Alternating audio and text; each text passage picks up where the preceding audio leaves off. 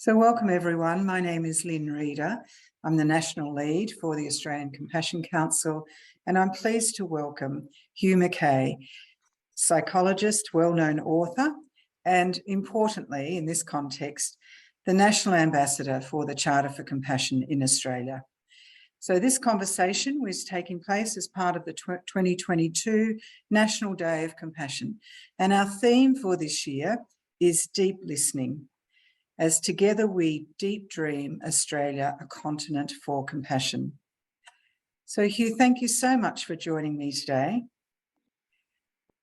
Great pleasure. Thank you very much, Lynn. And I must say, there could not be a better theme than deep listening at a time like this in our social history. That's right. And so, in fact, you've written on listening and the importance of listening. So I was going to start with just that basic question of, what is deep listening? Well, it is the core question. And I think to answer it, we just need to take a step back, as we always should in discussions about human relationships, and just begin by reminding ourselves of what it actually means to be human, just to remind ourselves that we belong to an essentially social species. We are connected, whether we like the idea or not. We exist in a kind of shimmering, vibrating web of interconnectedness. We're born to cooperate. That's the kind of species we are. We need groups, communities to sustain us and support us and so on. We need each other. That's what it means to be human. And that's why we say that the sense of belonging is absolutely fundamental to the mental and emotional health of a member of this species. And deep listening, or being listened to deeply, being listened to attentively and empathically, is possibly the most potent symbol we ever have of the fact that we belong, that we are being taken seriously, we're being acknowledged, we're being attended to. Nothing says that like being listened to. And so you're mentioning then the importance of us as a social species. So in what ways does deep listening bring us closer to others? Well, let's think about what listening actually entails. When we listen deeply, and deep is a lovely word to describe this, not just casual listening, you know, someone says, what time is it? That's not we don't have to get into deep water there.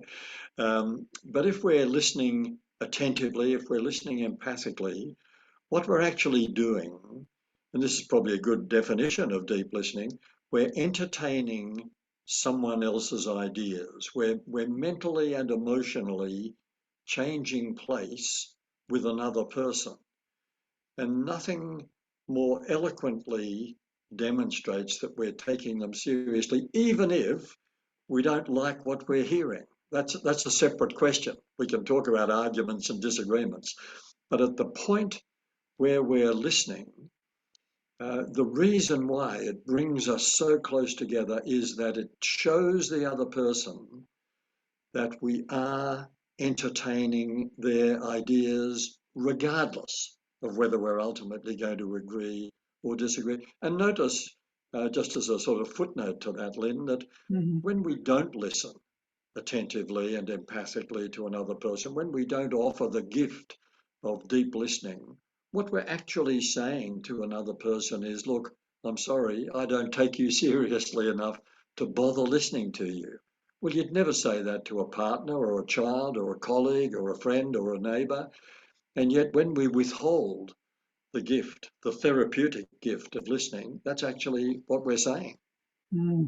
Yes, and in our world, we're becoming ever more polarised and finding it harder to listen to each other.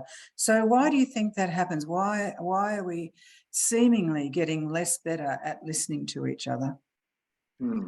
Well, listening is always a struggle for humans, but it's a particular struggle at this point, I think, in our social evolution, because we have become such an individualistic society. We've become so almost obsessed with me the so-called me culture has emerged. It's all about me, my entitlements, my identity, my gender, my ethnicity, my religion, whatever it is, at the expense of our sense of ourselves as sharing a common humanity. Well, listening breaks through all that. Listening says, just for the moment, it's not about me, it's actually about you. So there are a few very obvious reasons why we find that hard to do at any time, but especially at a time like the present. In fact, it's fair to say that for human beings, talking is a lot easier than listening, because talking is all about me. I'm saying what I think. Oh, terrific, listen in. Whereas listening is saying, no, I'll just take a backward step. Now that's hard for us because it's actually risky. And the risk that we run when we listen is that we might have to change our mind in response to what we hear. And no one likes having to change their mind. But in fact, if you're not running the risk of changing your mind in response to what you hear, then you're not really listening. So that's why it is hard work. There are a couple of other reasons, though, Lynne. I think one is just a physiological reason, and that is that we can think much more quickly than we can talk. People have tried to measure how quickly we think, and of course we don't always think in words. But if we're thinking in words, most of us can think at a speed of around 450 or 500 words a minute, and most of us speak at the rate of about 125 words a minute. So when we're listening to someone, there's an enormous amount of excess capacity and tremendous potential to be distracted and to be thinking, oh, well, I can listen to this person at the same time I can try to think, what are we going to have for dinner tonight? Or wonder what that person meant when they said that to me. So we've got a lot of mental capacity available, which we need to learn how to, I mean, part of deep listening is learning how to harness all of that potential so that we're focused exclusively on what the other person is saying and not just the words, but we're thinking actively about their tone of voice, about the look on their face, about their posture, about their gestures. So there's a lot going on when someone's talking to us. And if we really focus on everything, all aspects of that great package that someone is offering us when they talk to us, we can soon use up all that thought speed. The other reason why, and I suppose this in a way is the most fundamental reason, Lynne, why we find it hard to listen, is that all of us exist within the framework of what I like to think of as a kind of psychological cage. You're in one, I'm in one, everyone who's listening to us is in one. And these cages are things that we construct for our own protection. Ever since we were little kids, we've been making decisions about the world. We've been developing knowledge, attitudes, values, beliefs, expectations, and so on. And they're like bars in our personal cage. We're protected, we're cocooned by the fruits of our own experience. We're comforted by the things we have come to believe. Now that's terrific for our personal psychological health, but it's not good news for listening, because when we listen, we tend to filter what we're hearing through the bars of our cage. When we look at something that's going on, when we listen to a speech or when we listen to a conversation, we tend to do it from inside the comfort and the security of our own cage. And so we don't see what's out there. We don't hear what's being said. We see it and we hear it through the filter of our existing prejudices, our existing attitudes, beliefs, expectations, and so on. You tend to see what you're looking for. You tend to hear what you're listening for. And deep listening cuts right across that and says, at this moment, the gift I'm going to give you when I listen attentively and empathically is this. I'm going to step outside the comfort and security of my own cage, and I'm going to try to imagine what it must be like to be in your cage. It's a bit like trying on a coat. You know, if there was a coat hanging on a peg on the wall over there, and I said to you, "Hey, Lynne, try on the coat," and you said to me, "Oh no, look, I think that wouldn't suit me. It just wouldn't fit. It's just not my style." I think I'd be entitled to say, "Well, hang on. Why don't you go over there and take the coat off the peg and try it on, and then tell me if it fits?"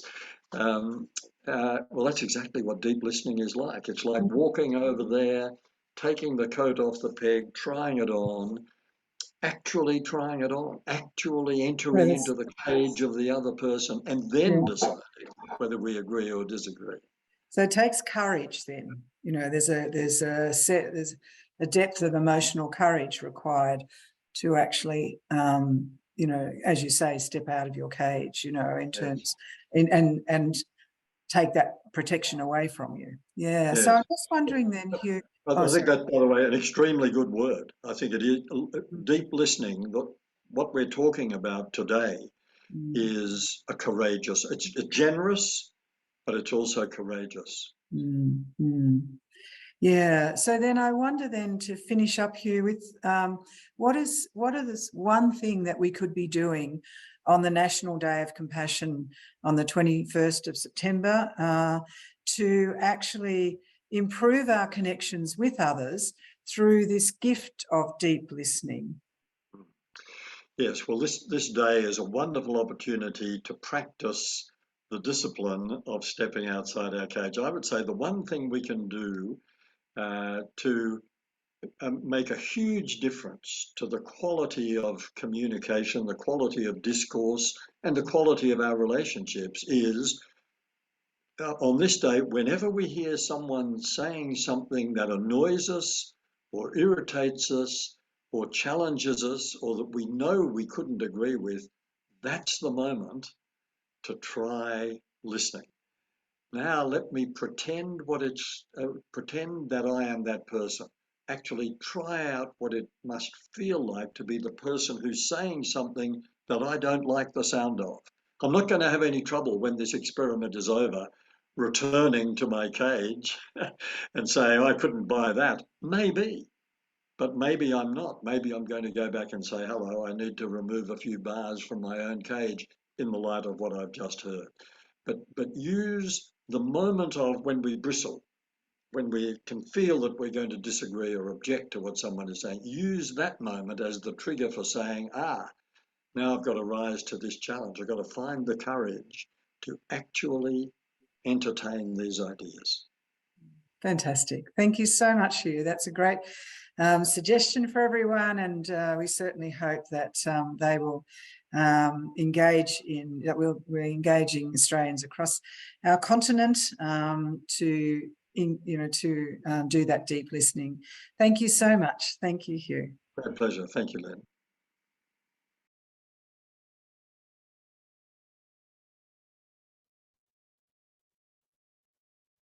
Hello, my name is Gwen Pennington, and I'm a member of the Australia Compassion Council. This interview is aimed at sharing some of the compassionate stories about deep listening that are happening across Australia and around the world, as together we deep dream Australia a continent for compassion. Before we get started, I would like to acknowledge the traditional owners on the land on which we meet and pay my respects to the elders, past, present, and emerging. I would also like to extend that respect to other Aboriginal and Torres Strait Islander people that are present and listening today. I have the privilege today of being joined by Oscar Trimboli. Oscar was introduced to me by a shared connection when asking some of my network who I should speak to about deep listening. Oscar's name was put forward by someone that we both mutually know and respect, as Oscar is someone who's passionate and lives and breathes deep listening. So I said, I definitely want to speak to this gentleman. So Oscar, thank you for joining us today. G'day, Gwen, and hello from Wadamattagal country, a land bounded by river systems that have been curated by the Wadamattagal for millennium, and I enjoy the wonderful for wildlife as well as the river systems that they've created by listening to them over a millennium. Yeah, fantastic. So, Oscar, I am intrigued by this quest that I hear you have, which is to create 100 million deep listeners around the world, I take it. I would love to hear a little bit more about what that means to you and how that came about and what deep listening means to you. Well, for me, deep listening means listening to what's not said. It's embracing Dardiri fully. Dardiri meaning listen to your lands, your people, and yourself. And when you listen for what's not said, the impact you can have is much more significant than listening only to the words. Dardiri teaches us the ancient ways, and the modern ways of neuroscience say that people think at a minimum of 900 words a minute and a maximum of 1,600 words per minute, yet they can only speak at 125. So the likelihood that what they say the first time is what they mean, it's 14% if you believe someone's at 900 words, and it's 5% if they're at 1,600 words per minute. So to be a skillful listener, to avoid confusion, conflict, and chaos, to avoid rework in your workplaces, if you can listen to what's not being said, you can have a much, much bigger impact.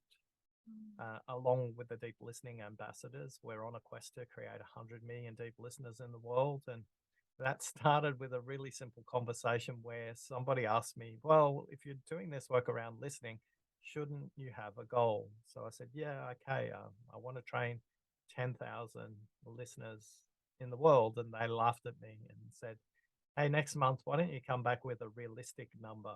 And I thought, wow, well, 10,000 is a pretty big number. So I came back next month and said, 100,000 deep listeners in the world, Dermot. And he laughed again.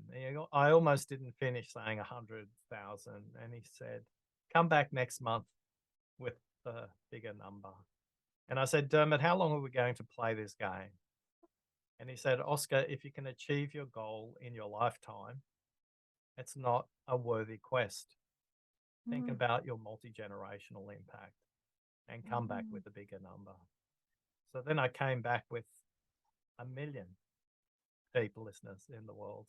And I spoke to Kevin in Atlanta, who was having a chat to me about deep listening. And he said, Oscar, even McDonald's sells more burgers a day than that. Get a bigger aspiration, get a bigger quest. So I asked the deep listening ambassador community what was realistic. And someone in the community mentioned that a way to create sustainable change in any community is if you can get 2 to 3% of the population role modeling a change, you will bring it into the mainstream. So 2 to 3% of the Earth's population is 100 million, and that's how the quest has come together, Gwen. So how are you going on your quest? How far in are you? I'm curious now. Yeah, we do measure it about once a quarter, and we're sitting at about 9 million. So Wow. As more deep listening ambassadors come into the community, the curve has a very different shape to when it was just me. When I appear on podcasts or get interviewed by people like yourself, the message ripples out. So I'm interested in a comment you made about multi-generational impact. Part of what we are looking at as part of our Deep Dreaming National Day of Compassion is the deep listening across different generations, across different sectors. So how have you seen the multi-generational impact play out when deep listening is practiced and occurs and there's these deep listening ambassadors? How do you see it play out and what's the benefit? Yeah, I probably haven't been clear enough. When I talk about multi-generational, I'm talking about the 3 generations that haven't been born. I'm talking about listening to the future.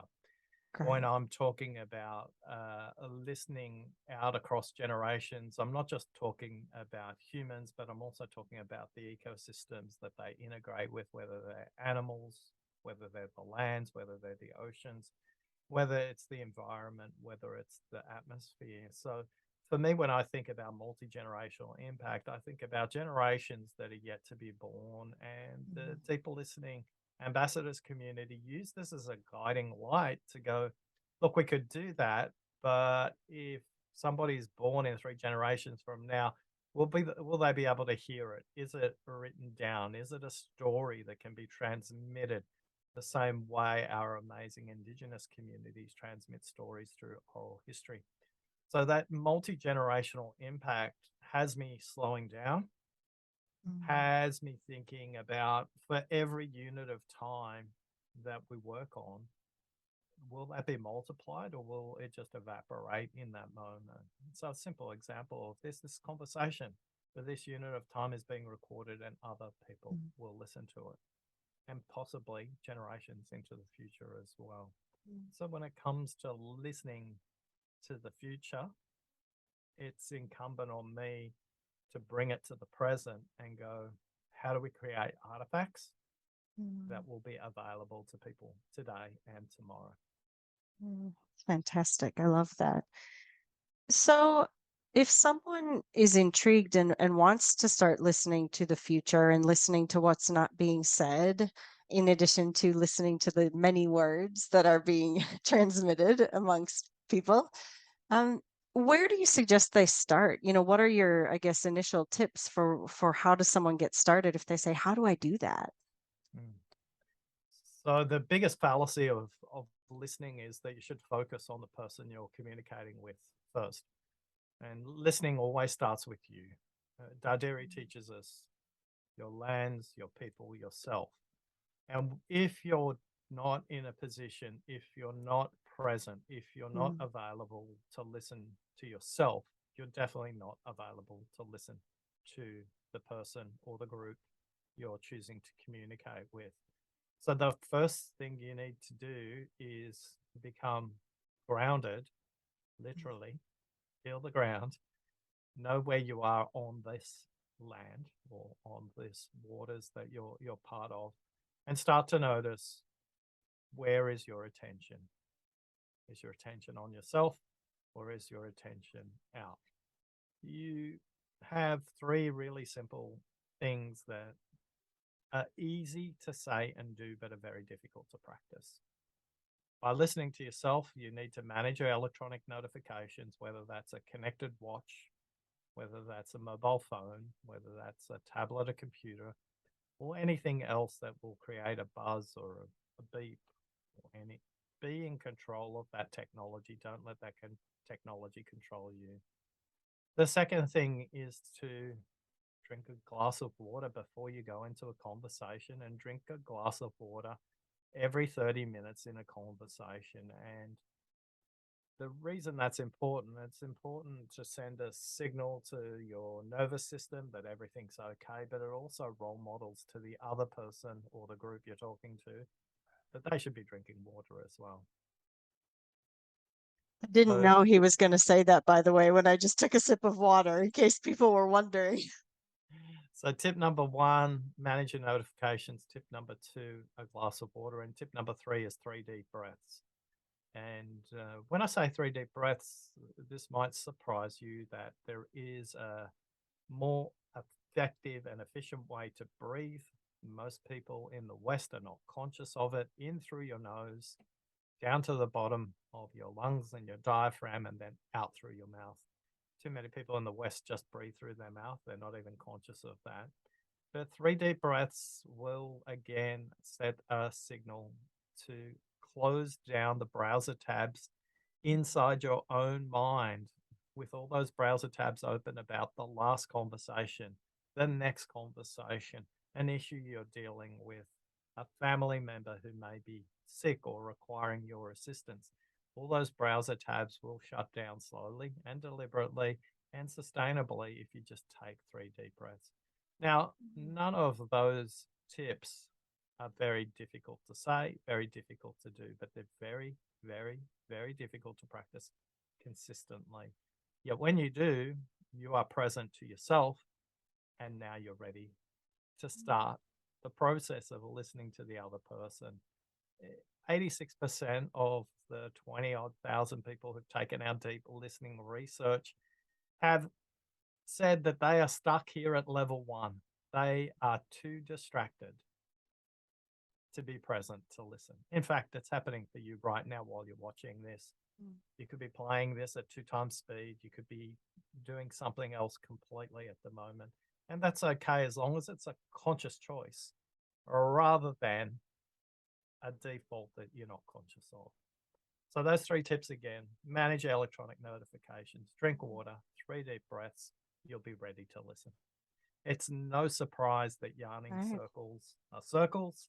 So when you're thinking about group discussions, if you're physically present in the same environment, adjust the furniture so you can set it up so everybody's looking at themselves in some kind of circle as well. That'd be my tip for listening in, getting the group ready to listen to itself. That's great. Thank you for that. I'm going to share that with my children as well. So I'm interested, we work, obviously, we have our Deep Dreaming Australia as a continent for compassion. So I'm curious to know from you how deep listening impacts people's capacity to be more compassionate as well. I mean, in a way, what you've just spoken about has already said that, but I'm interested if you have any other insights around the connection or the correlation between deep listening and compassion. When we move from level 1 to level 2, we talk about level 2 is about what you hear, what you see, and what you sense. And I want to spend time on the third one. What do you sense? Sense is about listening to what's not said and listening to and for emotion. A lot of people go, "Oh, Oscar, I'm not comfortable with being in a conversation that's emotional." Every human conversation is emotional. Emotion is another set of content. It's another piece of information and data. It's what we overlay on it that makes it something that may become unproductive. When you notice where somebody's talking about something that is important to them, it comes from an emotional place, you'll notice a couple of things if you're deeply listening. And the reason you'll notice this is a deep listener will change the way a speaker communicates.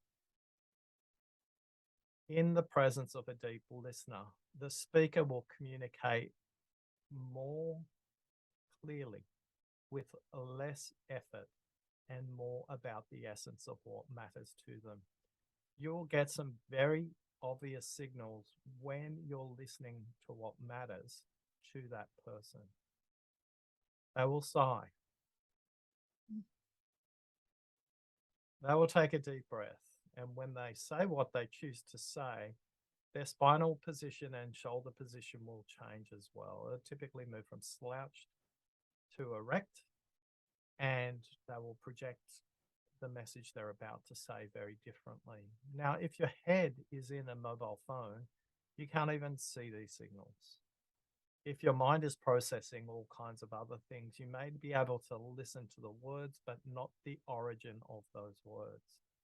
And depth is the origin of those words. I always say the deeper the sigh, the more connected with the identity of the speaker that you become. Notice a few code words. What I mean to say is, what really matters to me is, what's really important to me right now? Now that I think about it a little longer, this is what I want to say. These code words are all signals to you that you're starting to help the speaker change the way they communicate, because they're moving from the superficial 125 words, the very first thing they think of, and starting to get to the essence of what they feel and what matters most to them, not only in communicating, but in describing their identity and how they connect to the world. So when you listen deeply, you will change the way the speaker communicates. And the irony and the paradox, what our Indigenous communities teach us, is very simple. If you listen like this, conversations are shorter, relationships are more meaningful, and the impact is much bigger. I love that. Thank you. And how useful is that, given how many people we hear say things like, I don't have any time to do that. I don't have time to have that conversation or listen. But actually, if you listen deeply and from a different place and those potentially different levels and to what's not being said and prepare yourself going in, you might actually save yourself some time is what I'm kind of hearing, right? And increase the impact and that connection. Well, I love. we actually track that through our 1410 deep listening research participants who put their hand up to be tracked for the last 3 years. And they, on average, say they get 1 hour back in their schedule every week. And some people are reporting they get 4 hours a week back in their schedule because they're not repeating things. They're not doing a rework because there's misunderstanding. There's no confusion. The meetings typically go, a half an hour meeting typically goes to 20 minutes and a 1 hour meeting typically goes to 45 minutes. So when you start to add the cumulative impact of all of those each day, in each meeting, in each moment, you'll have compounding impacts. Absolutely. And for those people who are sitting here wondering, what's the business case for me doing this? There it is, everybody. So that's fantastic. I really love what you said. I had to write it down. When you're listening, the deeper the sigh, the more you're connected to the identity of the speaker, I think you said. And I really love that. You know, what a beautiful way to demonstrate compassion by listening and noticing that and connecting with someone else's identity. You know, that really just drives that home for me. So, Oscar, is there anything else that you would like to share or say or ask to close off this conversation for today? Very simply, rather than connecting with me and the Deep Listening Ambassadors, take the listening quiz, listeningquiz.com. You can find out what your #1 listening barrier is, whether it's your emotional connection with a person, whether it's a time orientation, whether you're vague or lost or distracted in a conversation, or whether you're a problem solver. The 7-minute quiz will give you your primary listening villain, and then you can decide what to do about that. I just want to leave with you today that good listeners listen to what's said, and deep listeners are listening and noticing what's not said. That's great. Thank you. Oscar Trimboli, thank you so much for making the time and to speak with us and to share your insights. I've gotten a lot out of the conversation and I'm very grateful for that. And on behalf of the Australia Compassion Council and the Global Charter for Compassion, we really acknowledge you for the work that you're doing on the planet and in your quest to create 100 million deep listeners. And we really thank you for what you are doing and your contribution and wish you all the best. Thanks for listening. My pleasure.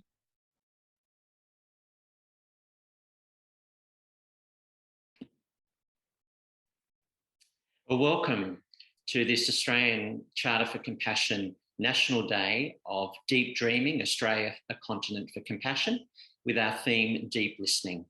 My name is Terry Ayling and I'm privileged to be a part of the Australian Compassion Council. I'm coming to you today from the Gold Coast, which is the land of the Yugambeh speaking group. And my special guest is a good friend, a deeply spiritual and compassionate woman in the northern part of New South Wales, Ursula Wharton. Good to have you with us, Ursula. Thanks, Terry. Yeah, I'm just over the border from you in Bundjalung country, and there's lots of language crossover there. Yes, yeah. And Ursula, today when we're thinking on this whole theme of deep listening, one of the things that I want to get to in a few moments is the work that you've been doing about deep listening in response to the floods, which have been catastrophic and not only impacting on whole societies, but very much impacting on your community.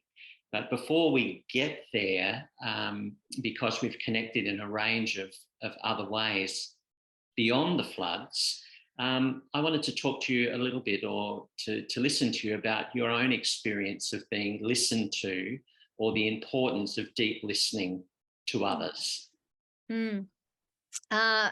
Well, my journey around compassionate listening or deep listening, because for me, my definition of deep listening is very much around compassionate listening. And my personal journey really began with my son. My son, Josh, I lost to suicide 5 years ago. This is the anniversary period at the moment. He was a really great listener.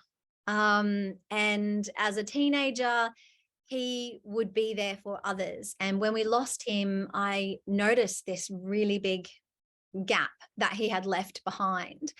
And his friends would come to me and say, you know, Josh would listen, he would understand, I felt heard.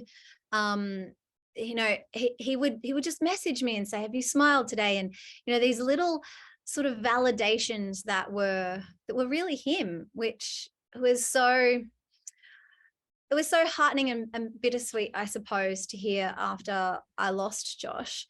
And he had left behind a message. I've actually got it here. We printed it.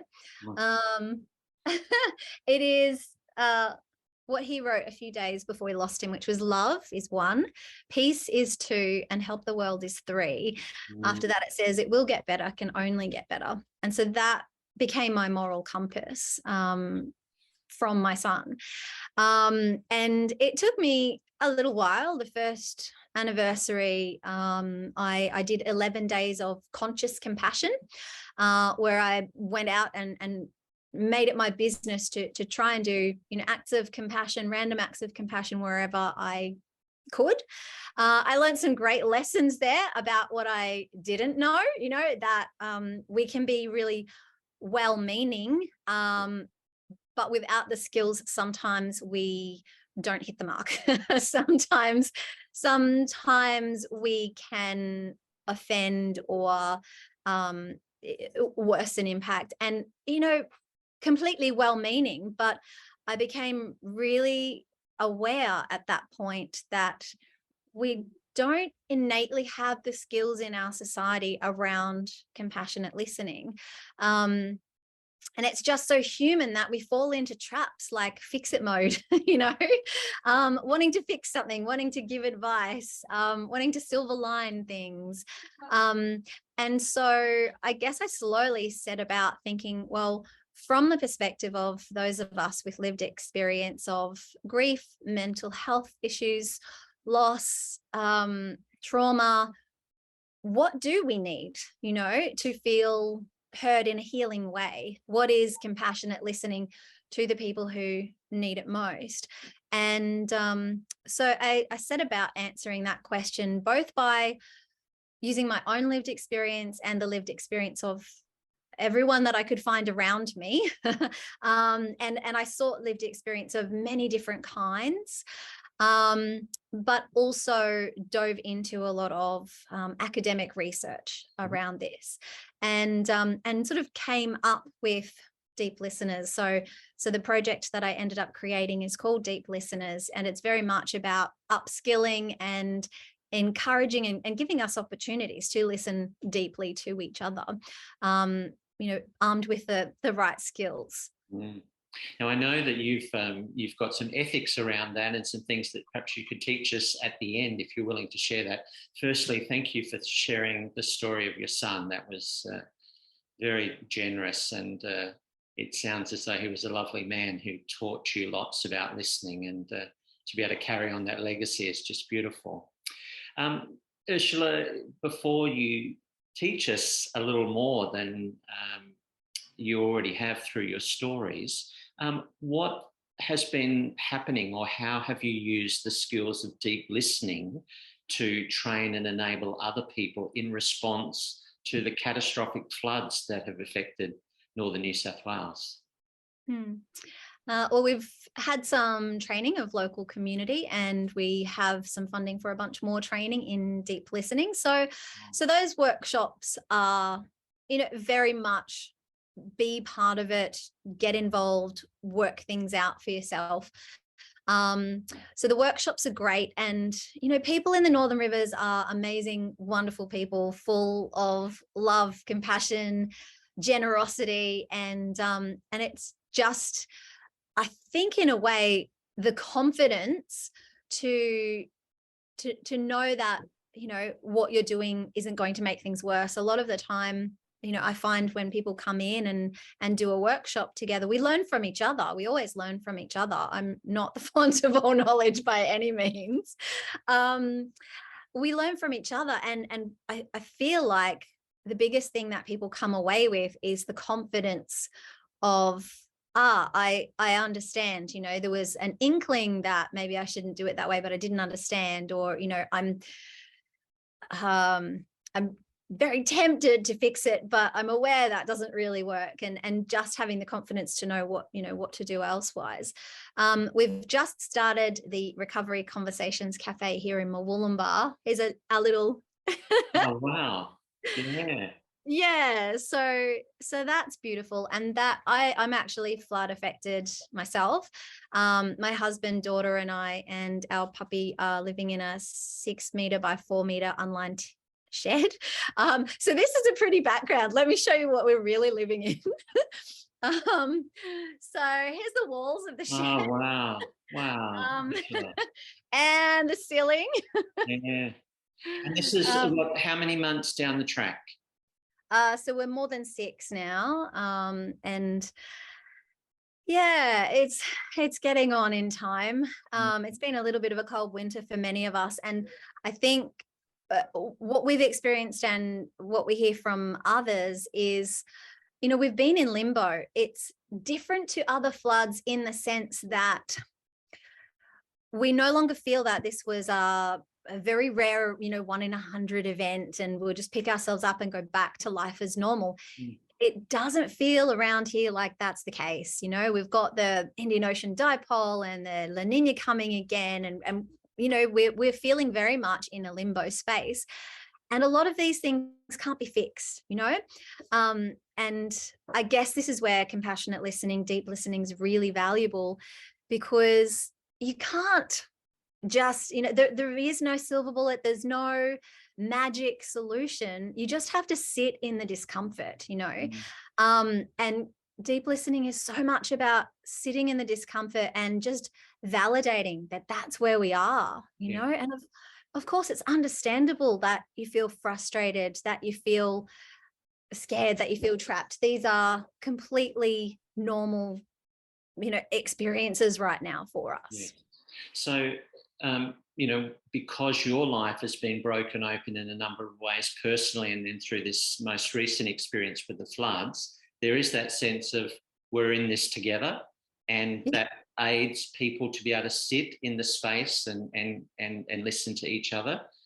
I guess the other thing that I wondered about is, you know, perhaps we're not listening to the planet. There are things happening, you know, in terms of climate and, you know, the way that we treat the environment. And this is a way that perhaps the environment's crying out to be listened to. And it's important for us to honour and do some deep listening there as well. I imagine that there are experiences of people including yourself, that have been through the floods, that are thinking the government's not listening, the insurance company's not listening. You know, we're 6 months down the track and we're living in a shed. So as rich as the experience of deep listening has been, and your training and skilling people in that, there have been plenty of experiences, I imagine, when people haven't felt heard or listened Absolutely. to. Absolutely. Yes. Wow. Yeah. So given the best experiences that you've had of being listened to and teaching people around listening, and perhaps as part of the educative process for helping others that aren't listening so well, what are some of those ethical steps or qualities that you could share with us that would help us in our desire to become better deep listeners? Yeah, the practice of deep listening, as I've come to understand it, is not about what you do. It's not about saying certain things and in certain ways and behaving certain ways.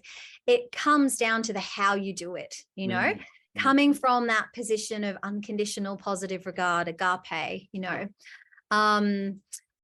and things that come out of that are non-judgment is so big, and there's so many other things that go into non-judgment, but listening to understand and keeping your ego aside, all of these things are really important.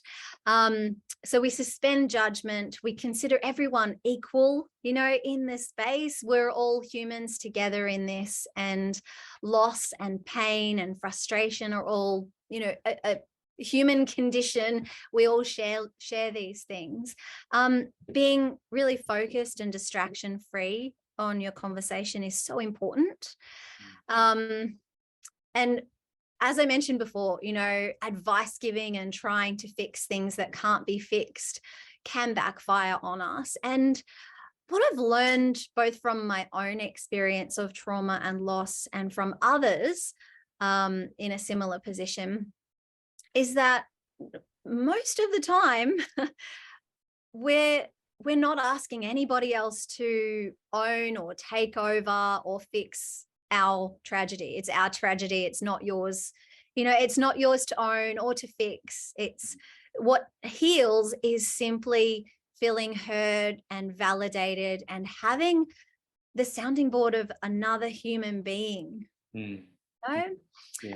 These are so much more powerful than it would seem on the surface. Just holding space for another human being in a deeply equal and non-judgmental space is so radically healing. Even before I began to understand, these ethics that come together to create a deep listening attitude and practice, I learned from my son and from his experiences in the mental health system with compassion and lack of compassion, that compassion itself is a medicine. It is a real medicine. It works, and anybody can give the medicine of compassion. Anybody, Sure, there are some skills around that, but it's largely around, coming from that ethic. Yeah. Ursula, this has been such a rich conversation. I'm so grateful for your sharing and all that you're doing in response to the hurts of that community, individual people and the whole society. And thank you for the way that you've taught us, even when we feel powerless about responding, that actually being present to another and holding space and listening deeply can be healing in itself. Thank you so much for what you've shared with us and for being a part of this day and for all you're doing. We really appreciate it so much. Thanks, Ursula. Thank you, Terry. Love to you. Thank you.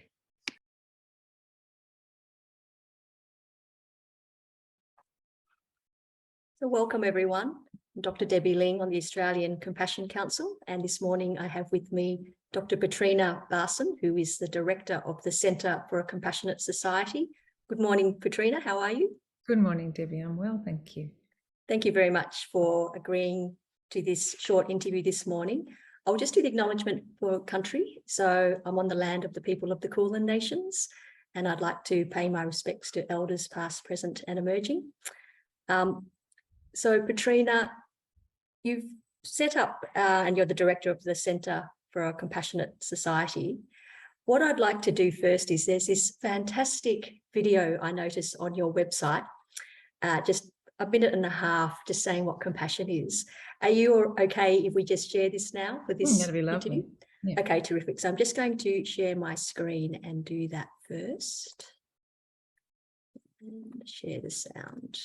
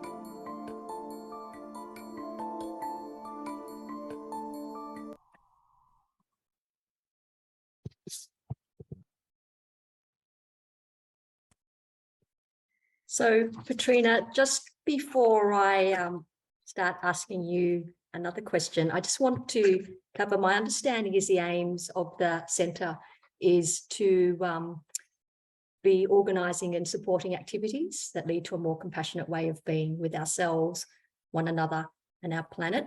And I noticed that part of the activities are, you're a certified teacher of the Compassion Cultivation Training course, one of the few in Australia, and your centre also runs meditation and has a particular interest in refugee and asylum seeker advocacy, and also has discussion groups. So if people Google Centre for a Compassionate Society, or the website is centre spelt CENTRE for a compassionate society.net. You can get the newsletter and find out about your activities. So congratulations on being the director of that. I think it's a fantastic, much needed initiative. Thank you, Debbie. For this morning, we actually have a particular theme that I'd like to ask you to speak to. So the theme for this interview is deep listening. And I'd be very interested, Petrina, to get you to talk for a little bit on, what do you think deep listening is? Why is it important? And how can we assist it? Thank you. So I think deep listening is important because I think what we all long for is to be seen and heard by another. And particularly in times of suffering, we long to have the help of another human being to hold that suffering. One of the phrases on that video was, compassion is big enough to hold suffering. And sometimes we need assistance with that. Sometimes we need the kind of presence of another human being to help us be with our own suffering and our own difficulties. And it's particularly important now, deep listening is particularly important now, because we seem to live in a culture that is more and more orientated towards broadcast.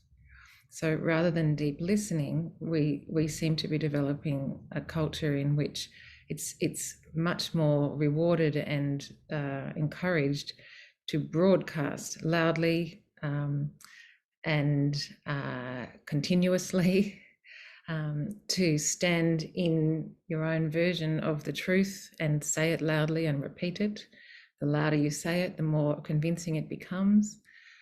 So I believe, losing the art of conversation, of actually exchanging ideas and hearts rather than sitting and waiting for the person to finish so you can say your own story. We've forgotten how to really be present to another person's story and their account of their heart and their life. So I think it is incredibly important for us not to feel alone. I think in this culture of broadcast, there's actually an incredible amount of loneliness, of lack of meeting of minds and hearts, and a lack of a sense of community and communion with other human beings. And do you have some tips on how we can assist to have more deep listening in our day-to-day and interactions? If you were to give, I don't know, a couple of takeaway suggestions, what might they be? Yeah, well, I think the first is just to be aware of the need for deep listening, in the same way as we all, I believe, have a longing to be heard. The person we are across from has a longing to be heard. And so in my day-to-day work, which is as a GP, one of my main roles is just to be a witness, to be a space in which people can speak their truth. But I also think that there can be some particular methods that people can adopt in situations where listening is really deeply important. So in situations that might otherwise degenerate into a conflict, I think we need different rules of conversation. So the normal rules of conversation, which are supposed to involve turn taking, but in fact often involve a lot of interrupting and not a lot of deep listening, are not strong enough to hold to be a scaffold for a a real conversation of deep listening. So I use a method sometimes in sort of selected circumstances, maybe if things are a bit heated in some issue with my husband or with a work colleague. And I recommend this method to my patients who are in conflict in their relationships. I use a method which I call reflective listening, or in the context of an actual entrenched conflict, I might call it self-mediation. And it's self-mediation because it's as if there's a mediator in the room, because the rules that I'm about to describe are strong enough to hold a potentially conflictual conversation without a mediator needing to be present. And so those rules are: person A speaks, person B listens in complete silence, and that in itself is sometimes, a struggle. And person B listens in complete silence until person A has finished saying what they need to say for now. Person A doesn't try to say everything that needs to be said because they'll have more turns. They just say one thing. When person A says that they're finished, person B is then required to summarize back to person A what person A has just said to person A's satisfaction. If it's not to person A's satisfaction at a first attempt, then person A clarifies what they said and person B has another go at summarizing back to person A what they just said. When person A is happy with what's been said, then it's person B's turn to speak and say one important thing, while person A listens in complete silence. When person B finishes, person A has to summarize back to them, to person B's satisfaction, what they just said. They don't repeat everything that was just said. They kind of just go for the gist of it. And when person B says, yes, I'm happy, that's what I said, then it's person A's turn again, etc. And this goes on until both person A and person B feel that everything that they need to say has been said and heard. And I think it's the and heard bit that's so important there. So while these rules seem artificial, and they seem, people roll their eyes a little bit about the prospect of having to have a conversation in that way. In fact, it's a really efficient way of having a conversation because it stops that tendency to interrupt, to get triggered. When I use it with one of my children, I won't name which one, that child says, oh, Mum, do we have to do this? Because, it's so boring because I'm sitting there thinking about what I want to say next and I can't say it until I've summarized what you've just said. And I say, yes, darling, that's the point. Because the point is we are often sitting there just waiting to say what we want to say and we're not really listening. So this method, while it feels artificial, it's not really artificial. It's just a stronger structure for conducting a conversation and really requiring that deep listening. And it's incredibly calming for both people. It's calming for the person speaking because they know they've got a space to be speaking into, and to hear yourself summarized is incredibly reassuring, and the whole adrenaline goes out of the conversation because you say, oh, I've been heard.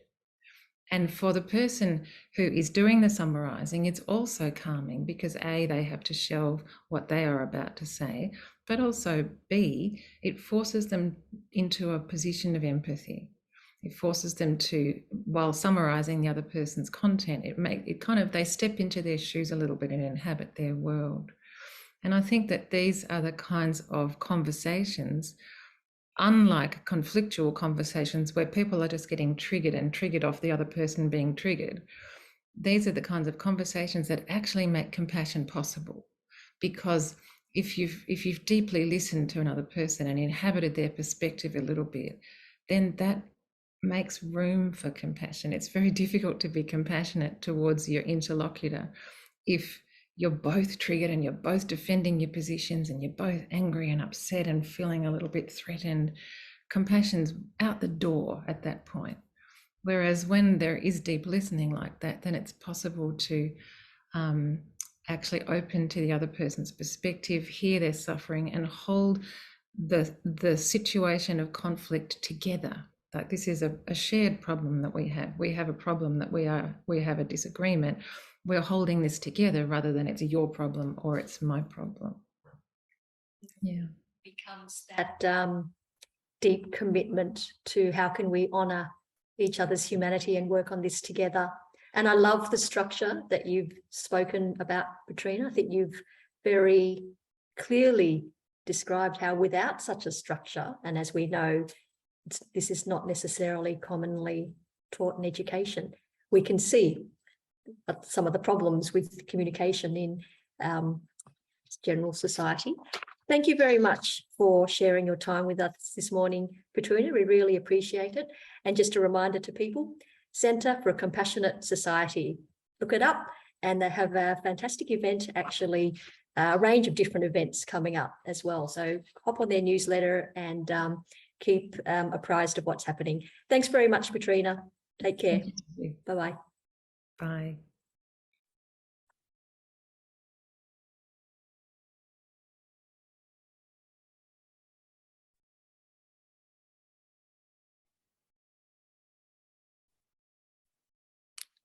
Hello, I'm Sue Sumskus from the Australian Charter for Compassion, and I have the great privilege today to be with Christine Ball, who has 35 years of experience in the mental health industry and most importantly works with our volunteer telephone lifeline workers to teach them how to respond to people who are suffering and people who are in crisis.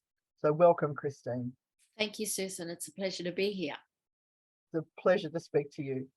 So I'm quite interested in, from your perspective, what your definition of compassion, or your definition, sorry, of deep listening would be. Well, I think deep listening is a bit of a skill, and it's something that you have to be mindful of, but it's about being present. I think that's the key thing.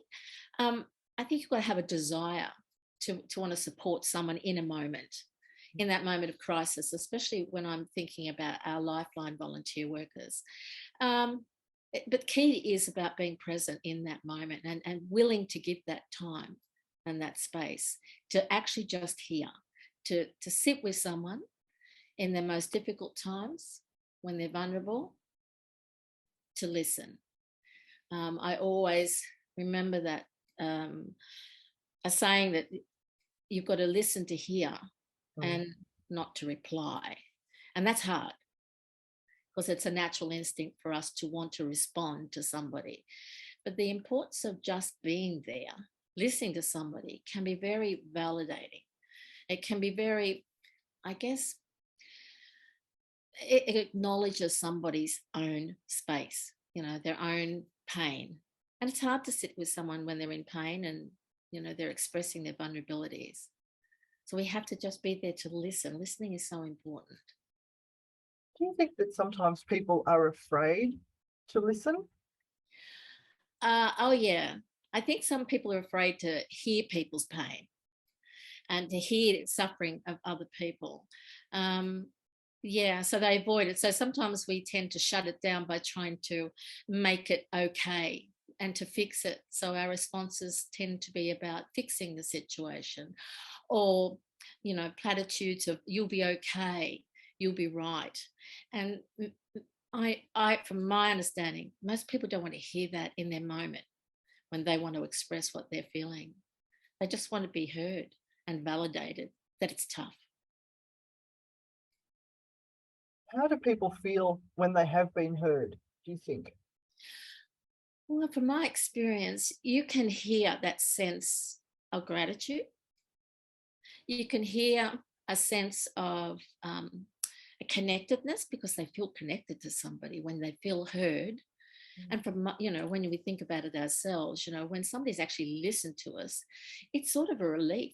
It's a bit of a release that I can, or that person and me, can actually get those feelings and our thoughts out without being interrupted and without being judged, because sometimes that's what we tend to do when we're giving responses. What do you think happens to people when they're not listened to? I think they shut down. You know, my experiences are that they don't feel heard, therefore they don't feel important. There's so many things that can go across. They can get angry. People can then be, disappointed, angry. It can only add to their frustrations and their feelings in that moment, their negative feelings in that moment, if they don't feel heard. It's about, respecting and accepting somebody is allowed to express how they feel in their vulnerable moments and in their times of crisis. And that's hard sometimes for people to sit back and just to listen and to acknowledge. Have you noticed in your work and in recent times that the need for listening, the need for deep listening is increasing? Do you think there's more suffering out there and that there's more listening needed? Well, I can only go by the number of calls that have increased and also the number of services that are coming up now for people to ring, and they're being utilised. So yeah, there is a need. Now, whether there is more suffering now than there ever was, I don't know. But I do know that people have, if they've got resources and they're available, then they are tending to reach out towards them. They are tending to want to be heard. Perhaps it's because we're living a more isolated life as well. Yeah. Even with all the social connection through media and technology that we have, we know that we're living a more isolated life. So reaching out to talk to somebody is really important, and having someone that can just hear you, give you that time, that's like giving you some respect that what you're saying is valid, is so important to us as humans, I think. Are there any specific questions that you would advise people to ask to convey, to help them open themselves up to listen and convey the sense that they are listening? I'm thinking particularly for people that may get a contact from a friend in crisis or whatever. What sort of attitude questions would you say start with? Yeah. Look, I think the most important thing and what I guess can tend to let someone open up a little bit more is just saying, I'm there. I'm here. Go ahead. I just want to hear what's happening for you. So it's a bit selfless, isn't it, in that sense? Yeah. Got to put that aside and just to be able to say to somebody, talk to me. Are you okay? What's happening for you? Tell me what's going on. Those open questions, not long, just short, engaging, and with love. So with compassion and with empathy. And silence. And how would you advise people to tamp down or manage the arising sort of urge to jump in, to fix, to be able to maintain silence, to sit there comfortably and maintain silence? Practice. I think you really have to practice it and be mindful of it. Know when you're doing that. Know if your brain's getting hijacked by your experiences and your values and beliefs. It's just recognizing it, because it's going to happen, but it's just recognizing it and then just refocusing. I think that's what you've got to do, but it does take practice. And it's something you just have to be mindful of and be prepared to give yourself in that moment to someone else. I'm going to throw a final curly question in. Yep. So deep listening in your context is it generally via a telephone, or could it be via Zoom or video, or in what context are people being listened to? It's either or. So it's for Lifeline, obviously there's texting and there is the phone contact, but from my experience working as an EAP counsellor as well, it's face to face.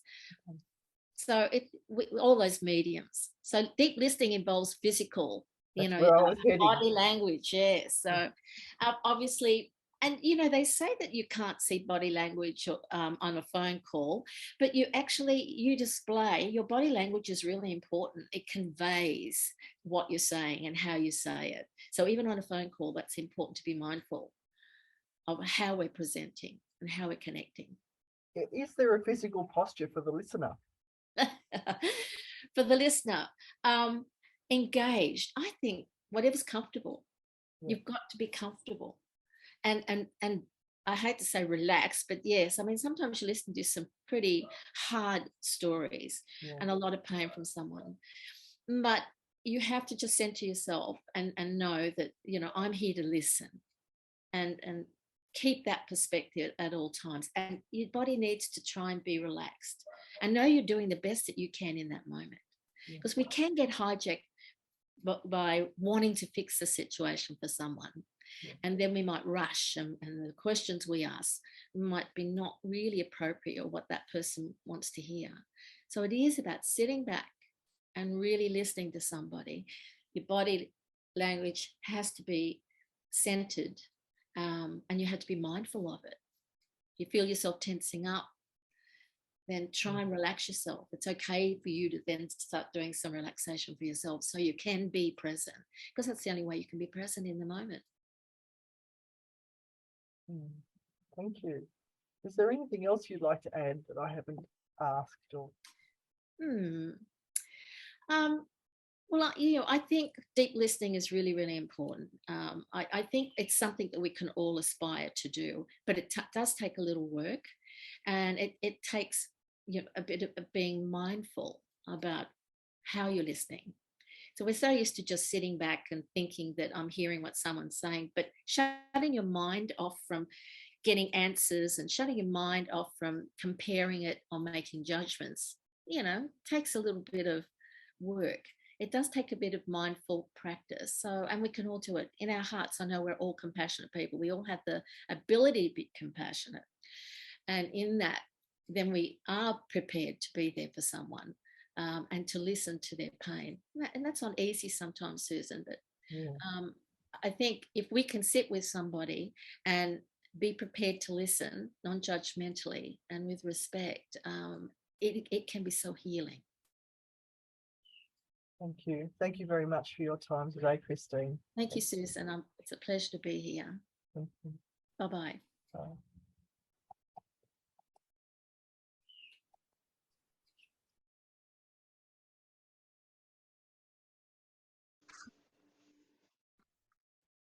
Well, welcome all. My name is Lynne Reeder. I'm the National Lead for the Australian Compassion Council here in Australia. And I'm particularly pleased to welcome John Hunter, the creator of World Peace Games, to this conversation as part of the 2022 National Day of Compassion, where our theme is deep listening, as together we deep dream Australia, a continent for compassion. Today, John is being interviewed by Madonna Quixley. Madonna is the national lead of the peace sector in Australia and co-founder of Let's Talk Peace Ballarat. So thank you very much, Madonna. Thanks, Lynn. So, today I'm here with John Hunter, obviously, just been introduced. We're going to explore the role of deep listening in the World Peace Game and how such listening is linked to the lessons students and teachers learn about peace. And I don't think it's just lessons. To me, it's ways of being on many levels, playing the game. John's a multi-award-winning master teacher who has written this book, yay, World Peace and Other Fourth Grade Achievements. Thank you.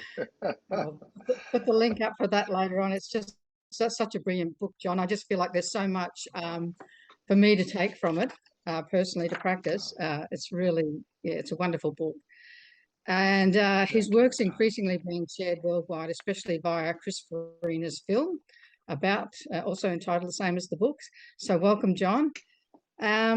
Looking at your book, World Peace and Other Fourth Grade Achievements, the role of listening is foregrounded in many dimensions. And I feel it's almost like as if the multi-layer, the four-layer plexiglass structure on which you play the game is like a metaphor for the levels of listening that go on in the game. It's it's really impressive.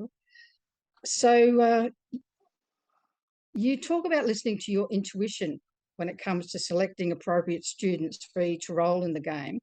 So I'll get you to explain the game as we go through unpacking the roles. So let's start with the saboteur, because everybody loves a saboteur. Yes, we do. Well, Madonna, thank you. That's a very apt description of the 4 levels of plexiglass that are basically towering over my 9 and 10-year-old students. There are 4 layers: outer space, air and space, ground and sea, and undersea.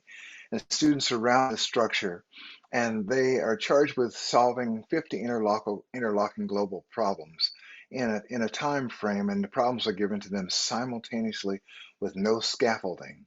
They're not prepared in any way. They're thrown in cold, and they've got to basically save the world. Emotionally, they feel that they are.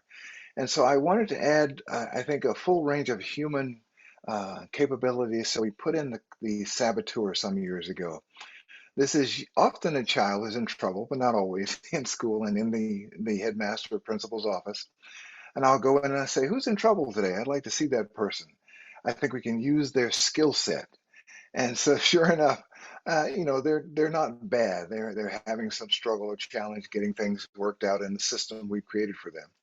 But that student, I don't want to change them. I want to actually harness their creative abilities, which they have used to get themselves in trouble, but harness them to come into the game and ask them to be the saboteur. Now, no one knows who that child is. It's done in secret. The child is playing a public role to try and help win the game, as we all are. But privately, secretly, and through subterfuge, they're trying to destroy the entire game I created. That's the point. To derail everything, to give everyone an opportunity to have to think more critically, deeply, because we don't know who that person is. We know they're in the room. We don't know who it is. So we've got to question everything that comes at us, deliberately and in detail, looking into the minutest degree of what is being said to see if it's actual, factual, real, and true. So that person, they have to listen to their own intuition, and I have to listen to them. And the basic thing I'll just say to conclude with that, Lynn, is that we have to sort of set aside our preconceptions, our presets, our presuppositions to allow actually what is happening to be heard as it is. So that's that level of listening we want to strive for, as it is. And with that, I mean, how does a sort of so-called labeled troublemaker transform by being given that trust? That could be a very big opening for transformation. Very good point, and great observation too. Extending trust to someone who's considered untrustworthy or has had trouble, giving them an experimental moment to try and become something beyond what they think they are, is a critical element in the game, and all the children have that actually too. But this idea of the saboteur being a critic, as well as a commentator, as well as an adversary, actually is wonderful, because we're not trained in our lives how to deal with adversity or how to deal with adversarial events and people. But in the game, in a playful, safe way, we can experiment with that dynamic and learn how to work through it, how to deal with it, how to even thrive from an enemy or an adversary, how to subvert that so that it can become an essential part of what makes us succeed, actually. So that person's role actually is a spark or an inspiration to our better selves. And this deep listening we have to do to everyone in the room, because anyone could be that saboteur, it reflects it metaphorically. We have to listen to ourselves that way, because we have our own inner saboteurs. We have to sort of sort through those messages that are, we're not right, we're not good enough, we're too tall, we're too short, whatever. So that listening is engendered by having that person in the room, I think, that deep listening. Fantastic. So going on with another role, listening to you talk about the sense of fairness required by the UN representative, and I'm quoting you here, doggedly devoted to discussion, negotiation and renegotiation, even-tempered, reflective, able to see many perspectives at once and to withhold judgment until the right moment. It seems deep listening is particularly crucial to this role. So how do the players respond to these sorts of deep listening deliberations? Beautiful question. I think what I've tried to overcome was my own training as a young teacher, And that is that I know the answer and I know what to do, and I know I should simply just tell them and everything will be fine. So we're subverting that in the world peace game. We're saying that the children have this innate intelligence, even wisdom, and we try to give an arena or a theater for them to express that in their own way. And we as facilitators ourselves have to simply step back a bit. We're still there to guide and support and psychologically help hold them up, make sure they're safe. But the idea is that they can walk up to the edge of the cliff, and we'll be there to keep them from stepping off, but they can stretch out to the fullest extent to see what it's like to be fully human. And so that listening that occurs in the different roles, I never instruct them how to do anything. They have 3 questions they have to think about. I ask them to think about. Can you afford to pay for whatever it is you want to do? Can you deal with the consequences of whatever it is you're thinking about? And does it make sense? And they have to decide what sense is, what makes sense, not me. So they're left to their own moral judgments, their own structural judgments, their own practical and pragmatic judgments that they come up with through living experience rather than the teacher's superimposed idea about what is correct, what is right. So they will listen, hopefully, as children do, fresh and open without a lot of layers that we adults have put on ourselves, and will hopefully get to the point where they just simply embrace the actual moment of what is without a lot of egotistic layers that they've had years to develop as such. And so without instruction, without scaffolding, they simply embrace the raw, direct intuition and experience. And that listening springs out of that very deeply, I think. Well, I think you've, yeah, thanks. That's marvelous. I think you've anticipated some of the answers to this next question that I want to ask. So, what you just said. So, what I was going to ask was, what is each role listening for, and how does what they hear link to creating world peace? Because in your book, you say the children are listening as hard as they can. So, how do the questions that are asked, I mean, you already said those 3 questions that you do ask, shape the listening that occurs? And does the quality of listening determine how the lessons of success and failure are perceived? Because you seem to encourage a specific listening to the gifts of failure, which I think is a marvelous approach, because we see failure as failure, but it's actually has all these gifts embedded in it. I love that in what you. That's a good observation. No, you know, you're exactly right. We teach in our culture, Western thinking, how to deal with success. We look for it, we promote it. We think that's really the essence of life. But nowhere do we train for failure, which is inevitable in life itself. We all will have tragedies and failures and successes, all. And yet we do not give any attention to how to survive, how to even thrive through these inevitable tragic and sad and failure-like experiences we have. The game allows them to fail miserably and massively. As a matter of fact, they have to in order to win and understand this practice. So they're essentially emulating, the game emulates life itself in a safe, again, and a bloodless way. So they can practice going through the in range of what humans experience and learning how to deal with success and failure and even the unknown, which is, I think, the greatest element, not knowing moment to moment what is going to happen and being able to live that way. Because that's actually the way we all live. We just think by our routines that we know what's going to happen. We don't think about the unknown. But every moment is a brand new beginning. And I think the listening allows them to catch that fresh. They catch a fresh feeling every moment. You can see them on their toes almost, alert every moment, because everything is fresh. And the listening, every sound in the room is pertinent to what's going to happen. So they're on a sort of high level of alertness through hearing and listening. And of course, that starts with listening to their own selves, their own hearts. Because if they can't hear that, everything else will just be superfluous. They've got to hear that also. But I don't teach it. They discover that in the practice. Wonderful. And once again, you've anticipated the next question. You refer to the elements of time, culture, and economy on not knowing. and growing towards deep knowledge and wisdom. So what sort of listening goes on in the empty space, the silence that you talk about, that your mother taught you, and the Eastern traditions that you looked into taught you? So can you comment on that, please? Sure, thank you.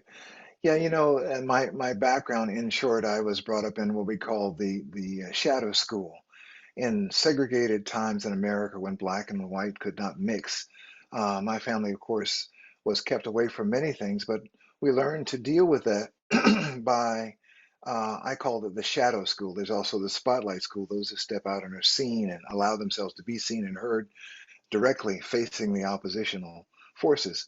Whereas my parents were in a sort of a quietist position where they worked behind the scenes without much ado, much to say, quietly dismantling these structures that were against them in a very sweet way, almost, you might say. And so that empty space of not saying or doing anything apparently is where I learned that the value of things like the World Peace Game can really emerge, and that allowing silence. And we read from Sun Tzu's The Art of War. The students brought this to me, and we read a passage from it before every session. And then I asked them to sit and contemplate or listen to what Sun Tzu has said, but do not try and discuss, do not try and figure out, do not try and argue about what he said. Simply sit with it after listening and let it flower in its own way within you. That space of 2 or 3 minutes of complete silence in a room of children, you know, you don't expect children to be silent for any reason, but they're dead silent and they're so serious and intent. They're trying to listen and understand, what is this 2,500-year-old general trying to tell us about peace? He's a master at war and strategy. What could he have to say about peace? So they're trying to use their listening to plumb through, to cut through and see if they can understand what's deeper there. Amazing. Yeah, that's children are, yes, they are. yeah. So you've sort of anticipated again how that type of listening does promote peace.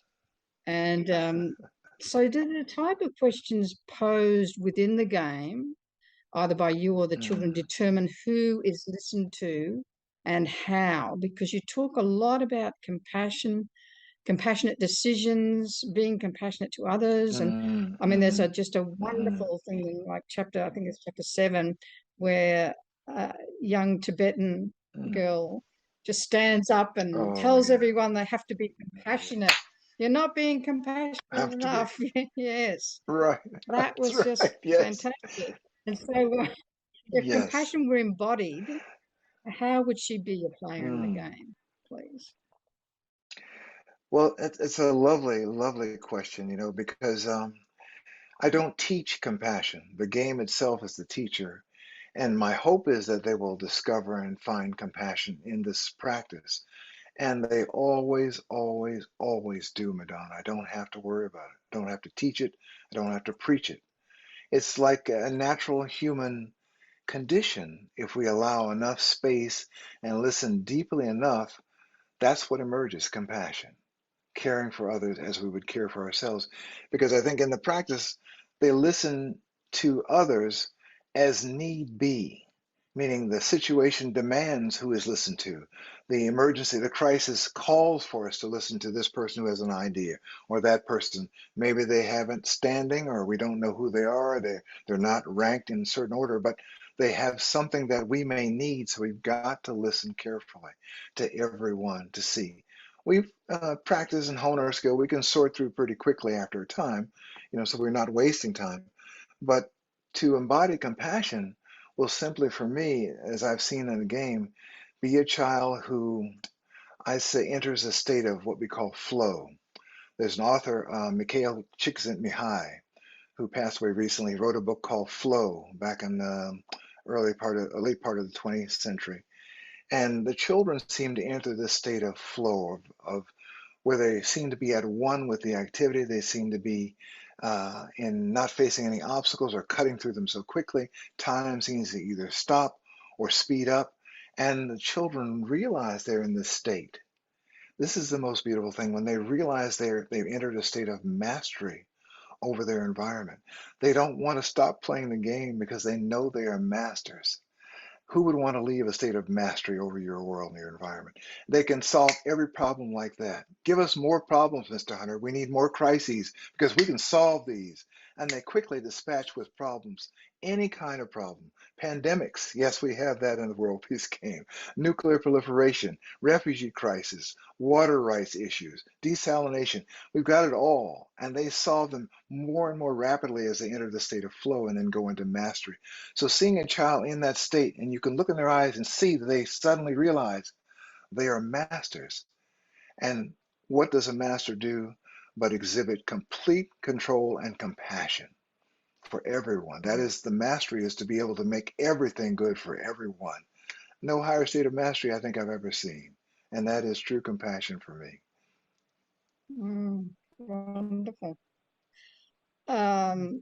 Yeah, I was still reading the book this morning and just thinking of some of the children. It's like the things they come up with are fantastic. I mean, I think you've anticipated once again how you constructed the game and listening very deeply to the elements of war through Sun Tzu.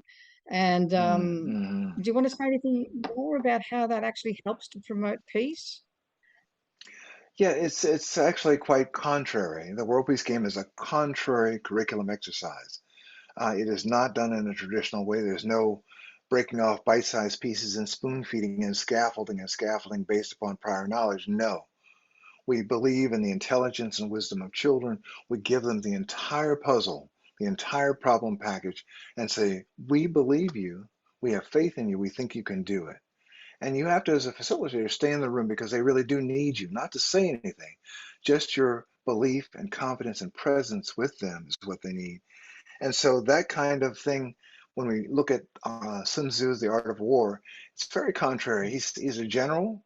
He's been in war and combat. He knows how difficult it is. But if you can see Chris Farina's documentary, World Peace and Other Fourth Grade Achievements, there's a moment when young David, who was a prime minister, speaks about having gone into war and into combat. You can do that in the World Peace Game. Your little plastic pieces can be wagered in war and combat. He's going in over and over and over again, thinking he could win. And he says in the film, finally, he realizes that doesn't work. You never really win, even when you win in combat. You have to do something else. And for a child to come to that realization at the age of 9 or 10, he's just graduated from Harvard, and I don't know where he's going to go with that, but I know he has that seed in him of the obvious strike against force is not necessarily the way things work. And there may be other ways that we have to allow space. We have to listen for the opening to see another way other than the most violent, destructive way through things. And so those kids were able to get that in their own experience without me teaching them anything.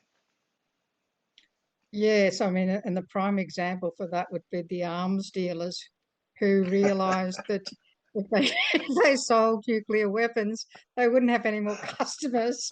So they diversified into solar panels and windmills. Right?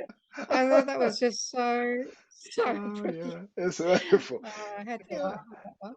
There are a couple of, as you say, the listening that goes on. One of the arms dealers sort of goes, no, we won't have any more customers. And they're going, what? And no, they couldn't really hear what he was getting on about. But yeah, he had to keep repeating it. That was very, very, like they're so spot on.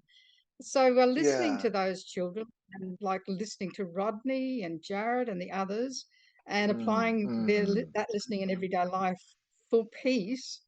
And, as I say, as an adult, I want to reread this book because I just felt like it was something opening up about it. That whole thing of like, you never know what something that you're doing now, how it's going to affect things later on. Like that really was very powerful for me as a, as a 60 plus something person in life. So thank you for that. Welcome to the club, Madonna. Oh, thank you. Yeah. It's something you're as a teacher, you're reaching through time. And the child you teach who is in front of you right now may carry the lesson, and I've seen it happen, teach it to their children, who then teach it to their grandchildren. You can actually span generations through one gesture in your classroom today. You just don't know. So to make that effort is something we have to do. We must do as teachers. We know we're going to affect the future. I really feel your heart of peace and your love for your children, your students, in a sort of very egalitarian way too, which is very inspiring. So is there anything else you'd like to mention as a take home for those listening to us, just to wrap it up? Lovely. Yes, Madonna, I would very briefly, I'll say that in the game, I learned something every time. The children are the teachers. You know, we have a prepared environment, much as Maria Montessori would say, but the children are our teachers, and life is their book. And in one instance, we had two of our arms dealers who said, you know, Mr. Hunter, we want to make a donation to that poor country and help them come back so they can be up to par with everyone else. And I said, why is that? I had to question. It's my job to question. You're arms dealers. Your job is to sell weapons which are destructive. Why do you want to make a donation to help those poor people? And they said, well, you know, we are human too. They're human and we are also human. So we have to help them. Just an automatic understanding of inclusion, of oneness, and of compassion. You know, they heard the situation, they made a decision, and it wasn't their role. They stepped outside of themselves to become bigger than themselves. Yeah. Fantastic. Thank you so much, John, for your time today. Thank you too for the opportunity. I appreciate it so much. And you read the book, Madonna. Thank you so much for that. Look, I want to read it again. I bought two because I knew I'd love it so much. I was going to give it to our local school. Thank you. Well, we have some trained facilitators in Australia, in Sydney, Melbourne, and Adelaide. So the game can continue, and we're going to hopefully, the foundation is going to hopefully send back some more master facilitators to train more teachers in the near future. So we're really looking forward to that. We love Australia, love Australians. We want to go back. Yeah. Thank you so much. Yeah. Thank you so much, Donna and John. That's just been a very precious contribution to the Australian National Day of Compassion, and it truly a masterclass in our common humanity, deep listening and compassion. So thank you so much. Thank you, John. Thank you, Lynn. Thank you, Madonna. Thank you for the opportunity. Thank you.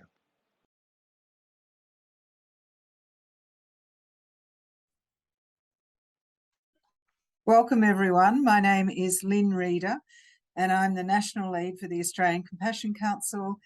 And this interview is being done as part of the National Day of Compassion. But of course, the 21st of September is also the International Day of Peace. And we're here today with Ben and his students learning all about the wonderful peace games that have been developed and that they play, and the outcomes that come from them. So Madonna will do the interview. Madonna is the National Peace Lead for the Australian Compassion Council and co-convener of Let's Talk Peace Ballarat. So over to you. Thanks a lot, Madonna. Hi, thanks, Lynn. So I'm in Ross Creek. It's just outside of Ballarat on the land of the Wadawurrung people of the Kulin Nation, the traditional custodians here, and offer my respects to their elders past, present and emerging. I also pay my respects to all Aboriginal and Torres Strait Islander peoples as custodians of country, waterways and oceans, whose ancestors maintained peace here for thousands of generations. So welcome today, Ben and Aanvi and Ethan from Atkin College. And yep, thanks, big shout out to Atkins College for your support. Excellent. So Ben, I've had a look at your EarthCraft instructions for teachers, and I can see that, as you say so clearly, basically the philosophical underpinning of this game is the same as the World Peace Game. And so complexity, learning through doing, teamwork, problem solving, negotiation, realizing that cooperation is required to solve complex problems, communication and cooperation. Whoa. It's a lot there. So can you comment on these aspects in relation to the sort of listening that's required to successfully and enjoyably play the game? As John Hunter talks about absorbing the challenges through eyes and ears, and the importance of relationships and touching hearts, even more than touching minds. So would you agree? Or Yeah, your look, comments? John is a guru of mine. Not only was he the inspiration for all the games that I've made, he's just, I often think, you know, in a situation, what would John do? You know, he's that kind of person who just tries to, he embodies compassion. I think in terms of the game EarthCraft, it's something that John talks about, the idea of the empty space. So in the game EarthCraft, the board is in the middle and there's lots of pieces and stuff going on there. But as John would say, the real benefit of the game is what's going on outside of the board. It's the conversations that's happening between the students. And if you watch the World Peace Game and other fourth grade achievements, the documentary points out that in his game and in mine, in terms of what happens over the span of the game, is that to start with, the students find the game so overwhelming and so difficult that they find it, they really, really struggle at the start. And then an emergent property of the game, something that hopefully the students discover themselves by playing, is that they are not going to succeed at the game. They're not going to solve all the problems unless they listen deeply to each other. So, you know, students at school are constantly told, listen, listen, listen, listen, listen. But it's often quite surface listening, you know, as in listen for the next instruction that I give you, rather than interpret the meaning of what I've said and incorporate that into your own mental schema or whatever.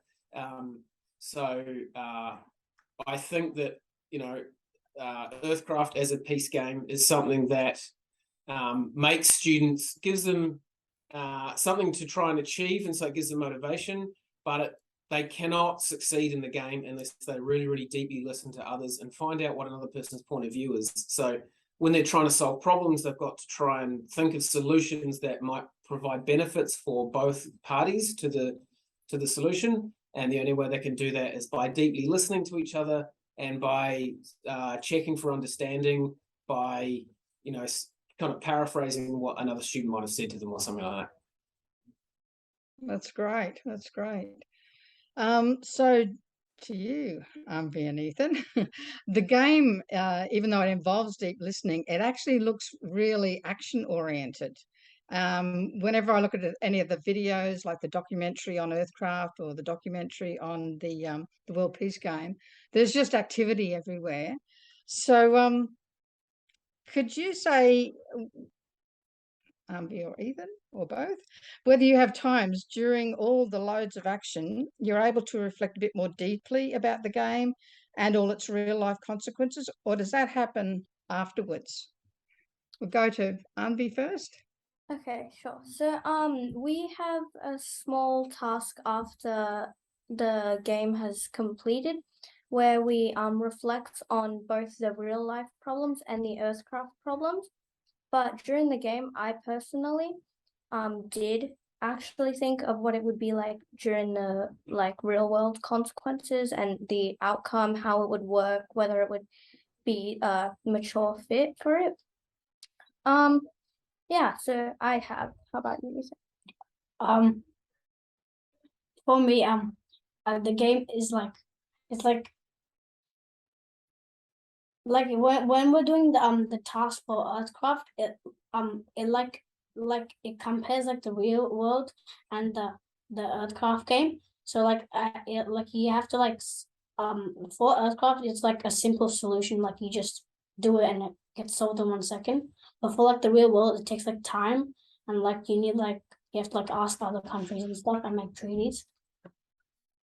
Yeah, a lot of negotiation happens when we're trying to solve the problems, but and that would probably be likewise in the real world too, depending on what the issue is. Yeah, definitely.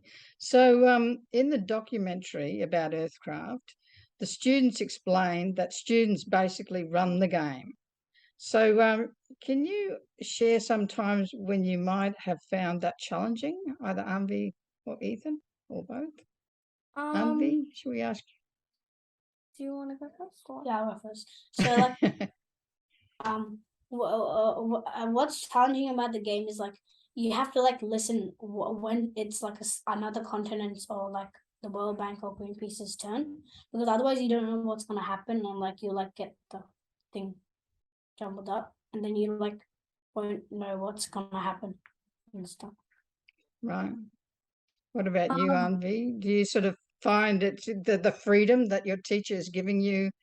Do you find that like very like helpful or sometimes a bit challenging? Yeah, I'm actually not the leader of the entire game. I'm the Yeah. leader of the singular team. Right. But my team, it does have quite a unique role. So I'm the environmental piece part of the game. So yeah, it does get a little bit challenging having to lead my group or my partner. Sometimes the work will be like not really on my partner. Sometimes it's just for me to do because she does not really like help out. But yeah, I do find it hard to like to lead the group, especially because other people are always coming up to me too to make treaties for their issues in their game. So yeah, it does get challenging, but I think it's pretty easy for me to handle personally. However, I understand if that's different for others. Yeah. Oh, thanks for that. Have you got any comments that you want to make, Ben, about what you've observed with the students engaging with that sort of freedom that you've given them to run with the game? Yeah, I love that aspect of it, and it's something that John Hunter always pushed was student agency, because there's not a lot of student agency, there's not a lot of youth agency in our world at all, really. And I've actually found that often it's the other teachers in the room who struggle with giving that much freedom to the students. Quite often teachers want to be the ones in control, want to be the ones dominant, so they will try to run stuff, whereas in our game we have another two students who run the game. What's really interesting is when those two students, the Fates, try to get the attention of the whole class the same way that a teacher would do, and then they find out how difficult it is. And I think there's an appreciation there from all the students involved, how difficult it can be to quieten your own mind and listen to others. How true, how true. So obviously with a game, there's fun involved. So how much fun is it to solve the problems in the game? And is it true that children are more open-minded than adults when it comes to this sort of problem solving? So whoever wants to answer first, I'm asking it to all of you. Okay, so yeah, it's solving the problems. It's pretty fun. I find it very fun because it's not like a normal lesson. It's an entertaining, interactive lesson. Instead of sitting down at your desk and writing on a worksheet, you play a game. And I think that loads of the students in my class enjoy it too. It does get challenging for sure, especially when it's one that needs a little bit more of negotiation that people aren't willing to actually help you with. But in the end, I think it gets better after playing it for a few more lessons. Yeah. Do you think that, I mean, just referring to what Ben was saying before about the teachers trying to take over, so do you think that is your experience that the kids are a lot more open-minded about the possibilities in the game? Because I feel like as a child, I have a lot of more impossible imagination in my head, which expands what I think about and like the possibilities. Whereas adults, they probably know what's more possible compared to inventing a $2 billion invention just to clean up one issue. However, yeah, I think that adults, they have a wide property of imagination, but I think that this game is probably easier played as a child because I have more creativity. I think I have more creativity, it's probably a better word, than what I think some adults would have. Sorry, I cut in on you, Ethan. What were you going to say? I was gonna say like it gives you like an experience of the real world. It's like during politics when people like negotiate with each other, and what I find fun about it is like all the cash notes and stuff. They're all measured in like 1 billion, 10 billion. Like it's like really easy to like get like 10 billion in one go. And also and you also can use your imagination a lot during the game as well. So it's interesting. John originally, his original version of the game was set in Africa only, and it was about students trying to solve many problems in Africa. And this is about 40 years ago. One limitation that he found early on in that game was that he found that students were too limited by real world limitations, and so they couldn't solve certain problems because they thought, oh no, that's impossible in the real world because we know it's impossible because we've tried it and it doesn't work. And so that's why his game is played in a fantasy realm, not in the real world. Fast forward 40 years and we don't all sit in front of the same news at 6 o'clock. So my gut feeling was that he basically said we didn't want to play World Peace game in a real world situation because students' prior knowledge will limit their potential solutions to problems. I thought that might have been true 40 years ago, but we don't all access the same information anymore. We aren't all sitting down and watching the same 6 o'clock news every night. And so my gut was that the level of international political knowledge by students of the age that play the game was not so high that it would actually get in their way. And I was proven right. The first time we ever played EarthCraft about 8 years ago, one of the big challenges in the game is getting the Palestinians to find a homeland. And the students solved that solution in the first game by creating a Millennium Falcon-like spaceship and flying all of the population of Palestine to a location in northern Australia and gave them a new homeland there. And that told me there and then the students didn't have too much information that was limiting their own imagination because that was pretty out there. That's pretty incredible. Oh, well done, well done. So yeah, so just to wind this up now, I'd just like to ask each of you, what do you think is the one thing that people could do today, listen in a deeper, meaningful way that could develop their capacity for building peace? What do you have you got in? Go for it, yeah. Yeah, Ethan. like during when you're doing class, usually you always talk to your classmates and like don't listen to the teacher, but like you start to understand like when in EarthCraft like the fates always like call you and then you just come to the table and then you get the knowledge of listening, like you just start listening. Like yeah. What about Aanvi and Ben? Have you got something else you'd like to say about that? I agree with Ethan, but peace in the world as well. I think that if people like had a little bit more of an open mind towards pretty much everything, the world could be a much more peaceful place compared to what it is today. And I don't think that people nowadays or society is open-minded enough to improve on how we are. I think if you look at the long-term trend of, say, like military conflict, as Steven Pinker has shown in his book, the long-term trend of violence is in a downwards trajectory. However, I think that given the internet and the amount of online communication that goes on, the level of the level of respect of discourse between people has dropped dramatically, like even in the last 5 years, and like so many public figures now converse with each other purely in online forums. Like Twitter is a really good example of just like, really negative communication. I think people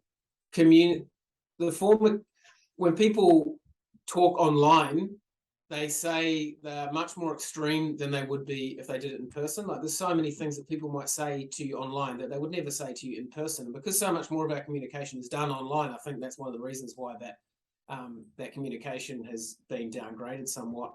Also, you know, we're at a point where political divisions have never been greater, and I think it's because we often start trying to define ourselves as being different from others. This is something that the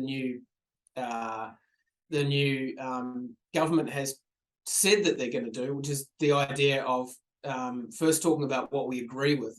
Our starting point being what we agree with, and then bringing other stuff in. If we immediately start with what we disagree with, we're never going to get to agreement and a true sharing of ideas. When people define their identity based on their views on things, it's very, very hard to crack into that and have true communication via listening. Thank you very much, all of you, for your words of wisdom on that one. So I'll hand over back to Lynne now. And yeah, thanks very much. And a big thanks to Aitken College for lending us your students and your teacher for today. Thanks very much. You did a great job, Aanvi and Ethan. Thank you. Thank you. Thank you. Thank you. Yes, I just add to that. It's so important to have the voice of our younger generation in these discussions. You know, you are the future, and it's so the idea of being involved in these games that allow you to really think through what's involved and how difficult it is, and where are the opportunities for growth and for peace in our world is so important. So thank you so much, everyone, and yeah, it's a wonderful contribution. Thanks. Thank you. Thank you. Bye. Bye. Bye.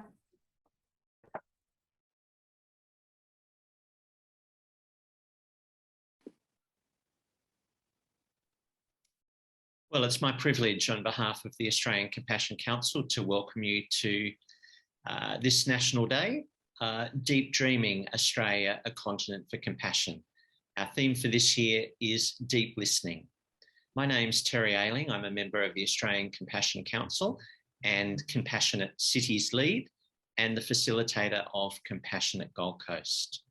I'm delighted to introduce you to a very dear friend of mine, and a wonderful community leader here on the Gold Coast, Deirdre Hanna. Lovely to have you with us, Deirdre. Thanks, Terry. Lovely to be here. Deirdre and her former husband, Ian, were the founders of Hopewell Hospice here on the Gold Coast and of Paradise Kids. Since Ian's death, Deirdre has continued the work through the Ian Maver Foundation, and her current project is the Rainbow House, which is a charity that's working particularly with children and listening to their grief. So that'll be a focus of our conversation.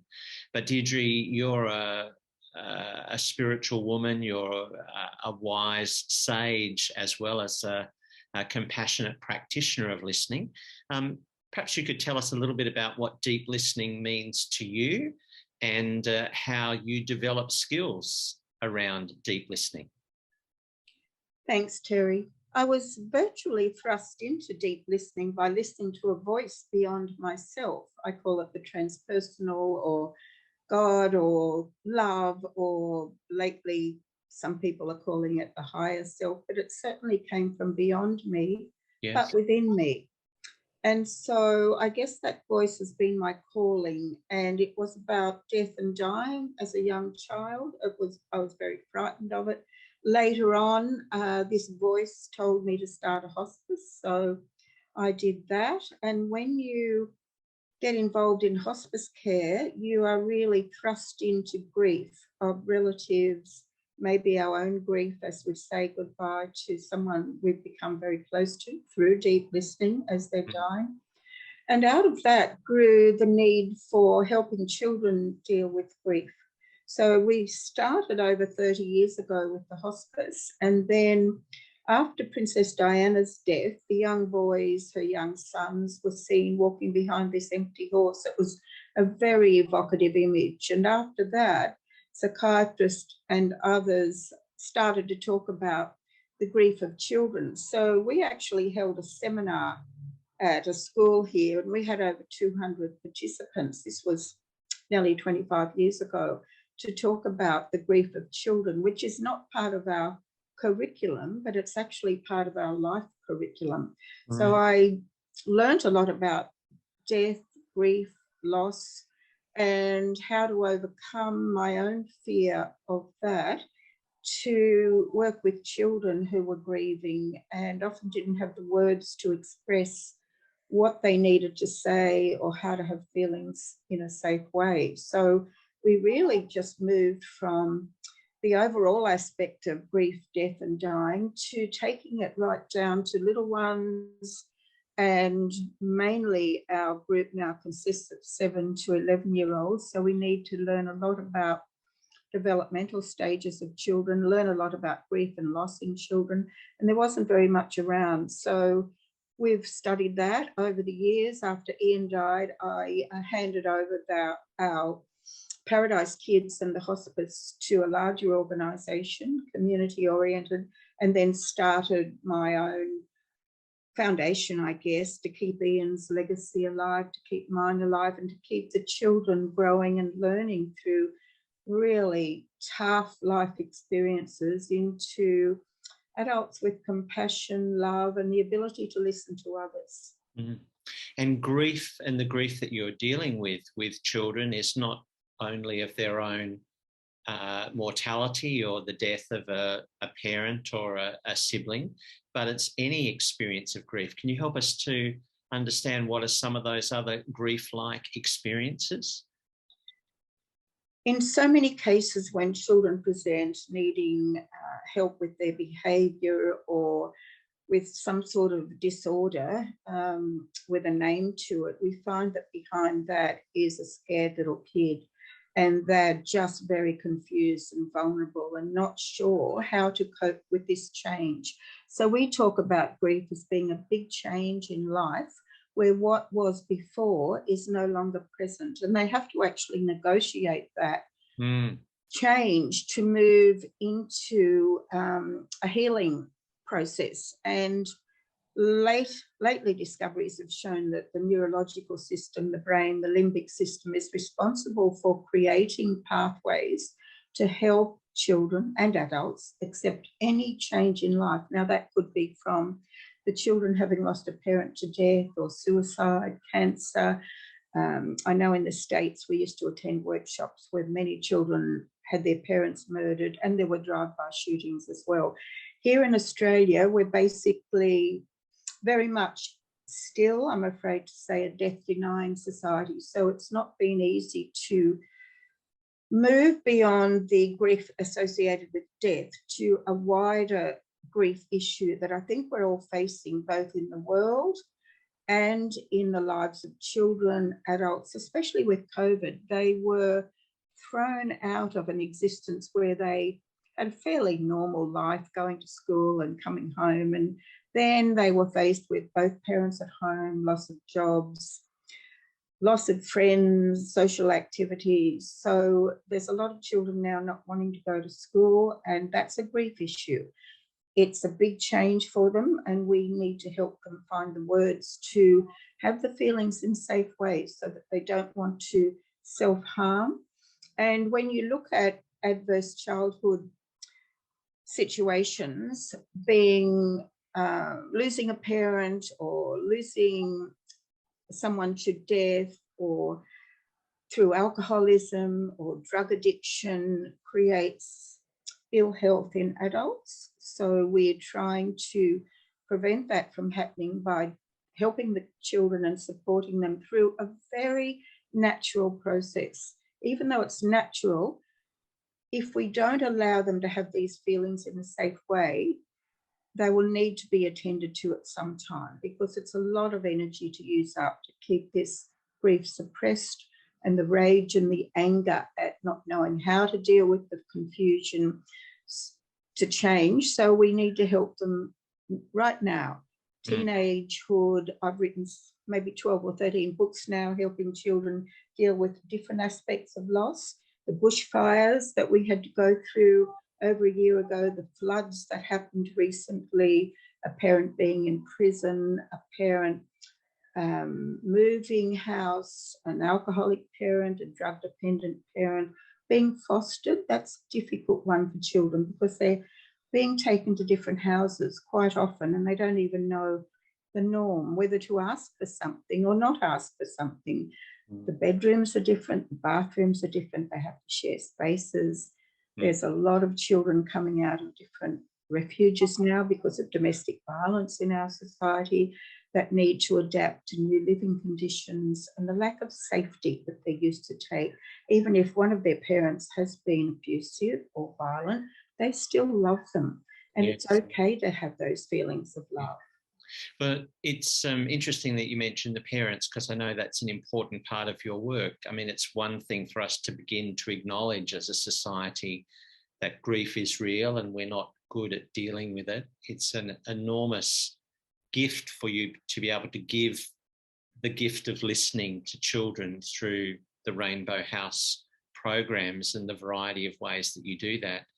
But often what happens is, even if people want to be heard, then we need to skill up safe people that can listen. And in the case of parents, of children, their parents, whatever form or family that takes, that's where some important work it needs to happen. So how do we teach deep listening, or how does the Rainbow House teach deep listening to parents as part of the program, and how can we learn the wisdom of teaching deep listening to others for their relationships in life?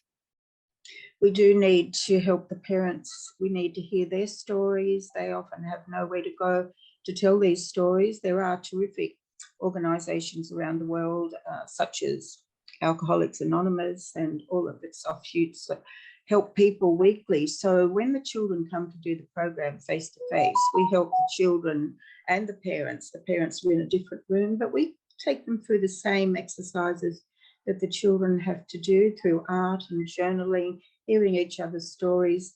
One of the big impediments, I think, to deep listening is that quite often people as adults haven't dealt with their own grief and loss issues, unfinished business, things that happened when they were children. So they're pretty lost, especially as they're using up a lot of their own energy to deal with their own grief. Very little time left to help the children.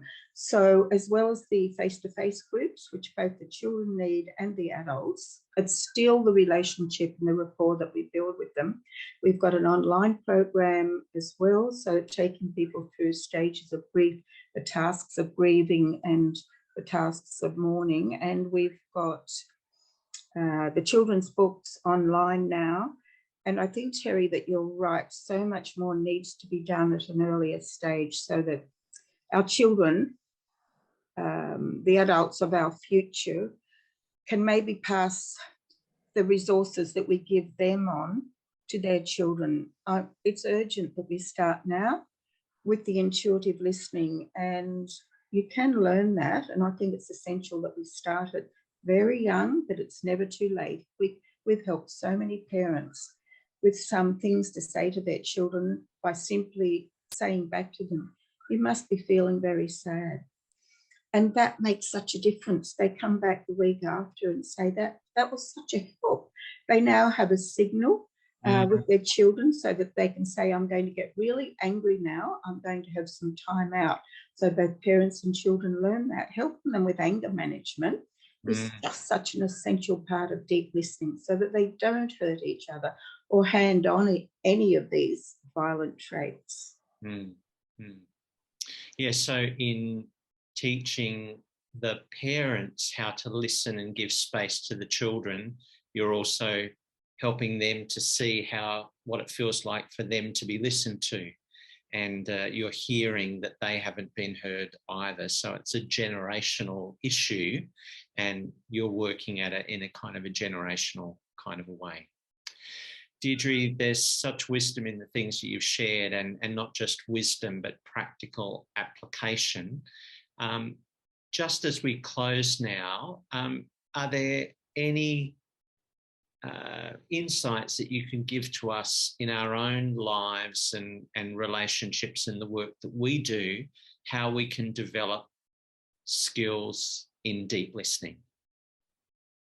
One of the things I learned as a chaplain working in hospice care was to wait outside the room, the resident's room, the patient's room for just a short while and ask for help. Ask for that help that we call intuition, that often we're too full of our own knowledge or trying to get it right or self-importance to listen to that wisdom. So it's taking the time before we do the groups, before we meet the people, before we talk to the parents, to get in touch with that wisdom and really deeply listen to ourselves and just trust that process and have faith in that. And it doesn't matter where they're coming from, a particular faith background or not. It's really having that centeredness, that sense of deep compassion within, as we all have. We all have it. We're born with it and we die with it, and we need to share it as we go along. So holding a sacred space, learning when not to talk too much, big lesson for me. That, I think, is what we all need to do for deep listening. Deirdre. Thank you so much, Deirdre, for the amazing work that you're doing. I'm sure that there are countless people on the Gold Coast, children, parents, people that have died and those that have supported, that have been the recipients of your deep listening, as we have today. Thank you so much for being with us. Thank you so much, Cary, for being there for us all these years, Ian and I. Thank you. Good to speak to you, Deirdre, everybody.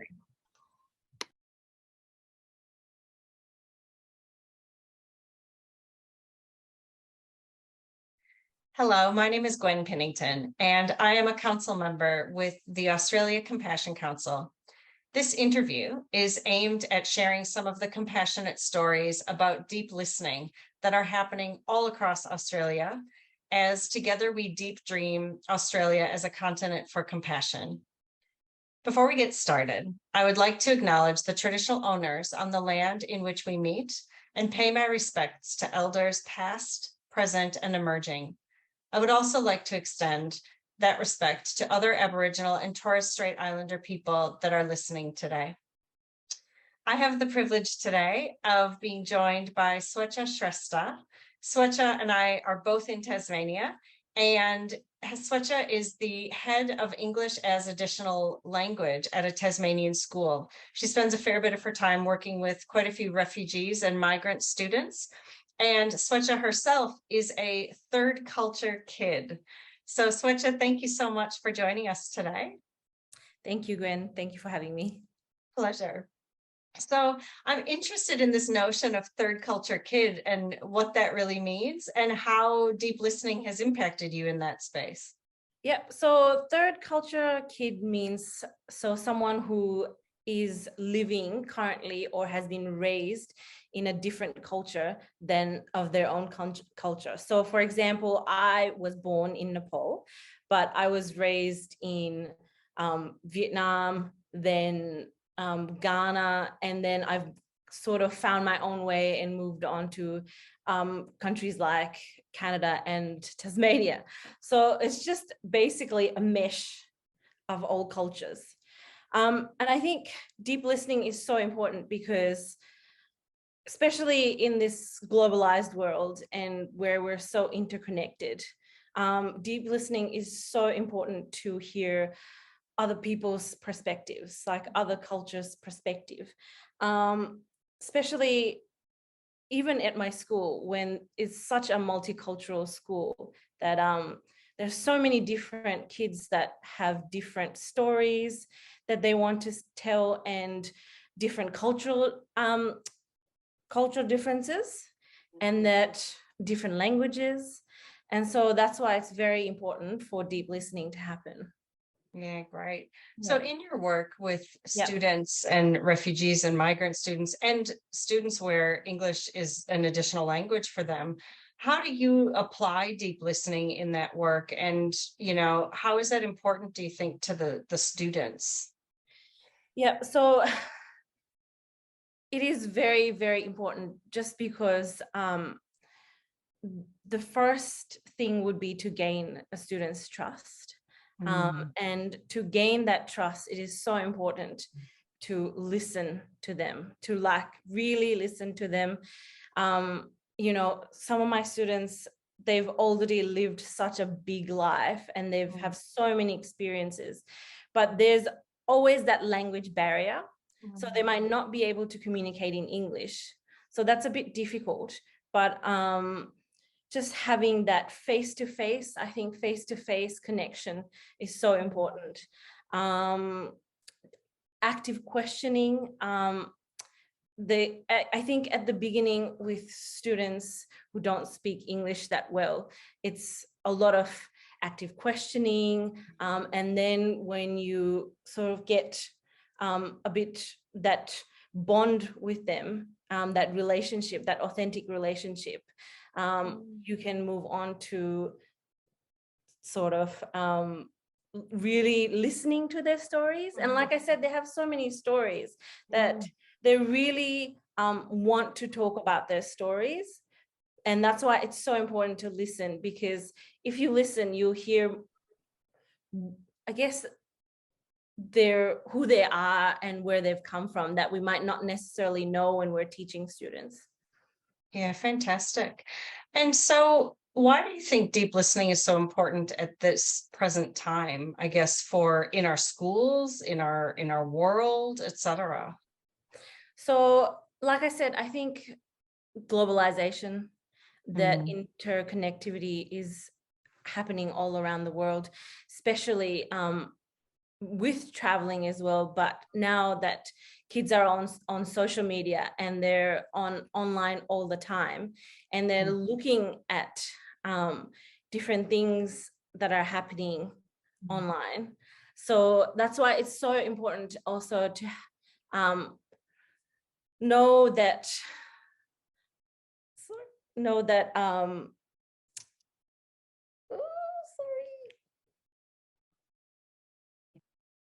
So I think it's really important because, like I said, of globalization in interconnectivity, and students are moving around the world.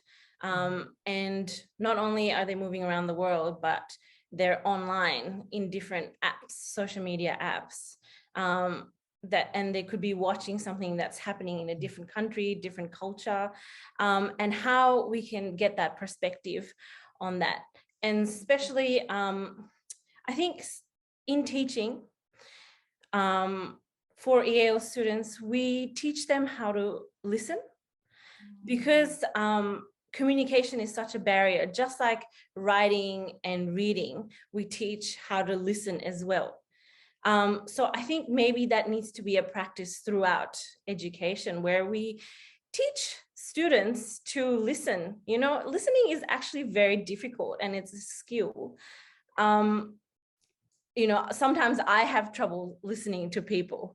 So I think it should be something that we teach in our classes, that will really help foster that understanding of deep listening. Yeah, I love that. So I'm interested to know, as you teach your students how to listen deeply, what have you seen as some of the benefits as a result of them learning at young ages how to listen deeply and being taught that? Because I don't remember being taught that at school, you know. So, you know, what are some of the benefits that you see from these students who have learned how to actively listen and listen deeply? Yes. Well, I think the first benefit is the relationship you can create with the students.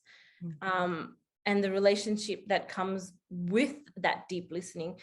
If I listen to my students well, they're more likely to tell me stories about their life, and that gives me a better understanding of what their everyday life is like, which some other teachers might not have that same perspective, you know, because sometimes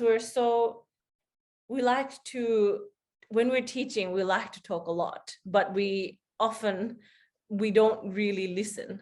So I think it's good to listen to the students, because everyone wants to feel heard, you know, everybody wants to feel valued. So I think it's really good in giving that in making that student feel valued, especially our AL students, because they're listening a lot, you know, they're listening all the time. So if there's someone listening to them, it just changes the dynamic completely. And you see them doing better in class, the behavior is better. There's mutual respect between the teachers and the students. And I guess it's an inclusive class where everyone's voice is heard. Yeah, fantastic. The benefits are huge. And that I love the fact that it enhances the relationship, you know, is what I heard you say. Yes. So I guess if you were speaking on behalf of the voice of students and children and maybe specifically refugees and migrants, what do you think they would want to say to us, that if we could deeply listen to what the students are saying and children are saying at the moment and in this present time, what do you think we need to listen to as adults to them? I think I would say most importantly, listen without judgment would be a huge one. We're very, sometimes as human beings, we're very easy to judge and have so it would be easier. I think they would want us to listen without judging them. Listen with perspective, having different perspective, knowing that they might have a different story. They might be telling a different story. So that might be something that they might want to say as well. Yeah, great. I love that, the listening without judgment and listening with perspective, you know, that really aligns with what we stand for, with bringing about more compassion, you know, and creating Australia as a compassionate continent for compassion. So in closing, is there anything else that you want to share around how deep listening will supports us to create more of a continent for compassion, or anything else? Sorry, might need a minute for that question. And it's okay if there's not. Well, it's like I said, I think it needs to be something that's taught at school. Listening is something that's should be taught at school. It's very hard for kids to listen, especially knowing that some of my AL kids have come from maybe trauma backgrounds. And, you know, knowing that not everyone has the same story, I think that's very important.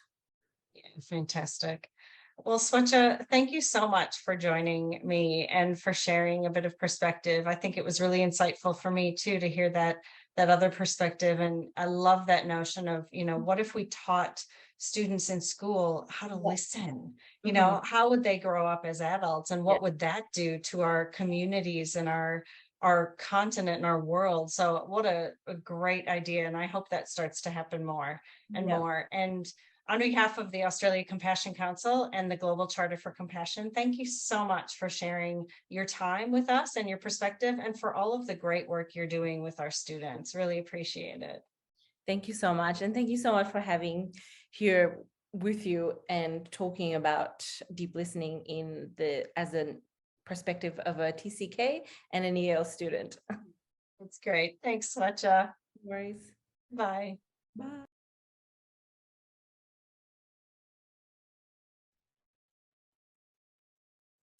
So my name is Lynne Reeder. I'm the National Lead of the Australian Compassion Council, and I'm very pleased to welcome Jess Abrams to this conversation today.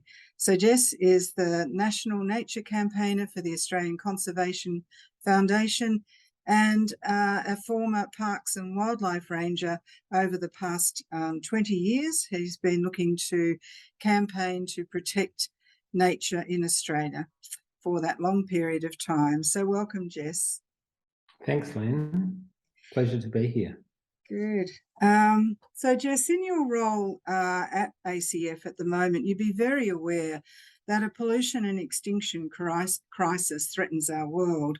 So in responding to those big big challenges, you know, we often go into our rational minds and get caught in our heads trying to figure things out from a rational perspective. But I wonder what you think about the role of deep listening in to our disappearing species, how that might provide us with a more profound response to these challenges. Well, look, we certainly are in the midst of a pollution and extinction crisis, and recently the federal government's State of the Environment report came out.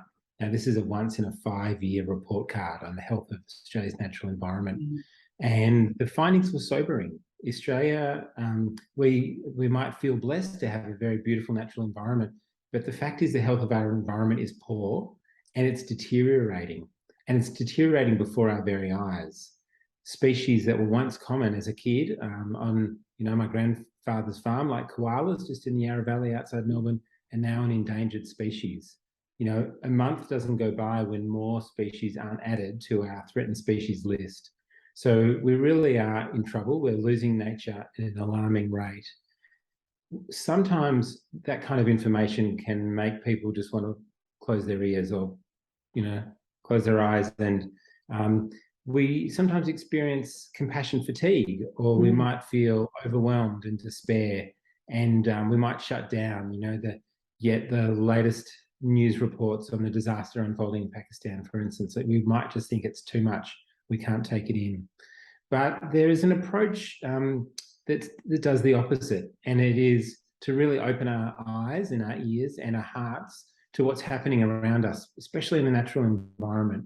And there's really great practice that you can do being in nature, and it doesn't have to be a remote or beautiful national park, although that's a great place to do it. It can be a local creek and a local waterway, and just sit quietly in nature and observe.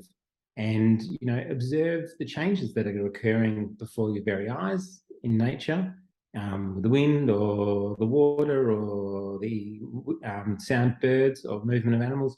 But also notice, you might see pollution, you might see destruction of habitat, and you might see and hear, you know, the sounds of nature being, you know, whittled away. And it's very important that we open ourselves to those sounds and sensations and feelings and observations, because if we don't observe that nature is disappearing for our very eyes, we're not going to act to protect it. And I guess ultimately, as a campaigner for an environmental organisation, my experience is as heartbreaking as it can be to watch nature in decline, being observant and listening deeply to the destruction of nature has inspired me to take action. And it's in taking action that I feel good, I feel empowered, I feel like I'm making a difference, and that I don't feel like I need to shut down and say it's all too much, I can't do anything. Because we can all do something, and it might be as simple as a citizen science activity like Australian Conservation Foundation. At the moment, in the month of September, we have our Platy project, where we're asking people to go and look for platypus in your local creek and waterway and observe, record what you find, tell us, because we're concerned that platypus are disappearing now. But taking action is the best antidote to despair. Yes, well, certainly that Platy project is one that we're supporting and partnering with the ACF on this National Day of Compassion, and encouraging people to go and do that right across Australia.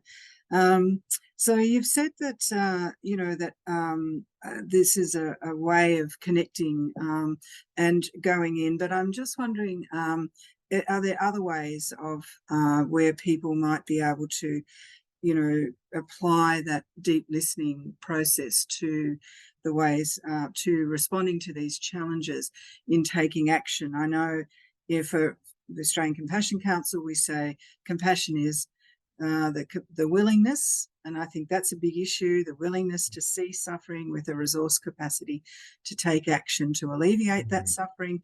So we would say there's no such thing as compassion fatigue, because it's actually quite active in its response, but there is empathic distress. And I think what people do experience is empathic distress when they feel that when they can see something but are not necessarily taking action. So it's great that the Platy project is up and running. Perhaps even if you tell us a little bit about what's involved in that. Well, look, it's very simple. You just need to search for Palliative Project in a web browser, and you can register online, and we'll send you out a really detailed kit about the best tips, I guess, for looking for a platypus.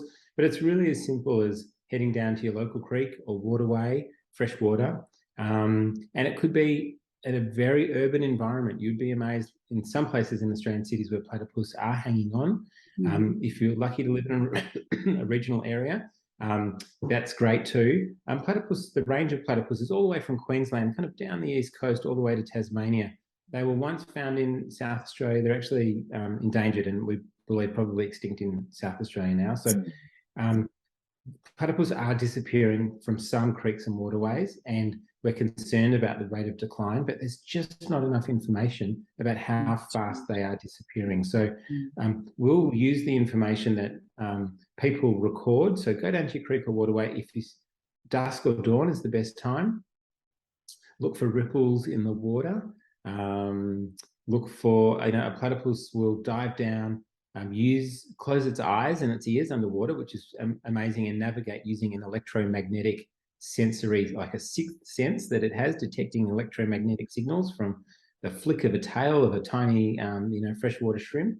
It will navigate, feed, and come back up to the surface, and it might find a log or a rock to sit and chew on. That's a great way to observe a platypus, and then dive back down. So you'll need to sit patiently 15, 20 minutes around dawn or dusk. And if you see something, please let us know on our website, the Platy Project, because you can record a sighting. It's very simple.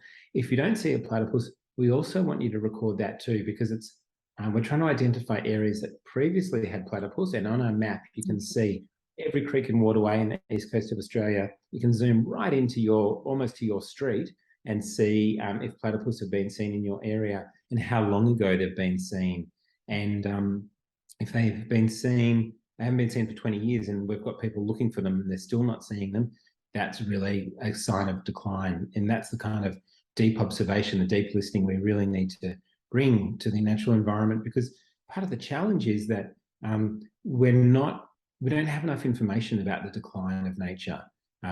We don't have, amazingly, our governments don't keep this kind of information. It's up to us to really apply our attentiveness and report what we're seeing. And that simple practice of sitting by a river, recording what you see, logging it on our Platy Project map, that can provide vital information for scientists who will then, we can then use that information to try and get stronger legal protection for the platypus, because the Australian government has committed to creating stronger environment laws to help try and arrest the extinction crisis in Australia.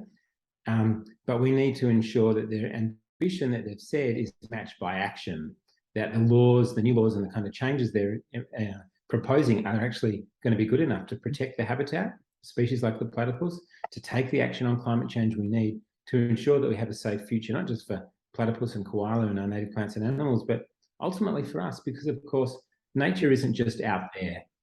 It's in here, it's in us, and we are nature, and we depend on nature. And without a healthy environment, we don't have a healthy future either. Exactly. So this right. is really essential for our survival. Yes, exactly. It's that deep interdependence, isn't it, about why we need to be looking after our nature, and our native species. So I notice that also that the ACF stands with traditional owners of this country by acknowledging their continuing connection to land, waters and community.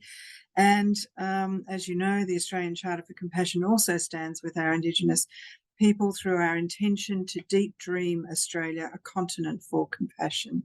So what are your thoughts on how all Australians can learn from our Indigenous brothers and sisters about how to deep listen to our country?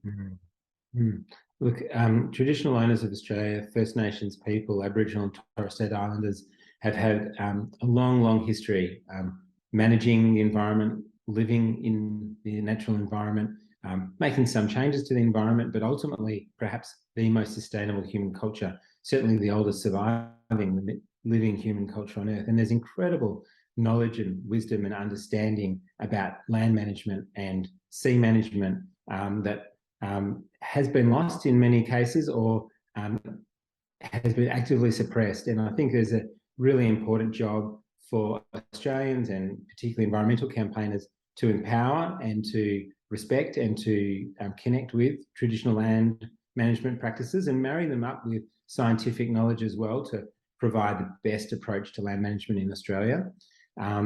We have much to learn from Australia's traditional owners about how to manage country for millennia.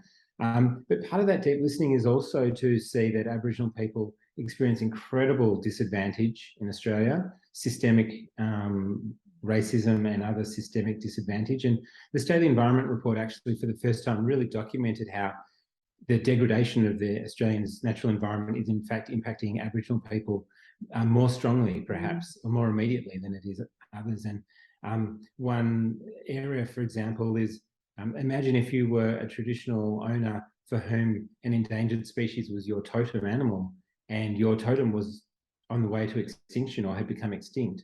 Like the cultural impact of nature loss on Aboriginal people and Torres Strait Islander people in Australia is extremely significant. So we really need to be attentive to that, and we need to learn from that, and we need to show, as we said, respect, understanding, compassion, and we also need to address those systemic barriers as well.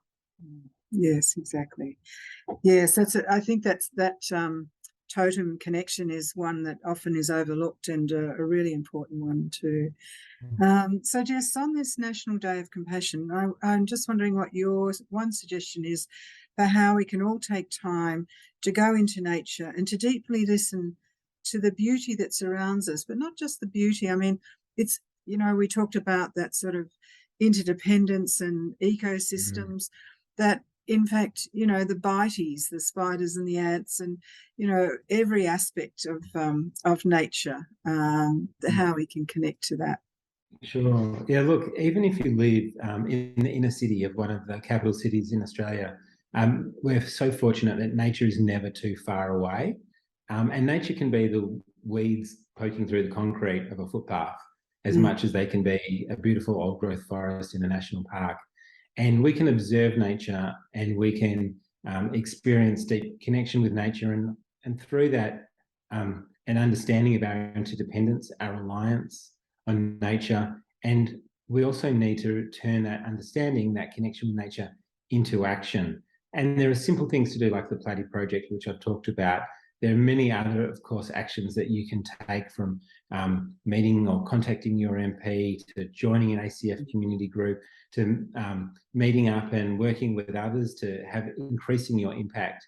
Because we really do need to shift the trajectory of our society if we are to have a future for our children and our grandchildren, because we can't continue on this path of nature destruction.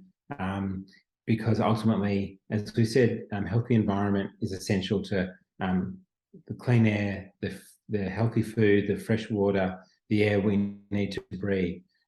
So we need to connect with nature, learn from nature, and we need to take action. And it's as simple as a daily practice of spending a bit of time in nature and listening, observing, and connecting.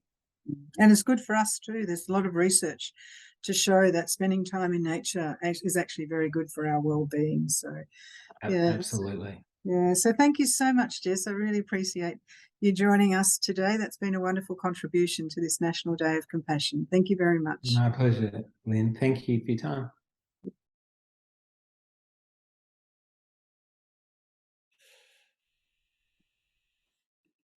Hello, my name is Gwen Pennington. I am a member of the Australia Compassion Council, and this interview is aimed at sharing some of the compassionate stories about deep listening that are happening all across Australia as we dream up Australia, a continent for compassion. Before we get started, I would like to acknowledge the traditional owners on the land on which we meet today and pay my respects to the elders past, present, and emerging. I would also like to extend that respect to other Aboriginal and Torres Strait Islander people that are listening today. I have the privilege today of being joined by Greg Irons, and Greg is the man behind Bonorong Wildlife Sanctuary here in Tasmania, Australia. Bonorong is a very special place, having been there many times, and it's a social enterprise. It is a little business that has grown quite a bit, and it is a little business with a massive heart. Bonorong is not a zoo. It is a wildlife sanctuary, and the aim is to get injured animals healthy and return them back to the wild. At the heart of Bonarong is a belief that in the same way an individual can devote their existence to doing good and bringing about more compassion, so too can a business. So please join me in welcoming Greg today. Hi, Greg. G'day, Gwen. How you going? Good, thank you. Thanks so much for joining us. My pleasure. So I would love to start, maybe if you want to share a little background about Bonarong and how, I guess, compassion and deep listening maybe integrates into the work that you do with the animals and with your team. Yeah, look, I think you described it really well, Gwen. I love that description of a little business, or now a much bigger business with a big heart, because I think that is a great way to summarize what we do. And I think one word's really important in our name, and that's sanctuary. I think sanctuary represents a lot of what we do within Bonarong, but as well as what we're trying to achieve for wildlife out in the wild is exactly that, a sanctuary for them, which is how it should be. And look, we would also say we're a business with a purpose. You know, we're here to achieve things. We're here to help the animals that are out there, and of course try to patch up a little bit of so much of the damage that we do as humans on a daily basis. Yeah, great. When you think about the work that you do, both with wildlife as well as with humans, I would imagine your rescuers and carers and your team. What is your definition of deep listening in your context? What does that mean for you? Yeah, look, it's a really good question. It's when you first approached me to have a chat, it was really interesting because I stopped and went, well, what do I think deep listening actually is? It was quite interesting that just that in itself, I guess, made me analyze. You know, we all know what listening is, and you go, hang on a second, deep listening? Is that like listening even harder? You know, it's that definition of the term, I guess. But for me, in sort of having a bit of a look around it, I guess I would describe it more as you're involving so many more of your senses and your instinct and your gut feeling to feel the situation. You're listening without necessarily using your ears. You can be in a completely quiet situation with an animal, and that animal's actions, it's yes, it sounds as well, but a lot of these orphaned animals, for example, are completely silent. You know, so the way that it's moving, the reaction that it has to your touch, the reaction it has in the pouch, all of these things are telling you something if you stop and listen to it. And it's funny, I think you hear of these people that are really good with animals. You know, people go, oh, they're such an animal person. Well, I'm actually not one of those people. I thought I was, and was devastated to learn that I actually wasn't. You know, when I saw people who genuinely were really, really good with animals, I went, wow, I've got a long way to go. So it's something I really had to teach myself. I actually think a lot of that has probably come from exactly that. It's deep listening. It's working to see what an animal does in a certain situation, take that in, change what I do in response to that. And so much of what we do now is based on a gut feel, whether it's catching an animal and it's a knee-jerk reaction to try and catch that animal when you've got one crack, you know, or whether it's just holding the bottle ever so slightly differently to react to how a new animal is feeding when it's just lost its mother, the poor thing, and you've got to adapt to that. And every animal is just a little bit different. And I think coming with that too is the realization of how different personalities are within animals. When you stop and do listen and take it all in, and all those feelings and everything else, you know, we see it so easily with a dog or a cat or even a bird species. You know, there's cheeky ones and aggressive ones and sneaky ones and cute ones, and, you know, and with wildlife, it's exactly the same. It's just not as obvious until you stop and sort of take it in. You'll see they are all remarkably different in the things they do. I love that, you know, the having to listen, because obviously the animals can't speak to you in our kind of human language, but like you said, some of them don't make a lot of noise as the orphaned animals. I think it's really interesting listening with all of your senses. So do you have to train up your carers to do that? Or do the people that come and work with you tend to know what to do? Or how do you teach people how to listen to animals? Yeah, look, that's the $1 million question. It's, you know, it really is. Look, I think some of it just comes with time. I think it's one of those things that you have to just spend time with animals. And, you know, as we know, we only use about 10% of our brain, and that other 90% is furiously working away, and it is learning. You know, at the same time, we might not know that we're learning something at the time, but we're constantly learning something new that's going on around us, and that sits there somewhere at the back, and we can recall it hopefully when we need it. So I think a heap of working with animals and really being able to listen to them just comes purely with time. But I was told once, and I thought this was quite good, was like learn to clear your mind. And the picture that conjures for me is a completely blank canvas. Okay, because you've got to remember that we're talking here about us listening to the animals and deep listening. Well, you know what does that really naturally, really well is animals. So they're doing the exact same thing to us when we stop and think about it. And I can promise you they do it a lot better than us because they read us like a book. Okay, so just to give you one really quick story of I guess the moment that I thought I'd probably learn to do it. I had 4 little hand-raised Tasmanian devils, and they came around to them having to get some shots, which they get once a year, some injections.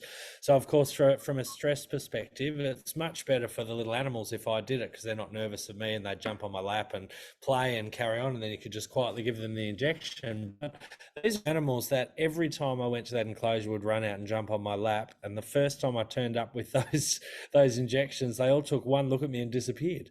So I hadn't done anything different, but they listened, they looked at me, and you don't want to give an animal an injection. So they were like, right, someone's up here, so I used that as my test, and I got to a point that I could slip in there with those injections and they'd have no idea that something different was going on. So, but it's interesting. That was a big moment of realization, just that ability to take a deep breath, clear your mind, take in what's going on, I think is probably a bit of a core value to really listening to something properly. And for me, I'm quite visual. So actually, if I need to really focus on something and not get distracted, I start by just visualizing that blank canvas. Yeah, great. So what do you think in the context of listening to animals or wildlife or, injured animals or what do you think blocks us or stops us from being able to hear the voice of the animals, or what they need? What gets in the way other than not having that blank slate canvas? Yeah, and look, I think it's just us as people making our own decisions on what something means based on past experience. So, we're going to draw, and it's natural to do that. We're going to draw on everything we've experienced with our pets or friends or kids or someone else's kids. And then we see an animal in a situation and we use all that attained knowledge to make a presumption on what's happening right in front of us, when in reality, it could be totally different to that. So being able to actually stop and go, now, hang on a second, let's push everything out, our preconceived ideas, and let's have a look at the situation. Look, I'll give you an example. I'm going to extend this one step further from animals, and I'm going to say environment in general and forests. Great. Okay, and so I'm going to say we've all stood in 3 types of forests. Well, hopefully we all have. If we haven't, we need to get out and stand in one. But we've all stood in a spot that sort of got dribs and drabs of trees left that once used to be absolutely magnificent. And while that doesn't make us, feel horrific, if you were then go and stand in a beautiful, untouched forest that just everything's in sync and everything's healthy and everything's doing what it should, there's that feeling that you get when you're in a forest of just complete calm. That is from us listening to that forest and being a part of that forest and taking it all in, and then you go a bit further and you see an area that's clear-felled, or that, maybe hasn't been looked after as well. So the trees are just struggling a little bit and the moss is just not growing as well, and there just isn't quite as much wildlife. We don't know that we're listening to that. It's a feeling, I think it's a real feeling, and that we don't have preconceived ideas about that. So we can just read exactly what our body's saying. But then when we look at an animal, we think, oh yeah, we know what's going on. Those preconceived ideas come in. So I think identify the spots where you naturally deep listen, where you don't have preconceived ideas, have a look at what you're doing different, and then bring that into the thing you want to analyze. I love that. So if you were here as a champion, someone that's speaking on behalf of the wildlife, I guess I would say, here in Tasmania, the Tasmanian wildlife, but in Australia and in general around the world, really. What do you think the voice of our native animals are trying to say to us as humans? What do they really want us to know? And what do we need to really hear at this present time? Yeah, look, and Gwen, unfortunately, I don't think you're going to like the answer, and I think everyone knows what I'm going to answer, is that they're screaming.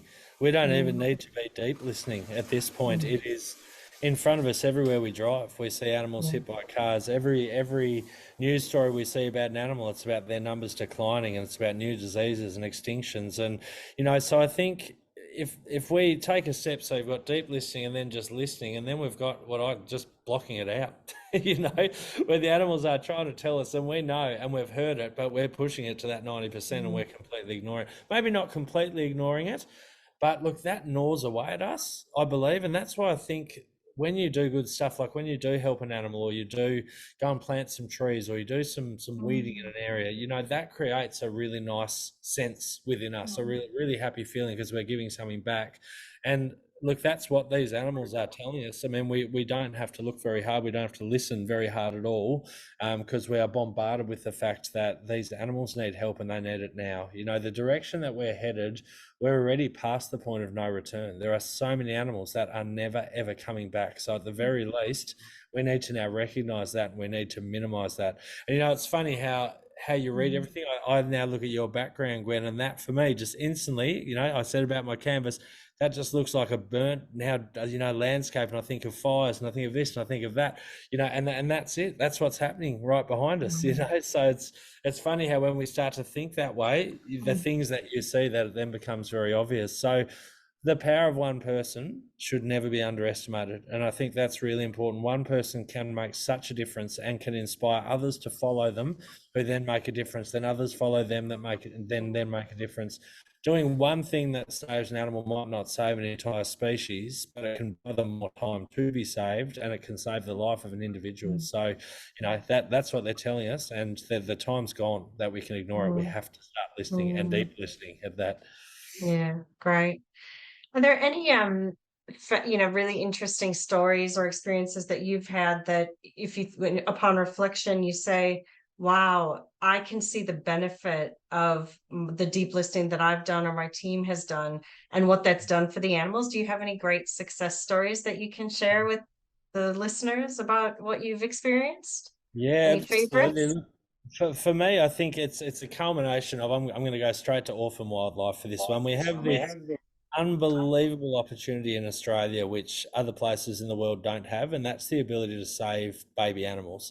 You know, I often think about mammals in other parts of the world that don't have a pouch for their young, you know, and when a mother's injured or killed, no one knows where those babies are. So those babies, you know, have a terrible fate ahead of them. Whereas here in Australia, most of the things with fur conveniently carry their babies in their pouch. And so, you know, for people that might not be aware, you know, Tassie devils, quolls, possums, bandicoots, bettongs, potoroos, all of them have these babies. So we have this incredible opportunity to give these mothers' babies a second chance. And every animal on the planet, every action it does is designed to somehow pass its genetics on. We call that fitness. And so for us to be able to help that mother with her dream for a little one to go back is an incredible feeling. But I think, to answer more back to the question, it's the little things that I still can't put my finger on around feeding some of those animals, the ones that you know are going to be a challenge, a Tassie devil, a new quoll, or a wombat that wants to fight you to the hills and back, just because they're not used to what they're doing those first couple of feeds. And I think for me, just over so many years of doing it, that ability to read each animal differently and just do something slightly different, and knowing that that animal's then hydrated quicker and it's starting to recover quicker and it's got a better chance at life due to those skills that I've picked up from just absorbing, you know, through every pore, you know. I think for me as a group, that's probably where listening to the reactions of animals has probably been the most beneficial for the individuals we work with. Yeah, fantastic. Well, Greg, I know, having been to Bonorong Wildlife Sanctuary numerous times and bringing every American visitor that comes to visit us here in Tassie, we always take them to Bonorong. I know that the work that you do there is incredibly special, and everyone should see it and contribute to it. It's a real joy and privilege to see what you do. And is there anything else that you'd like to say at the end of this conversation today that you'd like to share with anyone, or tell people how they can find out more information about Bonorong? Yeah, look, I'd absolutely love to. I'd never miss an opportunity to scream and yell for wildlife, Gwen. Absolutely, never, ever. And look, I think, you know, for us, obviously, we're just this incredible little island at the bottom of Australia, the bit of a Noah's Ark for Australian wildlife. And then all over Australia, there's all these other species. Then all in these different countries, there's a whole lot of other species. The fact is that most animals around the world are all suffering from the same little things. So the things that are a problem in Tasmania or in Melbourne or Queensland are usually a problem also in New York or in Canada or wherever it might be. So, you know, never miss an opportunity to learn to do something for an animal and for the environment around us. And we have to remember that when we say animals, environment, and then humans, we're not separate things. Without animals and the environment, we no longer cease to exist. We have to start seeing ourselves as part of it rather than this entity on the outside. So that would be my absolute shout out to everybody, is just go and sit under a tree for 5 minutes, grab a pen and paper and write down 3 things that you can pledge to do to help animals in your area or help the environment. And you know what, at the end of the day, ask yourself the question, are you a person, that cares, but cares enough to actually do something, even if it impacts you, if it's the right thing to do, and if you are one of those people, then just make a few small changes, share them with others, and get that snowball rolling. Right. And what a great demonstration of what we talk about with compassion, that common humanity, whether you're a 4-legged creature with a pouch or a human being with 2 legs or 1 leg, or, and so, that common humanity, to really connect with that, I think is really fantastic. So if people want to learn more about Bonorong or want to donate or come to Tassie and come visit, where do they go? They can just jump on our website. It's Bonorong's an interesting name. It means native companion. It's an Aboriginal word, but it's a hard one to remember. But look, Bonorong, just our website's got quite a bit of info. We run the main rescue service in Tassie and have the only wildlife hospital, and lots of other things going on in the background. But it's just Bonorong, which is BONORONG.com.au, and have a bit of a squiz and come and meet some of our animals, if nothing else. Yeah, that's great. Well, Greg, thank you so much for taking the time today to share a bit about your story and share on behalf of the animals and nature and wildlife. And on behalf of the Australia Compassion Council and the Global Charter for Compassion, we really acknowledge everything that you and your team are doing for the animals, for the state, for, your work in the world. And it is a real privilege to know you and to get a chance to hear your story and to witness all of the great compassionate actions you do every day. So thank you so much and all the best. Thank you. My pleasure.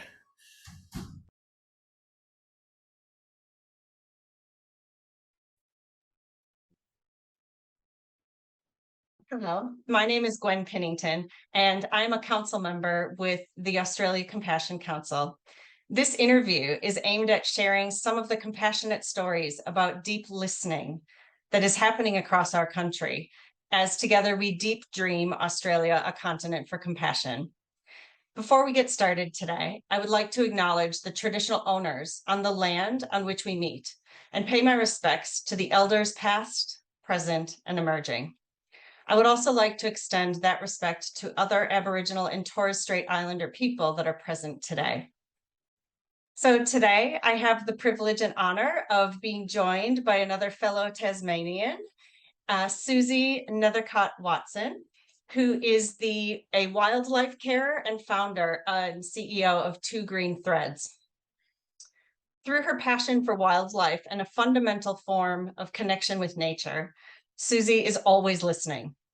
Through her deep listening to the voice of wildlife volunteers and the wildlife they protect, she became aware that the factors of this service placed her fellow volunteers at high risk and was compounded if they ignored or didn't care about their own mental and physical well-being. She started to consider, how could our community become stronger to help each other as we help wildlife? Her urgency to do something needed to translate into action, and that is when Two Green Threads was born. Inspired by the Indigenous notion of kinship and a phrase first uttered by Henry Parkes in the late 1800s, the crimson thread of kinship, Two Green Threads, builds on that idea that we may have only thin green threads between us, but they can grow, and two is all that's needed to start. For Suzy, caring for wildlife is a fundamental form of connection with nature. She says, it grounds me, rebalances, and provides stillness in the frantic spinning of the human world. It's a reminder about mutuality between human and nature, and it's tied with a thread of destiny.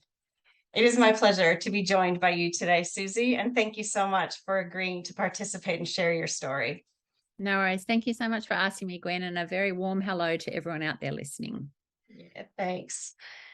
So I think it really connects beautifully with what you shared and that statement from Henry Parkes, the Indigenous concept of deep listening describes a way of learning and working and togetherness that is informed by the concepts of community and reciprocity. And I really hear that in the work that you do with Two Green Threads and as a wildlife carer as well.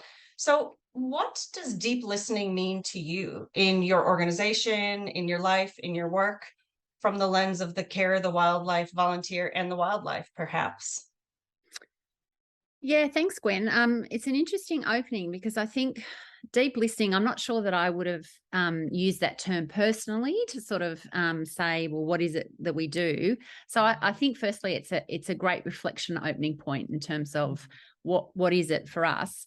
And I think it means everyone's going to have their own interpretation of what that deep listening is, depending on their, personal or, history or their circumstances at the time.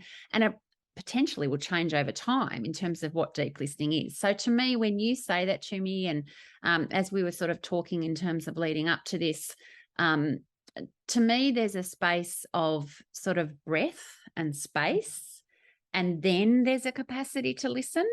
And I think, if I'm talking about me, and I think in terms of, as you said, I'm part of or have founded Two Green Threads. So I'm speaking, as an individual with many facets, one of them as a wildlife carer, and for that community of people that are doing that service.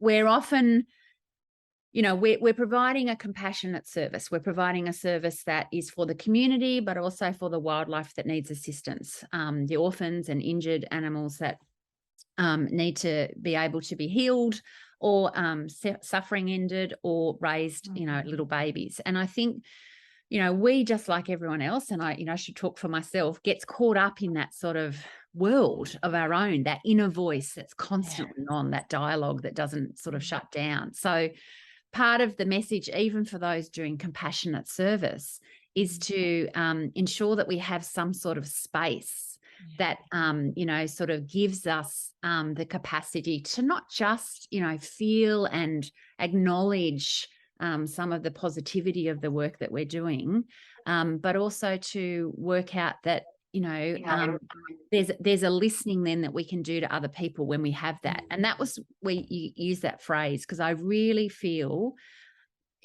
I feel great awe and privilege that I can look after wildlife in this way. And it's always struck me, I am a person that has a massively always on inner dialogue, and always on sort of being torn, between got to do this, I'm supposed to be doing that, not doing it good enough, whatever it is. And the thing that has helped in terms of connecting with wildlife and doing this service is a little baby needs feeding, black and white. You just have to stop and feed it. It doesn't matter what else is going on. This baby needs its bottle. And that sense of just stopping and having space, and just, looking into this, beautiful doughy brown eyes. And I'm not trying to make this a sort of lovey experience. I think, we've got to acknowledge there's a deeper one to that.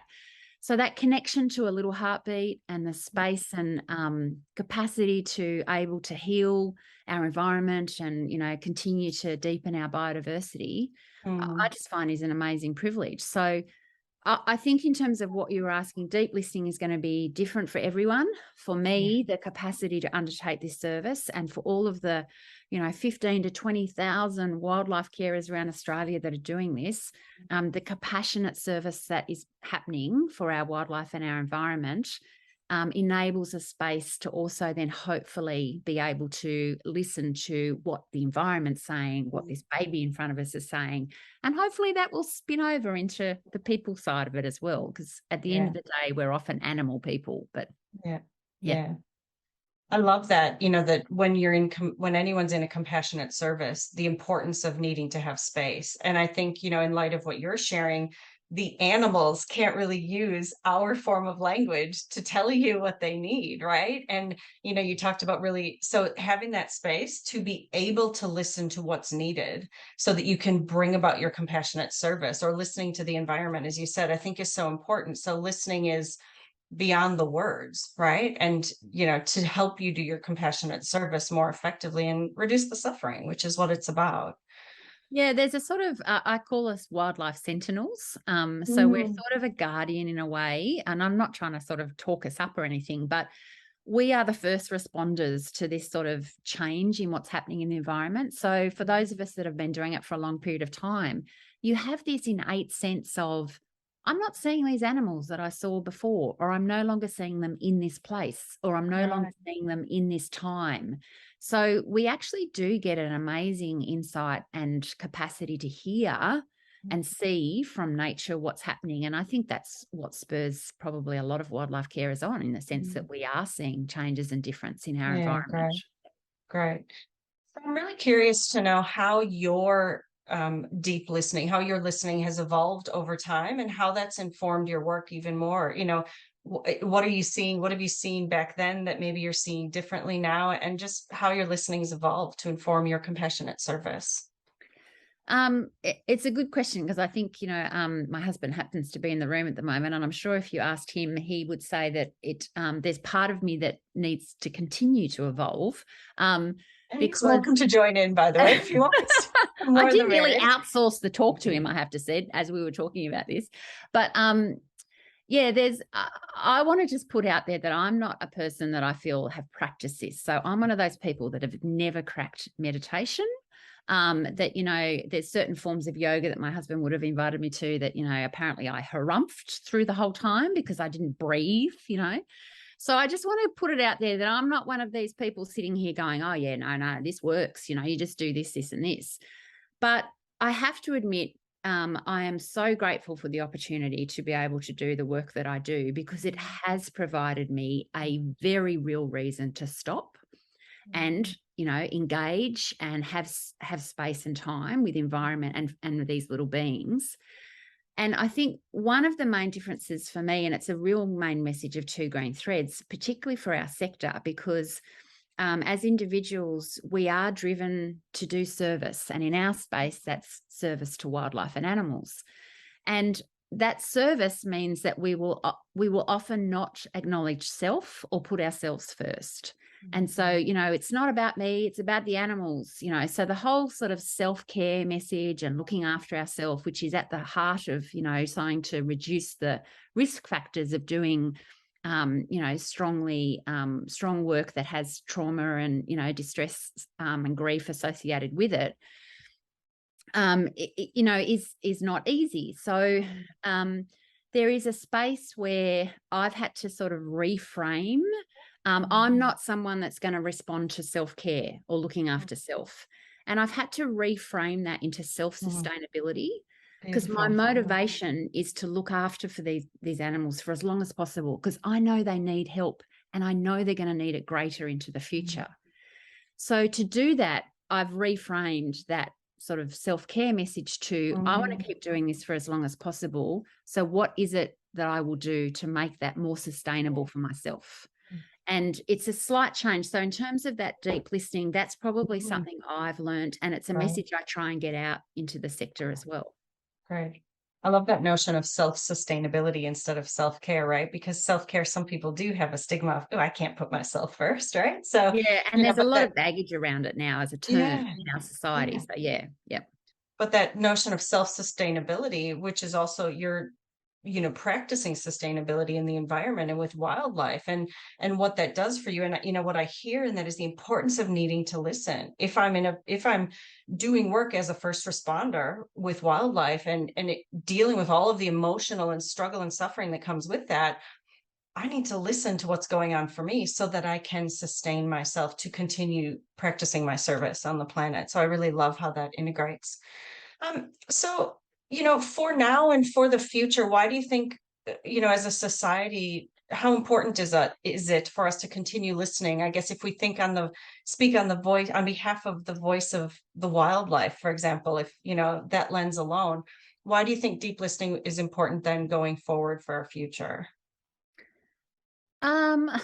Look, I think there's sort of a deep listening on a personal level for us to continue this work, because like I said, I think, you know, in terms of where we're heading with things like climate change and, you know, the greater pressure on habitat reduction, etc., then this is a area that needs us to be strong enough to be able to continue this work. But I think also, you know, there is a sort of awakening in the world after, you know, a sort of rolling series of disasters on the importance of biodiversity. And at the end of the day, the health of our environment directly impacts the health of human society. So, you know, if we were able to assign, you know, some level of importance and value, there's a phrase that I really, really like, a quote by an individual that I'm not going to remember the name of, so that's bad. But it's rehabilitation in a culture that considers wildlife disposable is not only graceful, it's radical. And, you know, that's to me sort of sums up this idea of how as a society we sort of take a step back and work out how we do things together, not either or.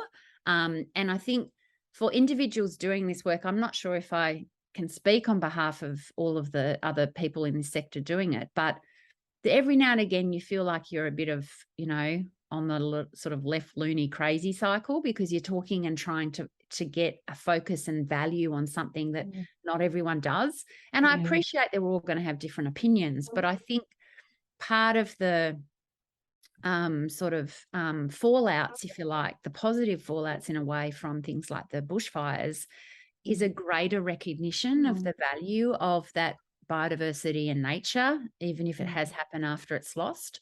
And I think, you know, there's a space there where, you know, there's hope for us in terms of where we're going as a society as a result. Did that get off track? Was that all right? No, it was perfect. It was absolutely perfect. And, you know, I think it's a great way to really close that notion of togetherness and, you know, the real interdependence, the biodiversity, our planet and our wildlife and our humans, you know, we have to do it together because we are all connected. So, you know, this notion of doing it together that you spoke about, and I can just really see the importance of needing to listen. If we're going to do anything together, listening is a critical, you know, ingredient for that. So I really love that. Is there anything else that you want to say to close or offer up to anyone listening and share? It's been great to hear a little bit about your perspectives on this. Thanks, Gwen. I feel like we could go for many more hours. We could. I think, you know, in terms of just what you were talking about with connectivity, you know, I view it as a thread of connectivity, you know. We have that between us. So we've just got to find sometimes the way to be able to hear and listen. And I think as a society, we've lost a little bit of the capacity to disagree respectfully, and disagree to the extent that we can continue on to still do things together. And I'm not trying to downplay that, you know, there obviously are going to be opinions and sides that, you know, people are going to take great affront to, and that's fine. I just think we, you know, we need to sometimes work on the fact that our society has changed from a sort of social connection and community and tribe and mob and all sorts of things to a screen-based one. And our screen-based society, which allows us to have an opinion on everything, basically makes it harder for us to, you know, turn ourselves down and, you know, have that capacity for wider compassion. And in my case, you know, my passion for compassion is wildlife and environment. And so I'm hoping that we can continue as a society to place value on that and recognise the importance and beauty and complete special and uniqueness of it to us. Yeah. Suzy, it's been a real privilege and a joy to be able to connect with you and speak with you today. On behalf of the Australia Compassion Council and the Charter for Compassion, we really acknowledge the work that you are doing on the planet and supporting the wildlife and the carers, you know, and that thread that connects them. And we really, you know, hearing your message and knowing that there's people like you out there doing this and bringing this, you know, biodiversity link with humans and wildlife and everything else gives me great hope for the future, and really reinforces the importance of needing to listen beyond just the words that we speak. So thank you so much for taking the time. If people want to know more about Two Green Threads, where can they go? Yeah, the website is Two Green Threads, so two with a TWO, greenthreads.org, or you can email me, Suzy, SUZY, at twogreenthreads.org. Well, great. Suzy, thank you so much, and look forward to speaking with you again in the future, and all the best with the great work that you're doing on the planet. No worries. Thank you so much, Gwen, and a very warm goodbye to everyone listening, and a special acknowledgement to all of those amazing people out there that should share Gwen's thanks for the work that's being done to look after our wildlife and the environment. Absolutely. Thanks so much, Suzy. Take care. Bye, Rose. Bye.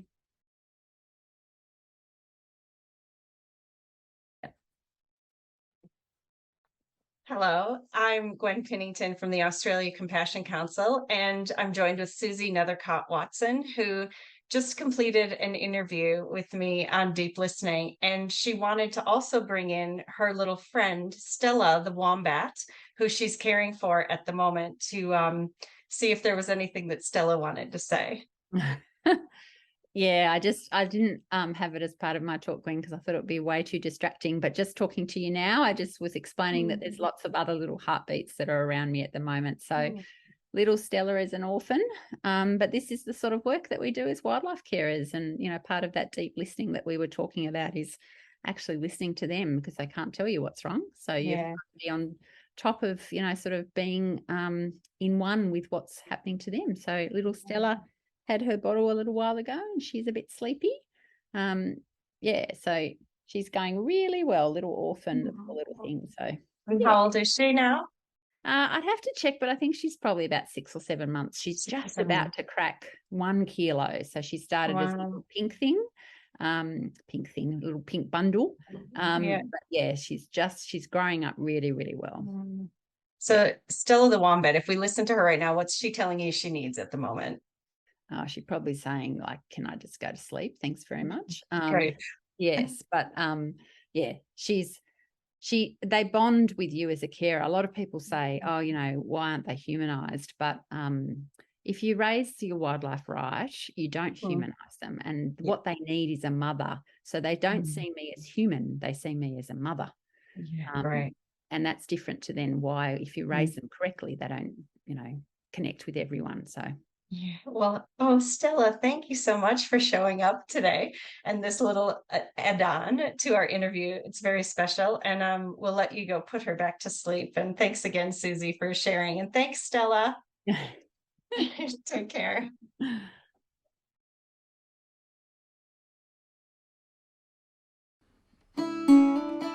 At the time that I was writing this tune, I was building our home. My wife and I had 4 boys and we got 3 more. We got triplets and our house was too small. So I was building the home, and in that I was thinking about what home means to me, and, you know, that primal need for man to make a home for the family, but also thinking about home in a broader sense of earth is our home. And so this tune I wrote, called The Welcome, is because our home is like Central Station. We've got with this many kids and they've got their friends coming around all the time. So it's a really welcoming home, and so that's why I called it The Welcome.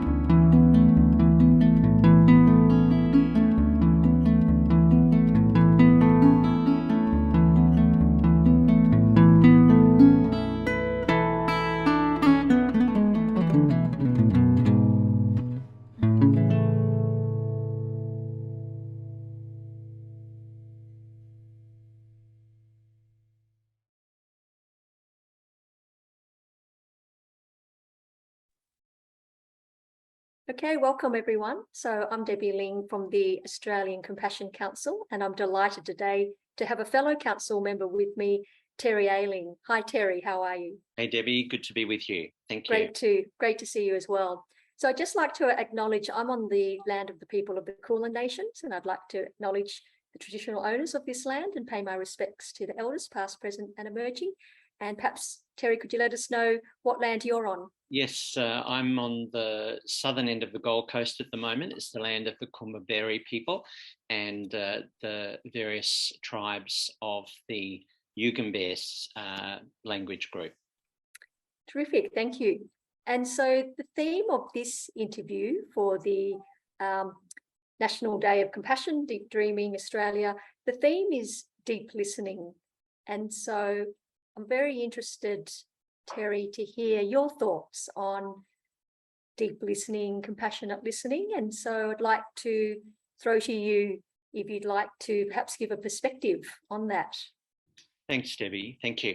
Look, I guess the perspective that I'd like to offer is in terms of my work in spiritual care, particularly in public hospitals, in end-of-life settings, in palliative care, and also in hospice settings. For the last 5 or 6 years, that's been the focus of my work, either paid work or as a volunteer. And the process of listening is kind of integral to that. But having said that, and recognising that over some time I've developed some skills, I realised that right at the moment, I'm not all that good at listening to myself. And so I guess one of the things that I think about with listening is, who is it that we are listening to? And often our focus in spiritual care, of course, in a hospital and hospice setting, is that we're listening to the other person. But in order for us to be fully present with them and to be truly listening deeply and compassionately to them, we kind of need to bring our full presence to that space, and we need to be able to still ourselves and silence ourselves and all of the things that's happening within us, to be kind of really present with the other. And really it's like other dimensions of compassion, I guess, that our ability to be able to do that within ourselves is the extent to which we're willing and able to offer that to others. And this is the thing, isn't it? Because compassion is a connection. At heart, it's a connection between two people, ourselves and someone else. And what I hear you saying, Terry, is you're saying you need to have that utter presence and respect for both yourself and the other.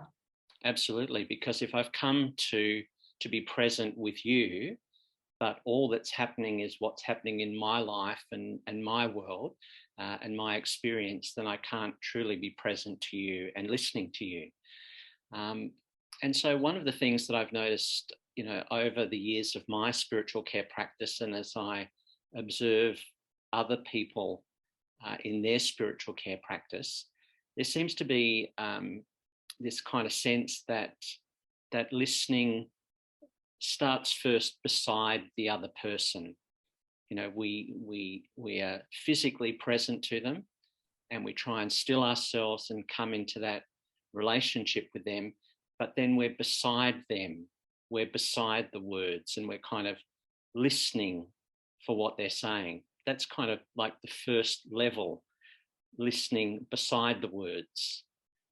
But then I think what happens is we then develop skills in terms of listening between the words. And that's not a particularly sophisticated next step. I think a lot of us develop those skills, that we're not filling up all the spaces, or rushing to respond to something that somebody said, soon as they stop to take a breath. But then I think the next step is listening beneath the words. And that involves a much more kind of holistic presence in a way. It's not listening to what's said. It's also listening. I mean, it is listening to what is said, but it's listen to what's not said. The silences, the pauses, to listening to the body language, the nuance in the voice, the emotions, and those sorts of things. So it's a kind of a deeper form of listening. And then I think there's a further progression, and that's listening beyond the words. And in this sense, the word isn't just the spoken word, but it's the silence, and it's the whole experience of presence with another person. And, I've been recently, I had open heart surgery, and I was on the receiving end of some spiritual care. And some of that was really, really good. And I learned lots from it. And others was really, really ordinary.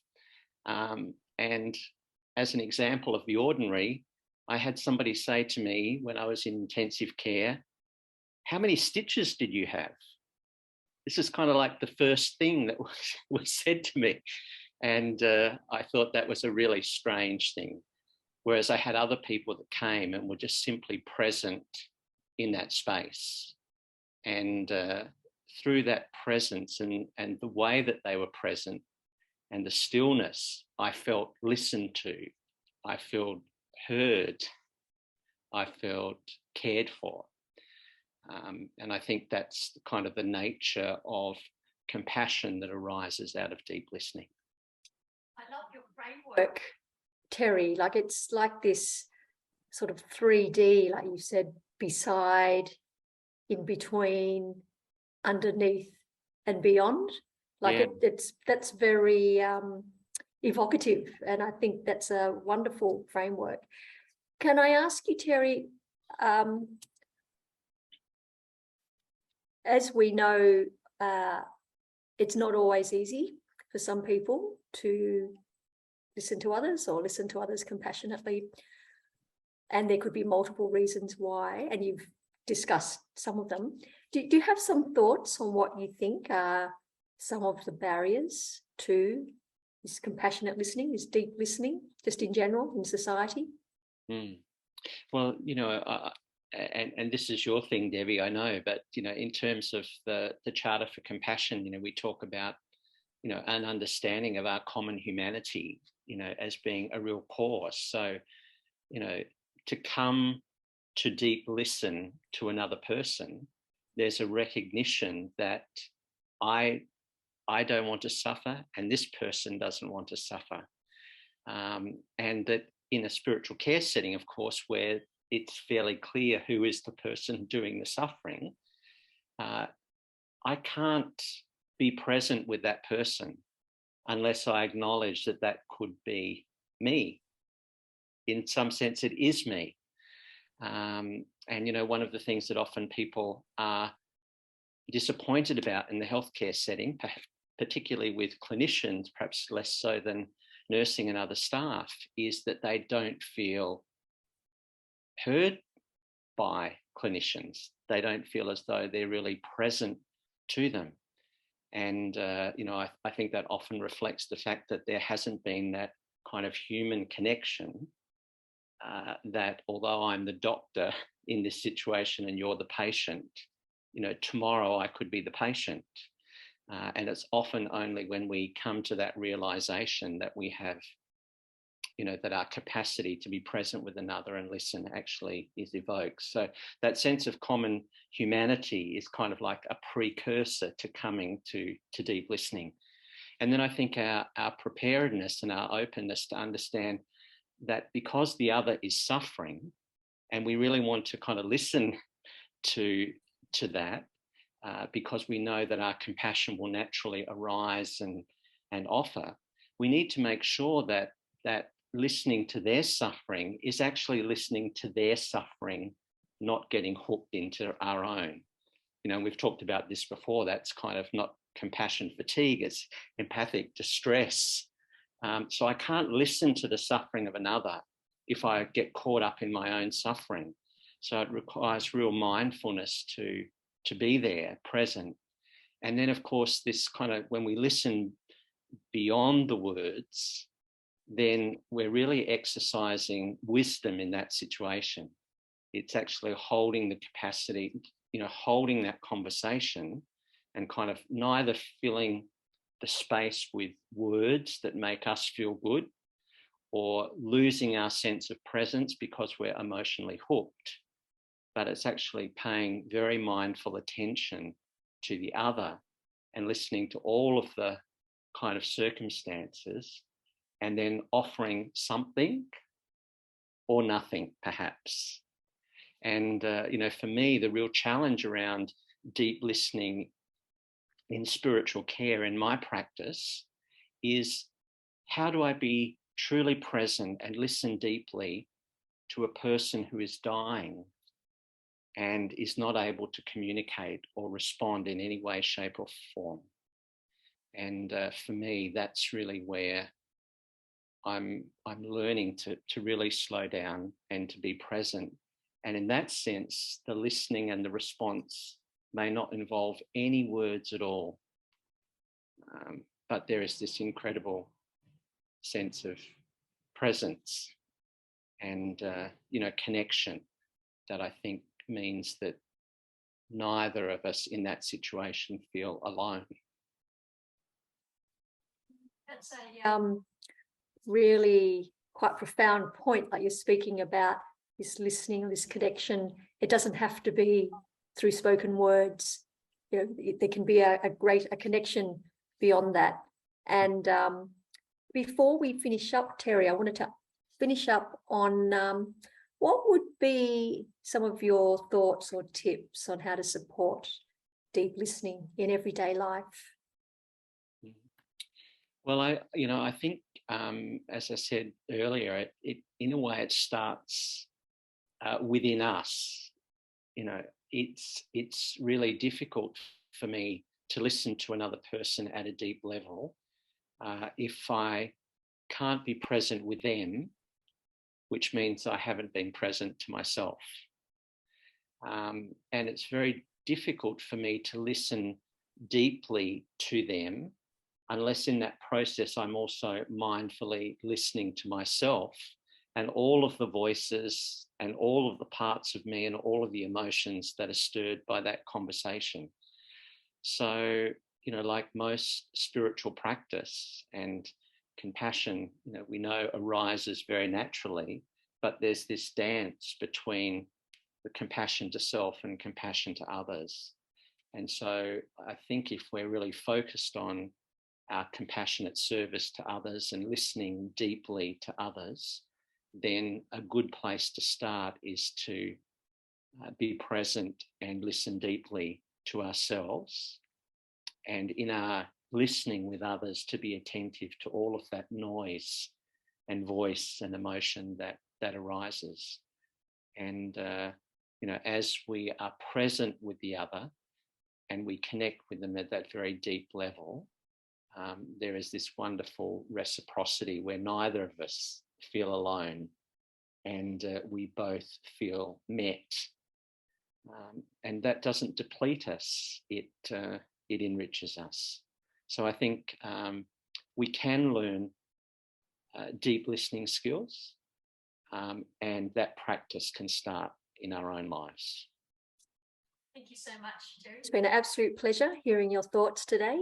And I wish you well. I'll catch you down the track. Thanks, Terry. Thank you, Deb. Bye-bye. Every blessing to you. Bye-bye. You too.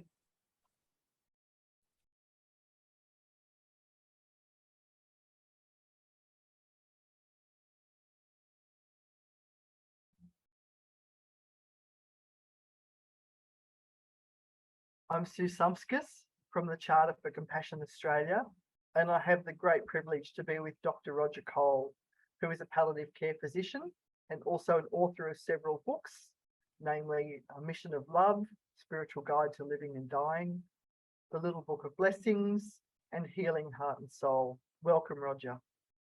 Thank you, Sue. Pleasure to be here.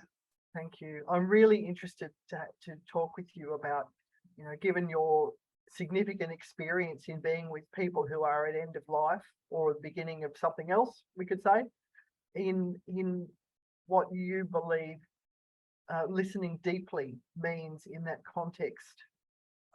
It's a fabulous concept, and I have to confess I'd never heard of deep listening until this interview, but I can relate to the idea of it from my personal experience as an oncologist who became a palliative care physician about 30 odd years back, and the thing that actually made me change profession or reorientate myself professionally was the desire to understand the cancer patient's process and emotions and feelings of going through the cancer experience.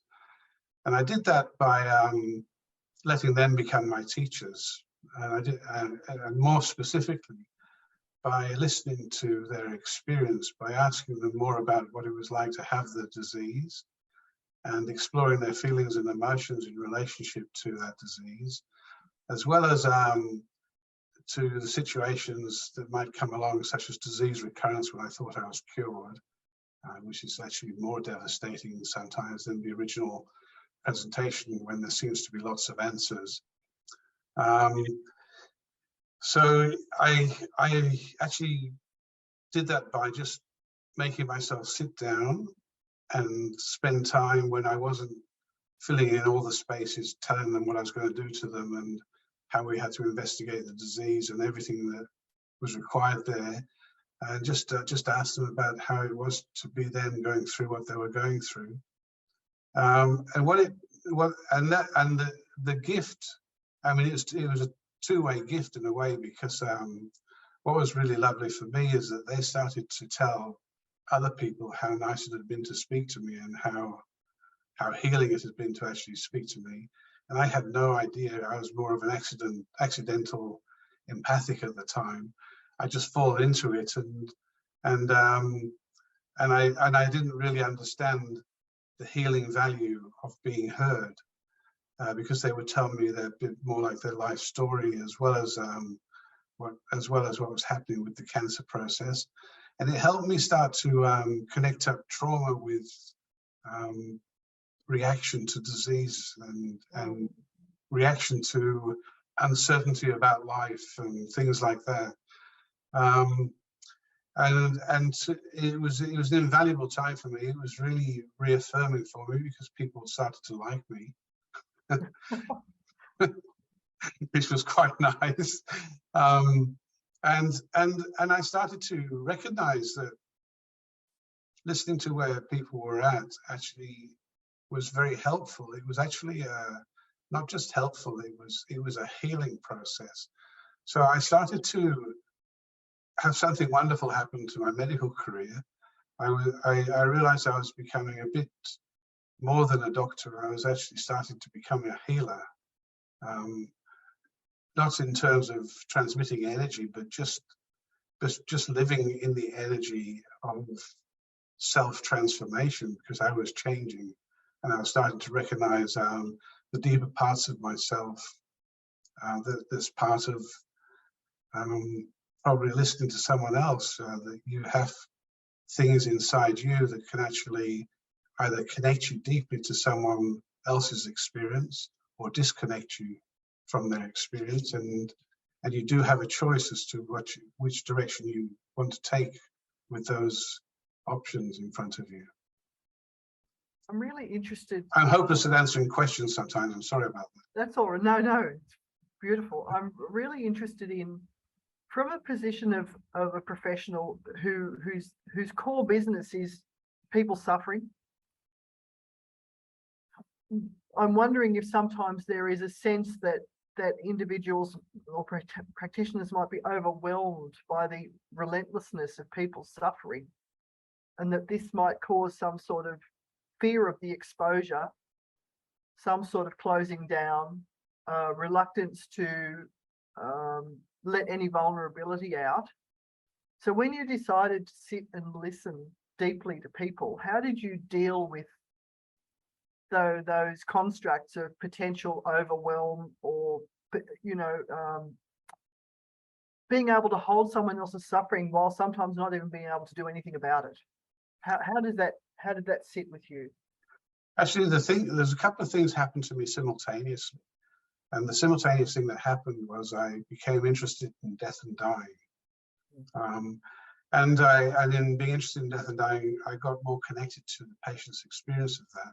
But I also got more interested in learning about it from different specialists at the time. And Elizabeth Kubler-Ross was one of my mentors, really. I went to a workshop with her when I was 30 years old, which is now actually more than 30 years ago now, well over 30 years ago.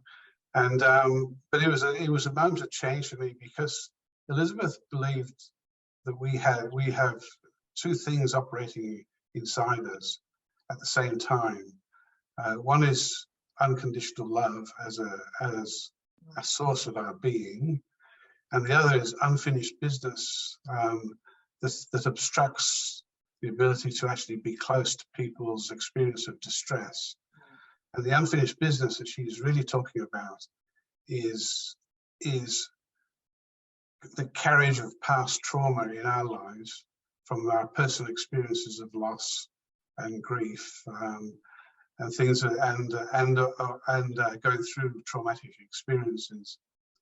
So those things are alive in us when we hit the trauma of others and the suffering of others.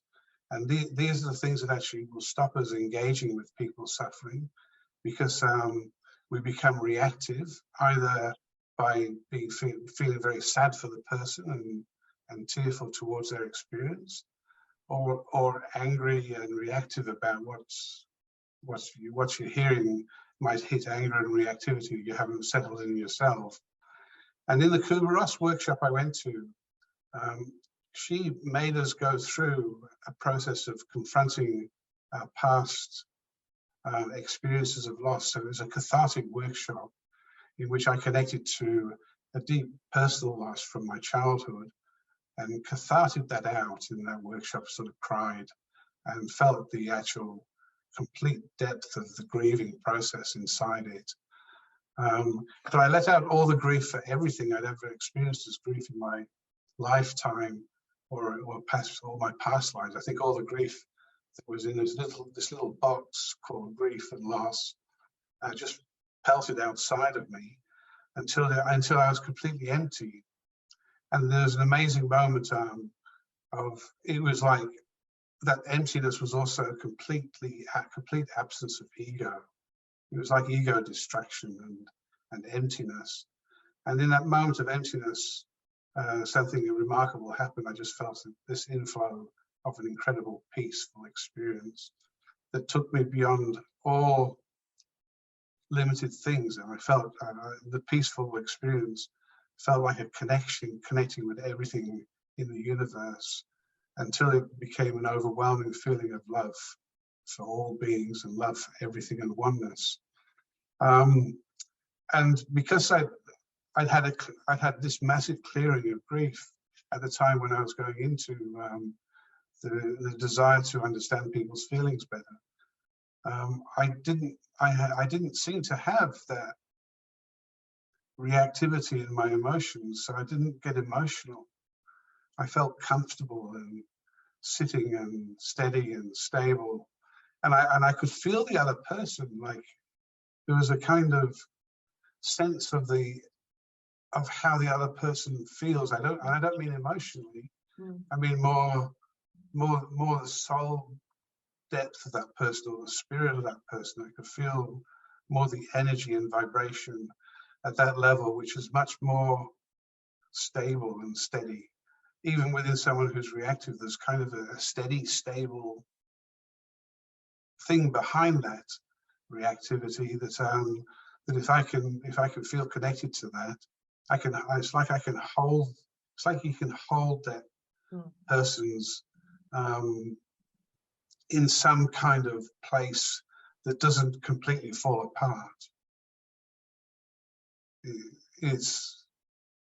Yeah, so that because they trust the process you're in with them, because they trust your presence, because they feel held by your presence, they can safely let go without fear of disintegration and nobody there to help them reintegrate. So what I guess maybe that fear of disintegration is a blocker. I'm quite interested in, you know, the literature strongly suggests that the sealing over to protect self and to not go to the places that you've gone in your career, say for other professionals, that sealing over leads to things like workplace burnout, like maybe secondary trauma, empathic distress, other outcomes like that. What's been your experience when you changed your mode of practice, when you started being present with people and you started hearing their stories? Do you think that changed the relationship, your professional relationship, to things like burnout, empathic distress, overload, overwhelm? Completely, because I started to enjoy, I don't want to overstate this, but I started to enjoy the role of being a healer, not just a doctor. Because at the time when all this happened, I was actually finishing my subspecialty training, I suppose, or getting towards the end of it, which meant I, because I was attracted to, should I go into more of a healing practice than staying in medicine, because medicine didn't fulfill those kind of desires very well. And then I thought, well, palliative care is a good hiding place. People don't really understand the specialty very well, so I'll go into palliative care. Which is a new kind of, at the time it was a kind of new area of medicine. And I can hide there for a while and see how I get along. Because I was attracted to maybe doing more healing. And then I realized that actually you don't have to leave all the studies behind that you've done. Healing is actually an attitudinal state of mind. And it comes from the work you do on yourself, ultimately. And at the time when I was doing these things, because I'd had such a profound and beautiful experience in the Kubler-Ross workshop, I had a kind of foundation where what I realized was I'd experienced myself in my most innocent and pure state of being, but I felt that self connected with all things, and for me, it was kind of like a God moment, if you like, and then it became my sort of feeling was that this was the love and purity of the highest, most divine being that you can attain equality with or oneness with. So I had that in my instincts that this was who I really am, and to keep connecting to who I really am, I adopted meditation practices. Mine wasn't particularly a mindfulness, but I tried various different things, and I finally discovered a yoga practice which gave me a sense of oneness with the most divine aspect of my own being, connecting to the most divine aspect of all beings, and this practice of my divinity through meditation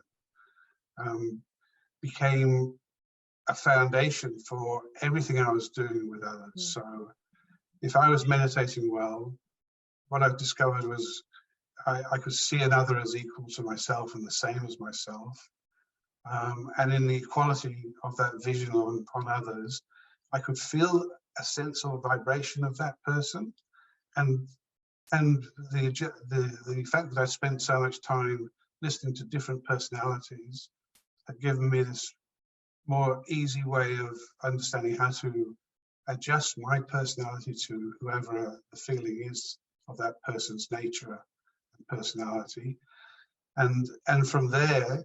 But this is all happening in moments of seconds. It's not actually changing I'm being natural. I'm not trying to sort of hear everything or listen to a person and make them uncomfortable that I'm doing something strange or spiritual. But I'm just being me. and I'm trusting who I am as a developing, changing being in relationship to a practice of divinity through meditation on a daily basis. And what's come to me a lot this year, excuse me, is in my mind. I've been getting almost like a message or a few words that says, trust the yoga, trust the yoga, trust the meditation, trust the experience of divinity, trust it, and just be natural and give good attention to people. And in that trust is you're trusting a connection that you've made with yourself, this pure, it's unlimited, and it's eternal, and you're trusting that that's who you are. You're not trying to shine all that light on anybody, but you're just trusting it. And then you're paying attention to what other people, someone who's suffering and distressed, you're paying attention to that person. And the awareness that I started to have is, if I'm trusting what I've been doing to get to where I am today, and then I pay attention to someone, they're going to get the benefit of my personal experience of meditation and my personal practice of meditation over many years. That benefit will be going across to that person through the attention I give to them.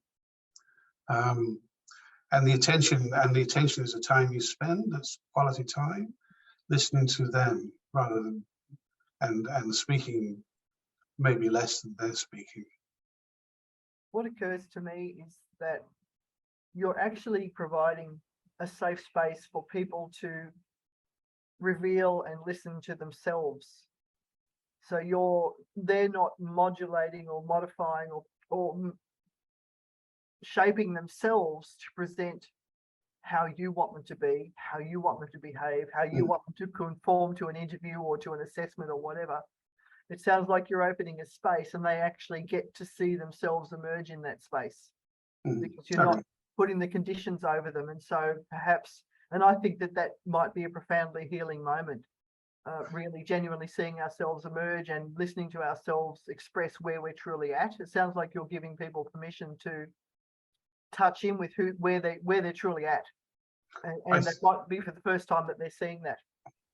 I certainly hope so. I mean, people sometimes just say it was easy talking to me, or you know, or they just feel much better and much calmer and much more easy about what's going on.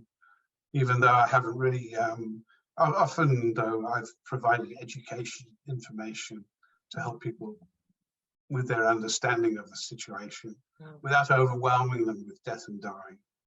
But to actually prove a foundation for understanding and going as far as they want to take that, rather than me sort of telling them exactly what I think they should know.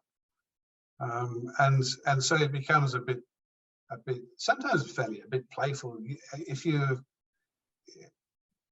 think the real thing about deep listening is I should be very natural. It should be my natural self. So if it's not natural, or I'm trying to be empathic, or I'm trying to be compassionate, I'm putting something on it which is related to what I want from it. Whereas if I've made peace with myself and I'm just an offering in a natural way, then I'm going to bring more peace to people's minds, and they're going to feel. We've got such a stressed out world today. It needs a little bit of natural, easy peace being brought into it, and I think rather than, I mean, I'm definitely not one of those people who gets up and waves a flag and says we've got to beat the drums for peace and things like that. I think angry sort of protests that we need a peaceful world is not going to create a peaceful world. And maybe the manifestation of peace in our nature and activities, and some of us, hopefully, who are going to kind of model peace in our communities. In the moments, in the minutes, in the presence of other people, and in the presence of people who need it. And being present is the more I use meditation, and I'm not going to overemphasize that. If you don't meditate, I don't think you can get there, to be honest with you, because people don't really understand what meditation really is. It's just experiencing, to me, it's just sitting and experiencing my original nature before anything conditioned it or changed it or impressed itself upon it or had it create any sense of desires or interests that the ego sort of develops around. So it's more like my natural original self. It's egoless and it's pure. So every time I meditate, I'm practicing that state of being. Then trust the meditation is, I take that state of being with me wherever I go. And so wherever my attention goes, that energy flows. So where attention goes, energy flows. So if I give good attention then to anybody or anything or any situation in front of me, I'm not going to be stressed by the situation. I'm going to find myself moving towards solutions rather than stressing over the problems. And it's not easy to teach that because it doesn't come from learning how to deal with the world by using the way the world solves problems to solve things. It actually means moving away from the world towards your inner life, where perception disappears into a more of a state of understanding who we are and how we are meant to be, and starting to adopt who we are and how we're meant to be, in my natural state. And then my natural state is going to be light, happy, genuine, and so there's usually a fair bit of humour around deep listening. It doesn't usually involve terribly kind of serious attitude of deeply furrowed brows and you know what I mean. Yes, you do. I think I was going to ask you a final question, and you just made your way to answering it. So I think we might conclude it there. But I'd really like to thank you for your time today. I think what you have to say is incredibly important. So I hope it was a pleasure, and I hope so. And deep listening is a new experience for me, so it's good to be here. Even though you've been doing it for what sounds like decades. Yeah, it's that part of it doesn't come from external learning. It comes from going within and starting to know who I really am, and to start to trust that and let it become my natural self. Thank you very much.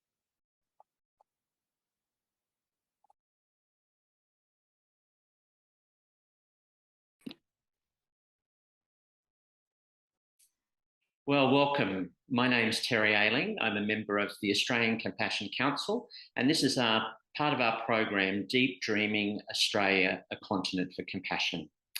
I'm on the land of the Kumbamberi people and those of the Yugambeh language group, and we acknowledge their elders, past, present, and emerging, as we enter into this process of deep listening.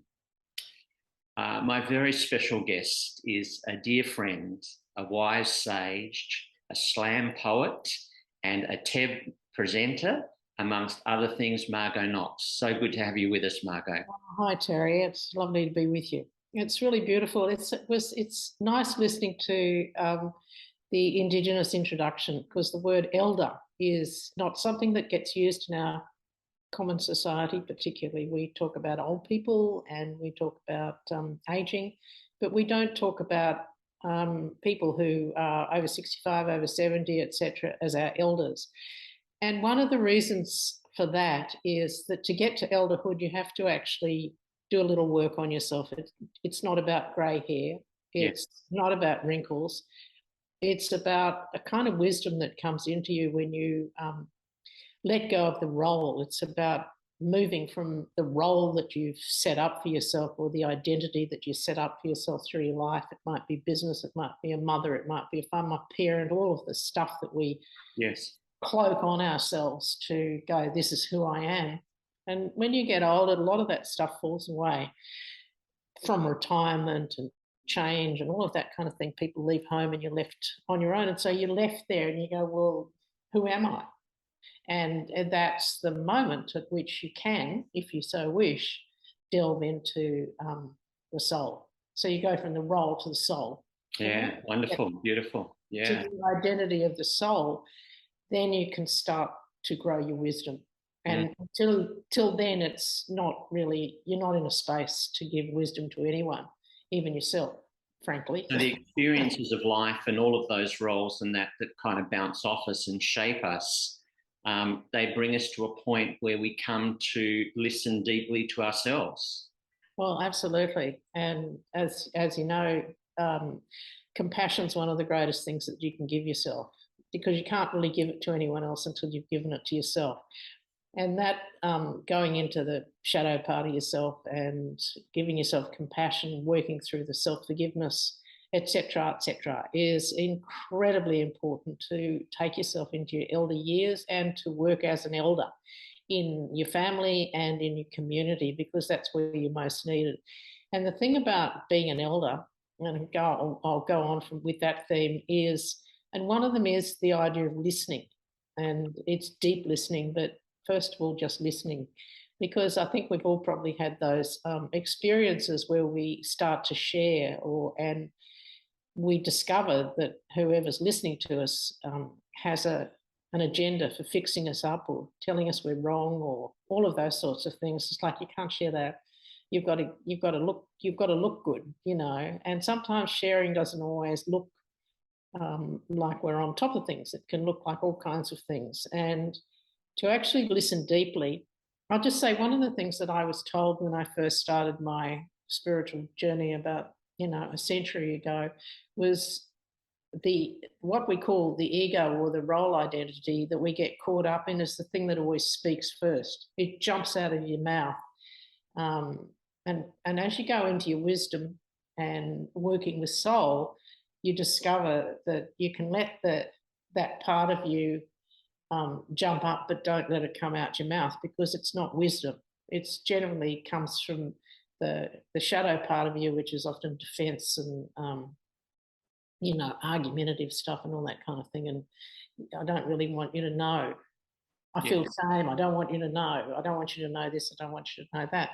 And if you listen deeply to yourself first, and you've gone through your forgiveness around all those things, you can start to listen to other people, because in listening, people are going to share things that will trigger you.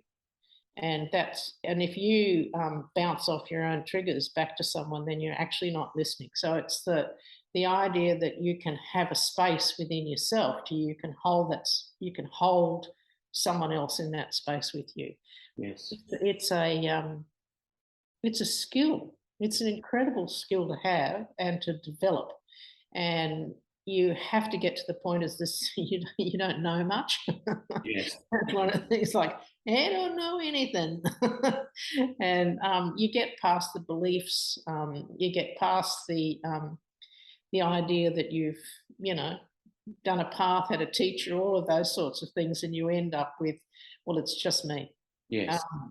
It's interesting, in my work in spiritual care, I've been playing with this notion that we listen firstly beside the words. So that's the audible kind of function, and listening to the words. Yeah. Then we listen to kind of the spaces and the silence between the words when we're listening to other people. Yeah. Then there's this intuitive process kind of listening beneath the words, what's happening in terms of body language and other kind of things that are happening. And then it's kind of listening beyond the words. And I think that, as you say, it's something that sometimes comes with intentionality and practice, but often comes through the experience of life, both in terms of being listened to and knowing what that feels like, or not being heard.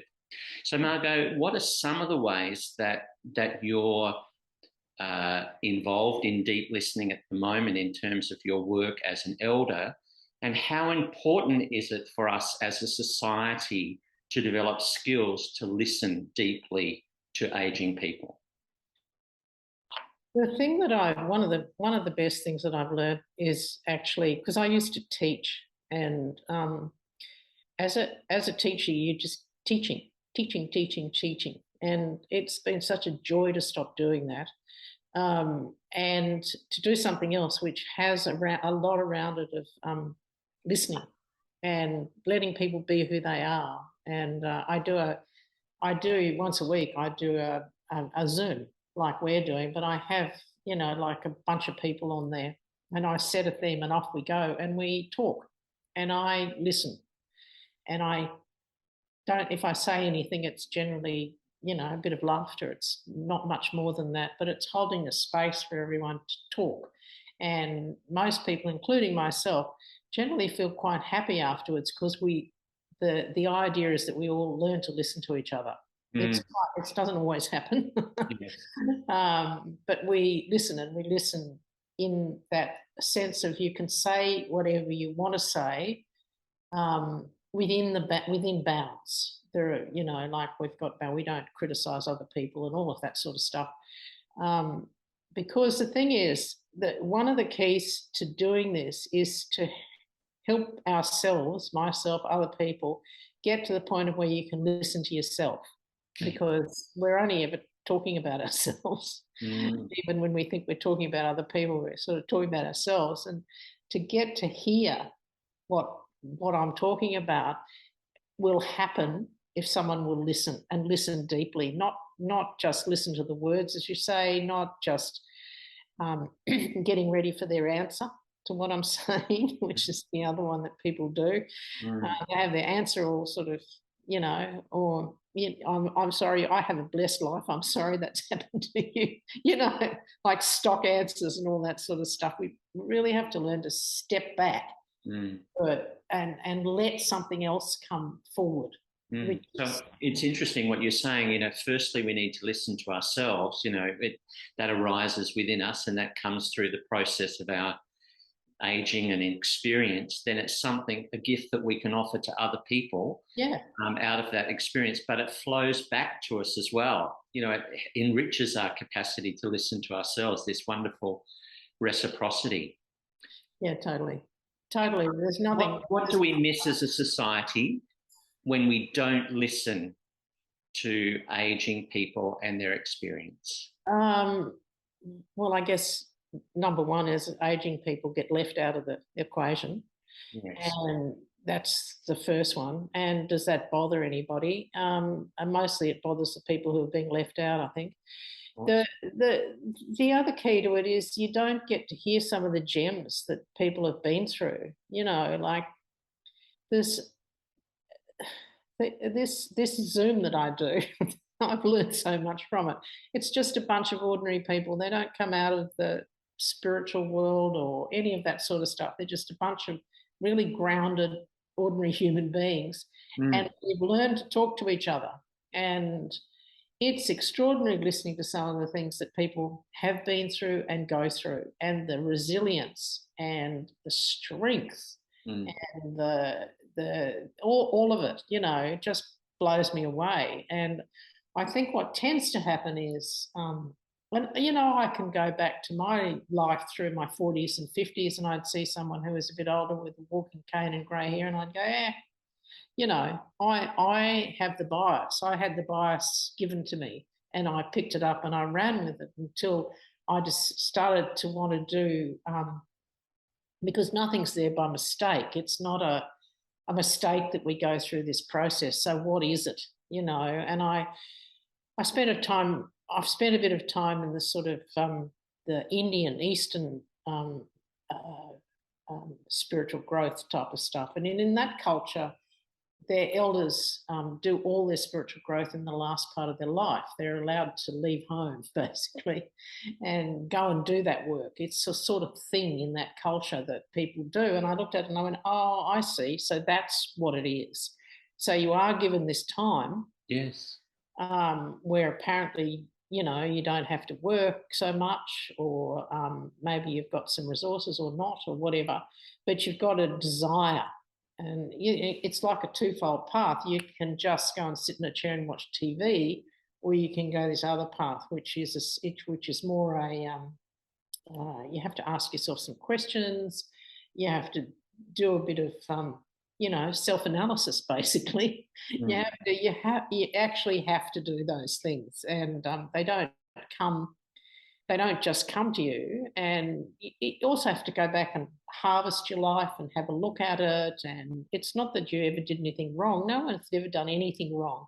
But somewhere in there, as human beings, we tend to latch on to little bits and get, you know, have shameful bits of our lives and goes, I wish I did something different, and I failed there, and I had a little success there, all of that sort of stuff. And the thing about harvesting life is you go back over it a little bit, and there's a whole sort of thing that you can do around forgiveness and self-compassion and all of that sort of stuff. So it just becomes a norm. It's a norm, you know, like we've all had these lives where we've done all these things, we've overcome things, we've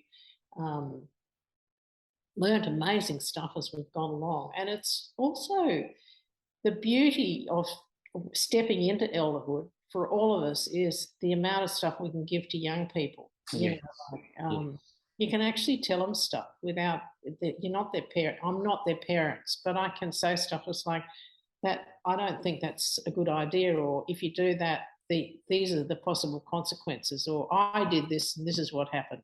Have a look at it. You know, like I'm not hiding from you. I'm not telling you I know everything. But as one of the elders, and that's what elders are for, you know, they're to harvest all the stuff that we've done, the knee scrapings, the shitty stuff, if you like, the good stuff, and be able to give it to somebody else, not wrapped up in judgment and control or any of those sorts of things, but just a gentle, you know, this is the road I went down, and some of it worked and some of it didn't, and is this helpful to you? You know, it's not, I don't have the answers, you know, like we don't have the answers, but we do have, you know, we do have experience, and it's that experience and the ability to listen quite deeply. And I think the thing also about listening quite deeply is you can sometimes hear things that come in and are given to you that the person that you're listening to or the people you can't hear. And it's a very interesting way to do things. So I know the Indigenous people have been doing it in their culture for years and years, and they give it a name. And and I think the Quakers did it too. Actually, they used to sit in circle and talk until it was done. You know, like if there was someone in the community that was falling over or something, they would be brought in and everyone talked until you talked it out. And I think that's the idea of you don't listen. And there was where you know, I could listen to you all day, and it's evident through our conversation that you've developed the skill of deep listening and you're exercising that skill. And I think other people will hear that in this interview. I'm hoping there'll be other opportunities for us to, of course, to talk about this some more. But on behalf of the Australian Compassion Council, and I want to thank you for being a part of this session, a deep listening as part of our Deep Dreaming, a Continent for Compassion. Margo Knox, thank you. Cary, that's lovely. Good to speak to you. Yeah, you too now. Bye for now. Bye.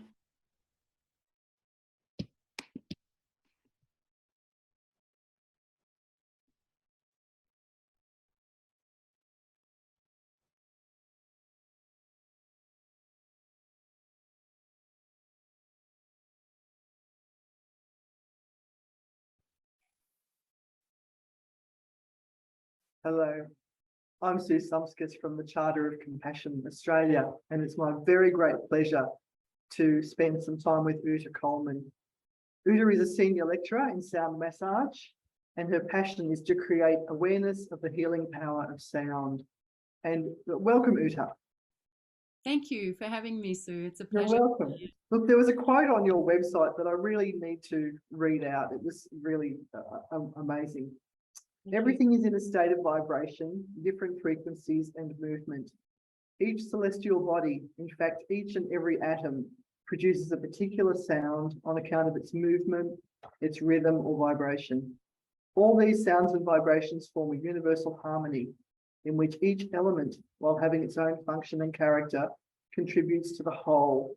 And I was absolutely stunned to read that that's by Pythagoras from 569 BC. A very wise man, yes. Yes. Yeah, beautiful.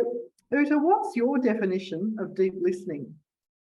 Well, so yeah, I'm an expert in my field, I guess. I work with sound and I have for over 12 years, but I think to put it in a nutshell is probably deep listening is to be in full attention, engaging all your senses, and coming from a sound background. That's so our hearing sense is so clever. We can pick up frequencies from 20 hertz to 20,000 hertz. And some of those frequencies are below or above the audible spectrum. So therefore they can't physically, can't be picked up with hearing sense, but we can feel them, or we can sense them.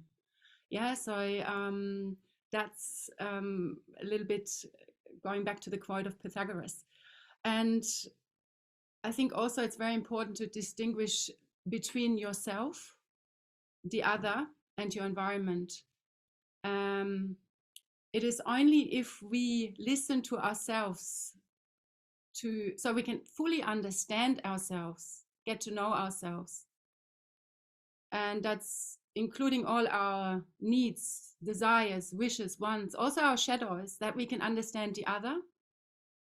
Do you think that what you're talking about is relative to why we find it hard to listen to others, that being able to listen to ourselves and understand firstly what's going on in ourselves, is that a blockage for listening to others? I think so. I think that was one of the questions, but that really is, I think the challenges are these days that we are so geared in the Western world to, it's been a hit to think positively these days. And nowadays, we are afraid that the other person might trigger our shadows, or that our own shadows come up. And it's not always pleasant to listen to somebody else's problems. Yeah. And when people have deeply heard, what does that look like? What happens for people when they have deeply heard? I think there is, again, in my work, there is two basic needs that, or we address two basic needs that all human beings have. We want to be seen and heard, of course. Yeah, we want to be part of the herd. We want to be included. We want to be loved, essentially. And the other one is that we need to evolve. We need to grow. The fertilized cell grows, and this is part of our human existence. So every day we outgrow ourselves a little bit. And when those two basic needs are met, I think then we are deeply satisfied and we feel loved. And there's also neurologically, if those needs are not being met, it creates a stress response for us and we experience stress. So, what do you see happen to people after they've had sound healing? What happens to them? It's a beautiful transformation. They become really aware, self-aware of themselves.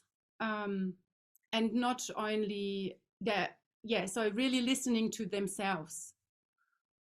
What happens for example, in a sound session in general, especially in the sound massage where we use therapeutic grade bowls on the body, they vibrate. So the sound is vibration as well. So it's not just the audible, perceivable sound through the hearing sense, but also the vibrotactile stimuli.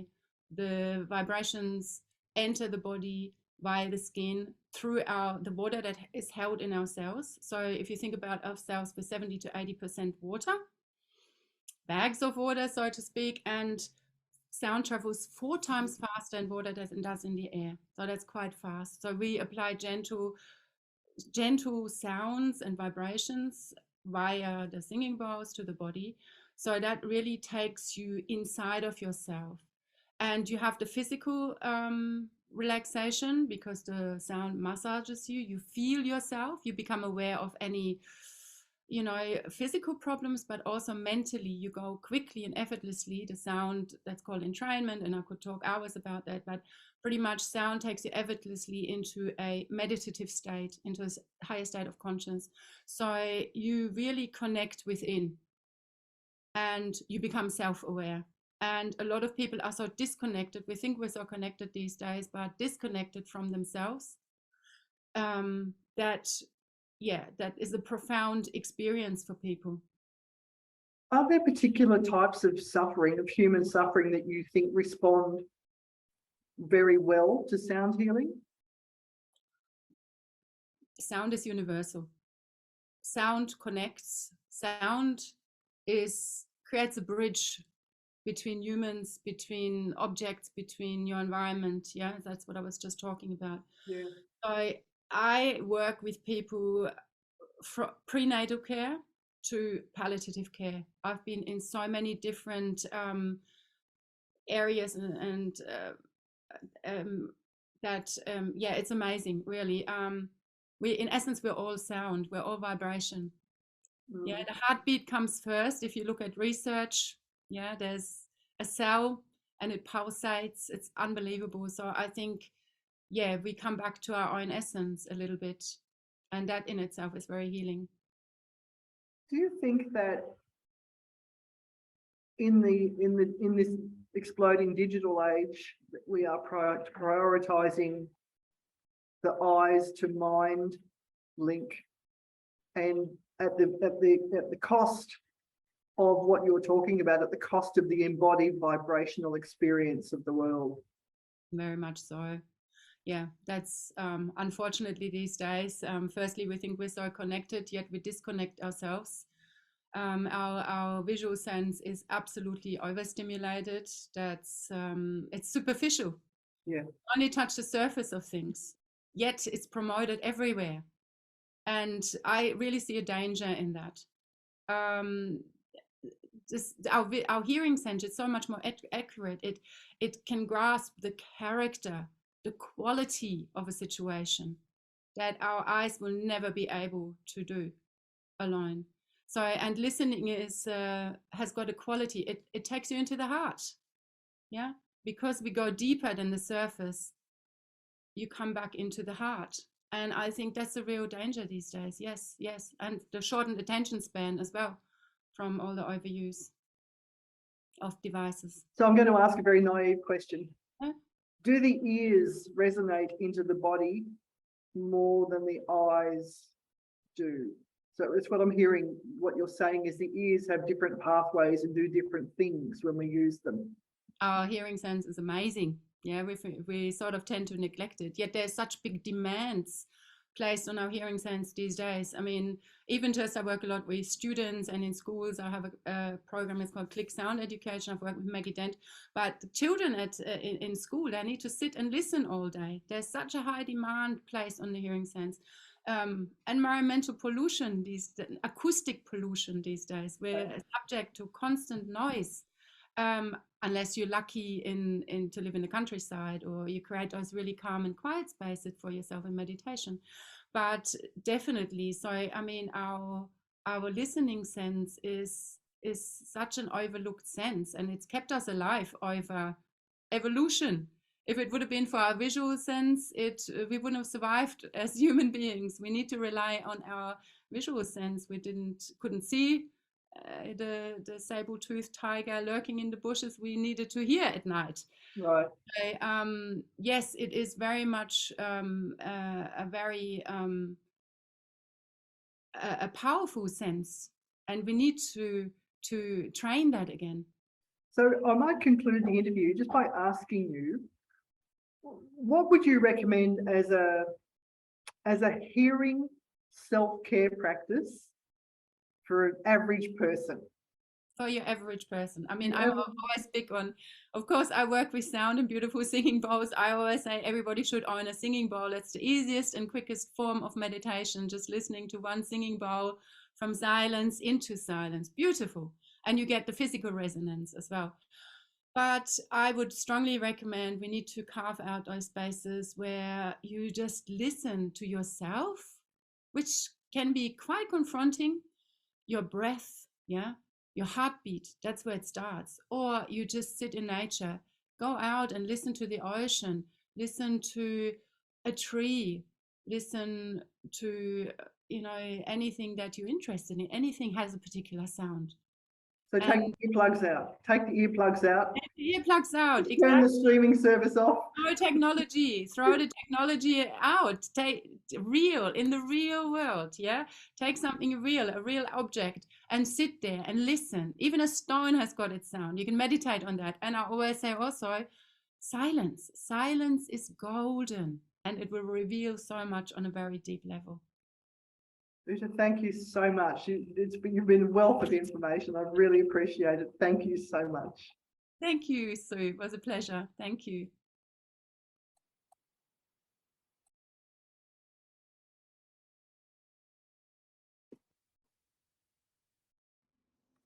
Well, welcome to this interview for our National Day, Deep Dreaming Australia, a Continent for Compassion. My name's Terry Ayling. I'm privileged to be a part of the Australian Compassion Council. I'm also the facilitator for Compassionate Gold Coast and the Compassionate Cities Lead. And the Gold Coast is one of our compassionate cities. It's my very great privilege to welcome my dear friend and one of the spiritual and community leaders here on the Gold Coast, Reverend Hung Shaw. Hung Shaw is an adjunct professor of Bond University. He's the senior administrator of the Dharma Realm Buddhist Association globally, and one of the key leaders here with our multi-faith action and advisory group on the Gold Coast. So good to have you with us, Hung Shaw. Thank you, Terry. It's a privilege. I'm honored to be invited to talk. Yeah. This is the deep listening and the compassionate cities is a real high point for humanity, that this is something that people want to give their time to and to understand more deeply. That's a really good sign for the evolution of our species, that this has become a priority.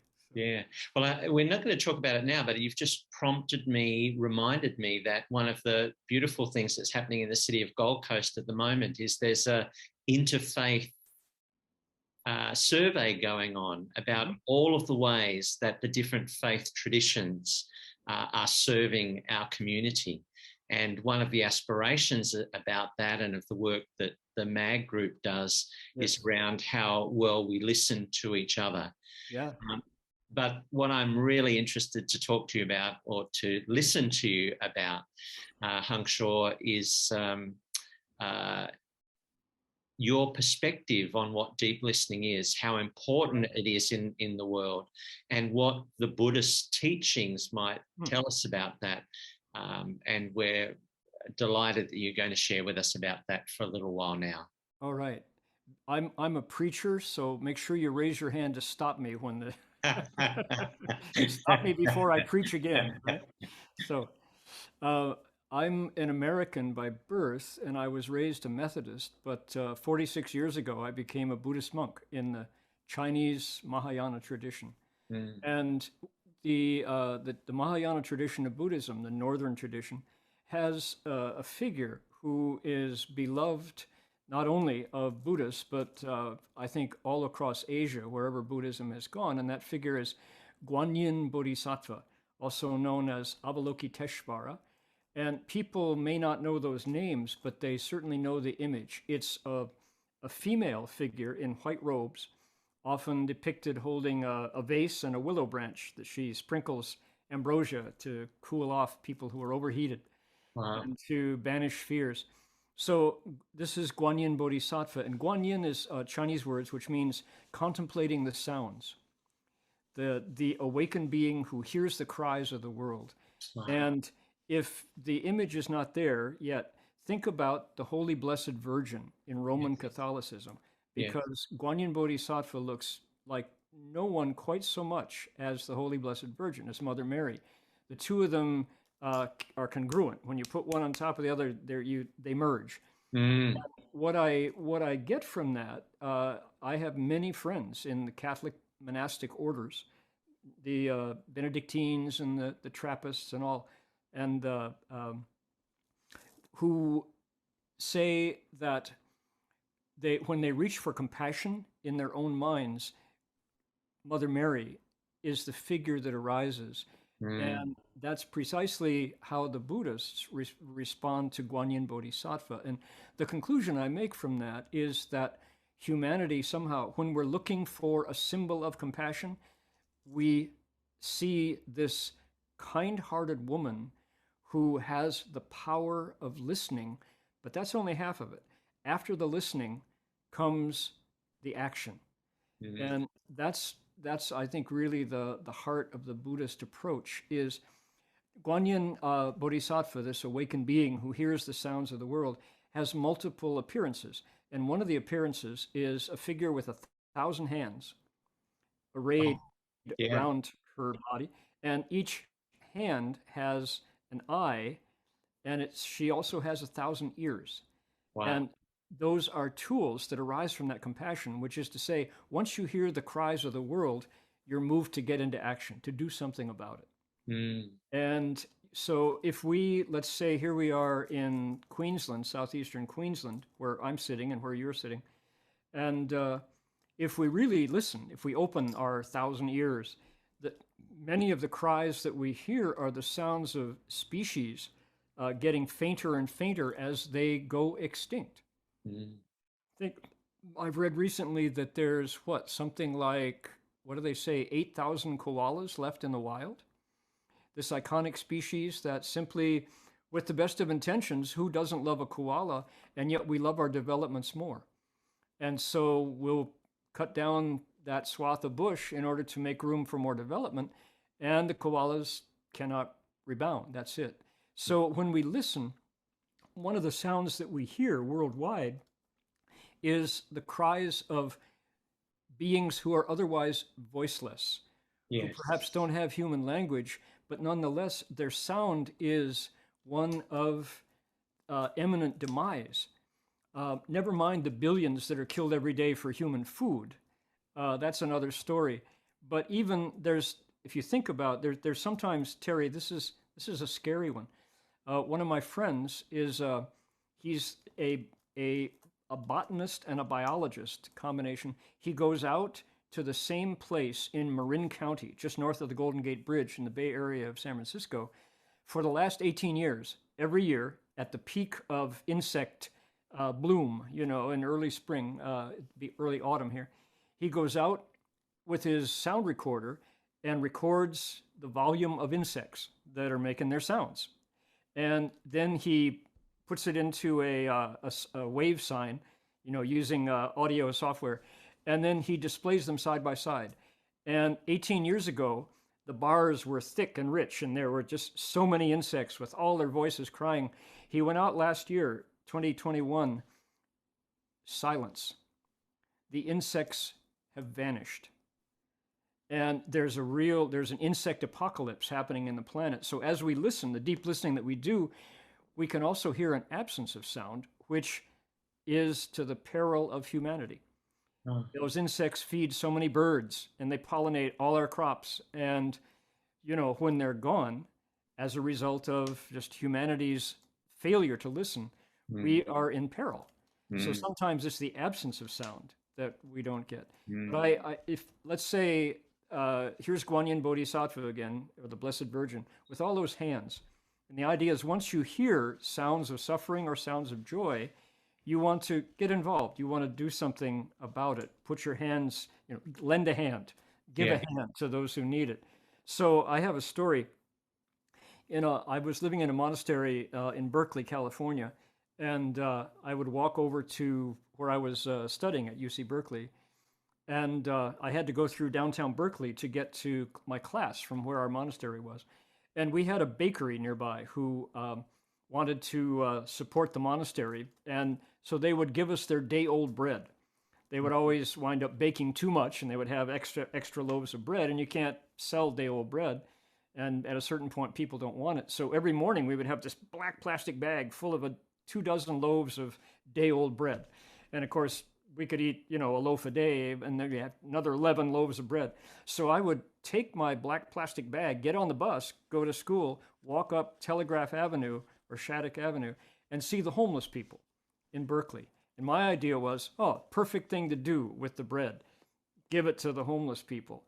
And to my great surprise, many of the homeless people said, I don't want that crap. Everybody get me stuff. I thought, my goodness, they don't want my bread. Why not?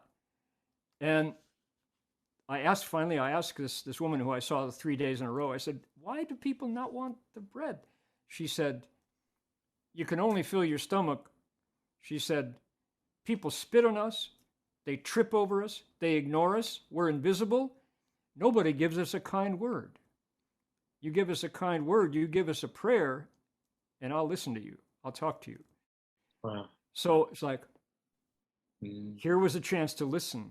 So I changed, and I would say, hi, how are you? Everything okay? I saw you here yesterday.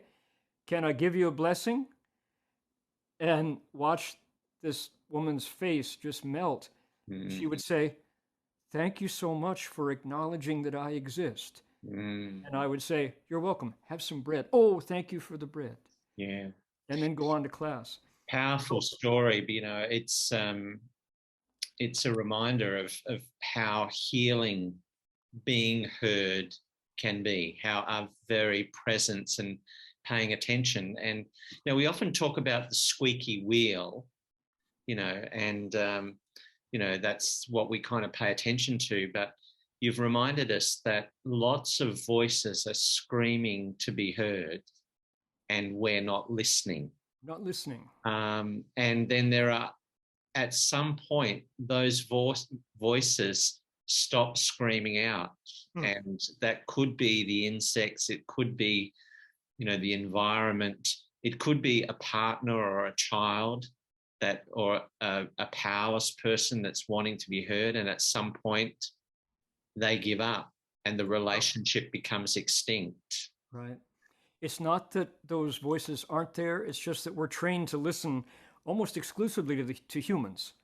Yeah. And so many of the sounds in the world are generated by nature and by the planet and by our other fellow citizens. So I live here in the Queensland bush. I'm surrounded by kookaburras and cockatoos and brush turkeys and currawongs and lorikeets. And every day, just sitting there quietly as I meditate, I have actually learned some of the vocabulary of the birds. And it's amazing how humans and other species want the same thing. We want security. We want a place of home. We want a sense of belonging and meaning in our lives. And often meaning comes from giving, from generosity. Yes. The Chinese say, 助人是快乐之本. They say helping others is really the source of happiness. And so if we open our ears like the Blessed Virgin, like Guanyin Bodhisattva, that's the first step. But then we use our hands to give, and our lives suddenly take on this richness of meaning.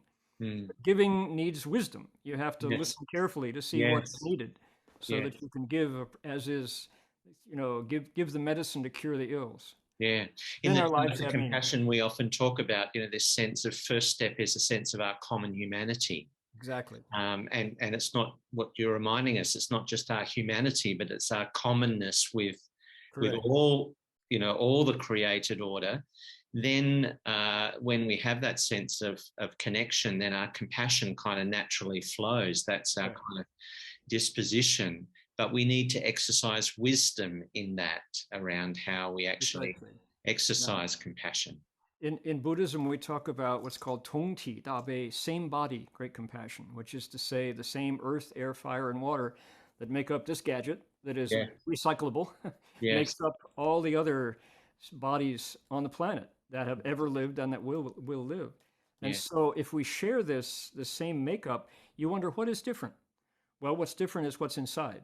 Yeah. And yet that you can also, at some level, you can say is the same thing. Is the spirit longing for home, for connection, for meaning. And often in service to others is where we find that meaning. So there's this rhythm between listening within and listening without. It's listening to the voices and it's listening to the silence. Indeed.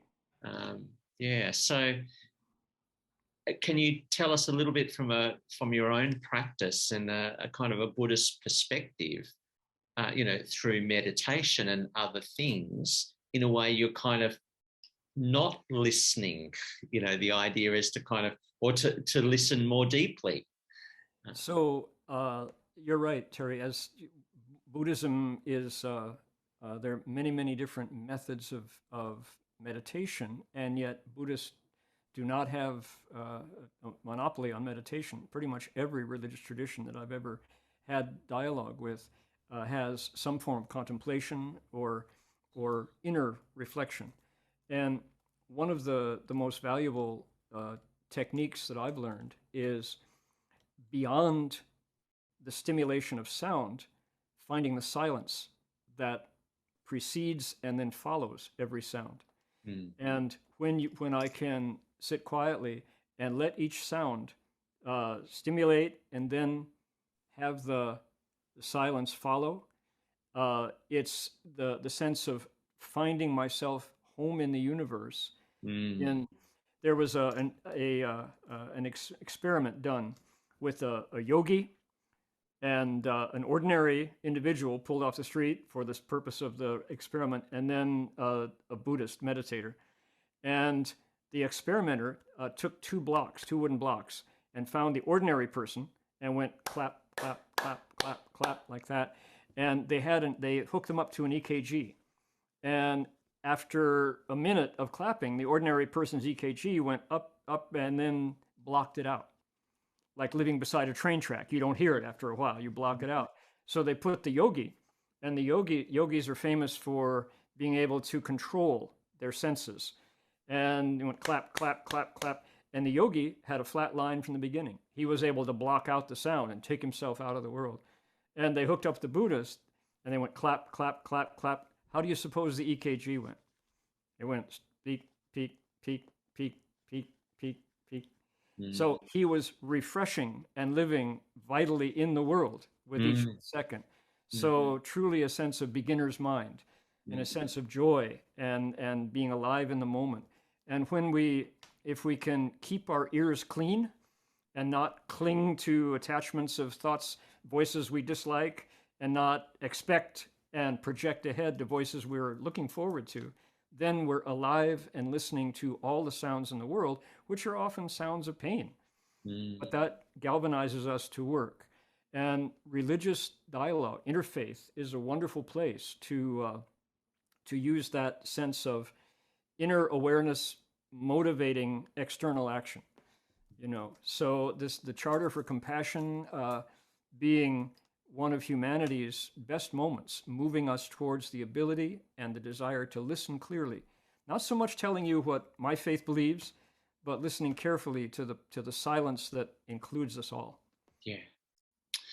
That's an amazing place to stop, because we could spend a whole lot more time talking about it. I think I'm so grateful for the insights that you've given us, but particularly about listening to those voices that are perhaps getting quieter, and not just the human voices, it's all sentient beings, and our whole environment is crying out to be heard. Indeed. And we're at peril if we don't listen.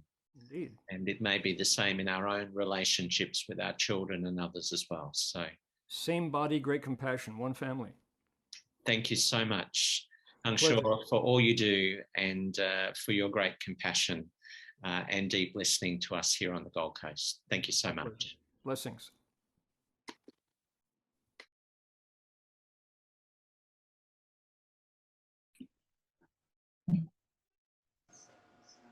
Well, welcome to this National Day of Deep Dreaming Australia, a Continent for Compassion. My name's Terry Ayling. I'm privileged to be a part of the Australian Compassion Council, and I'm coming to you from the Gold Coast on the land of the Yugambeh speaking peoples group.